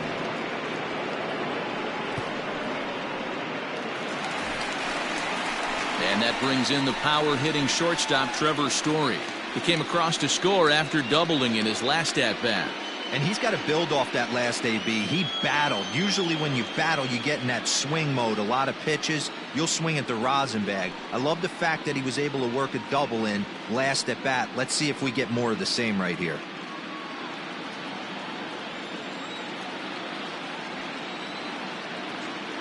Now the 1-1 pitch. Grounded down the third baseline. Throws in time, and that's out number 1. Now batting, third baseman, Yoan Moncada. So here's Yoan Moncada, and he's coming off a 2-run homer his last time around. And that last at-bat when he went deep, he turned around a pretty good fastball. So I'm kind of thinking this guy's a good fastball hitter. So I might want to move that ball up and down and in and out and try not to throw it right down the middle of the plate. Well, it's a pretty well-known fact that your batting average goes up as you get into more favorable hitters counts, and that's especially true when we're talking about this kind of hitter. Not a great spot to be in if you're the pitcher.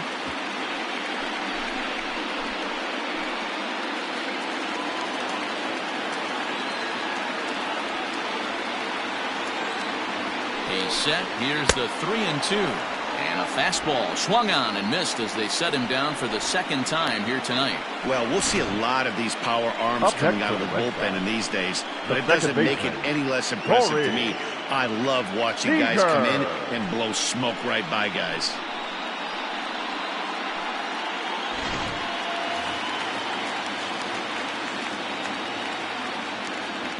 At the plate, Corey Seager.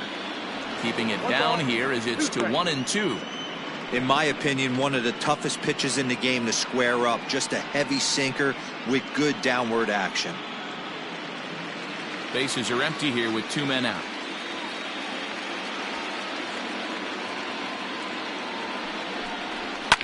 Fouled off.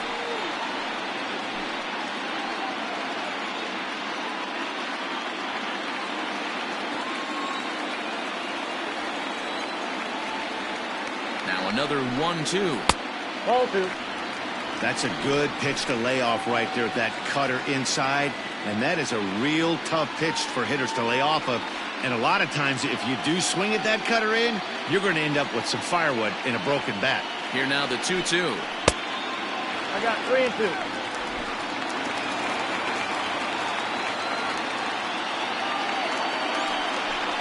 Now a fastball swung on and missed, and that is out number 3. Red Sox go down 1-2-3, and it remains 5-3.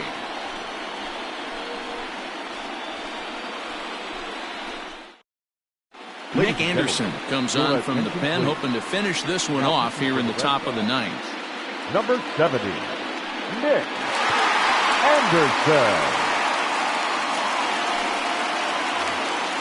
So digging in now, Carter Kieboom hit the ball pretty well in his last at-bat, but it resulted in a line-out. Yeah, Matty, it's always a little frustrating when you square one up. You hit a solid line drive like he did, and all you have to show for it is a jog back to the dugout. That can get in your head for a little while. Now a bunt attempt here. The 1-2 pitch.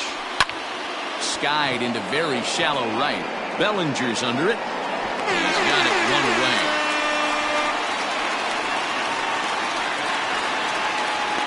Now batting, the left fielder, Andrew Benintendi.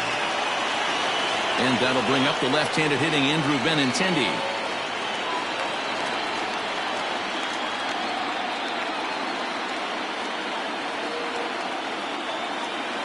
Now the 2-1 pitch.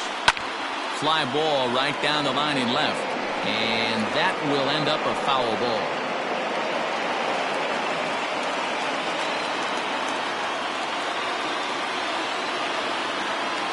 Here now the 2-2. Locks him up for strike 3.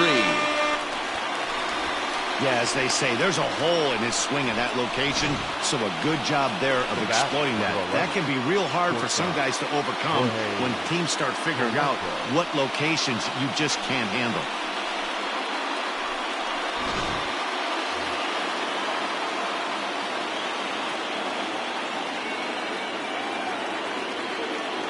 Stepping in now, Jorge Polanco. Lined hard towards short. On to first, and that's your ball game. Hey, it always feels good to win a baseball game, but when you can win one at home in front of your home crowd, all those fans cheering, this is a good win for this team.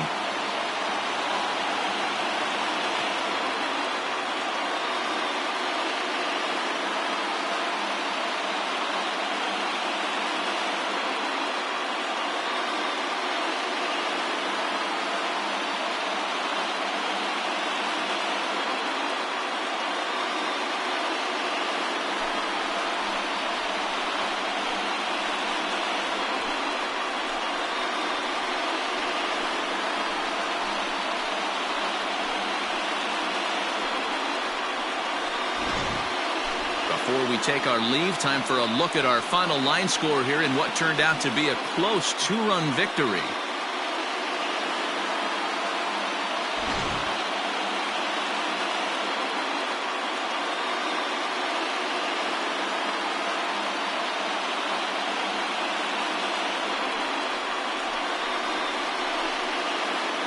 Well, heroes are made in the postseason, and he was at least the hero in this one. He's our top player of the game. And obviously, every game is so important in the postseason. So when you come to play like he did and make a big difference for your team, it's something that won't be forgotten.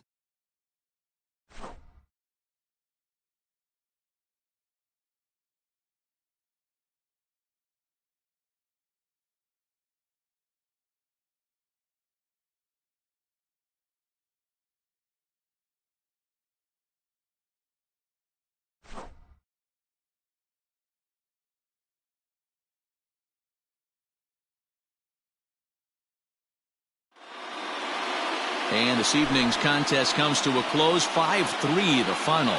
Boston jump out to a 1-0 series lead. Yu Darvish pitches well enough to get the W. So that's a wrap here tonight. For Mark DeRosa, Dan Plesac, and Heidi Watney, this is Matt Vasgersian. You've been watching MLB The Show. For more, find us on Twitter at MLB The Show.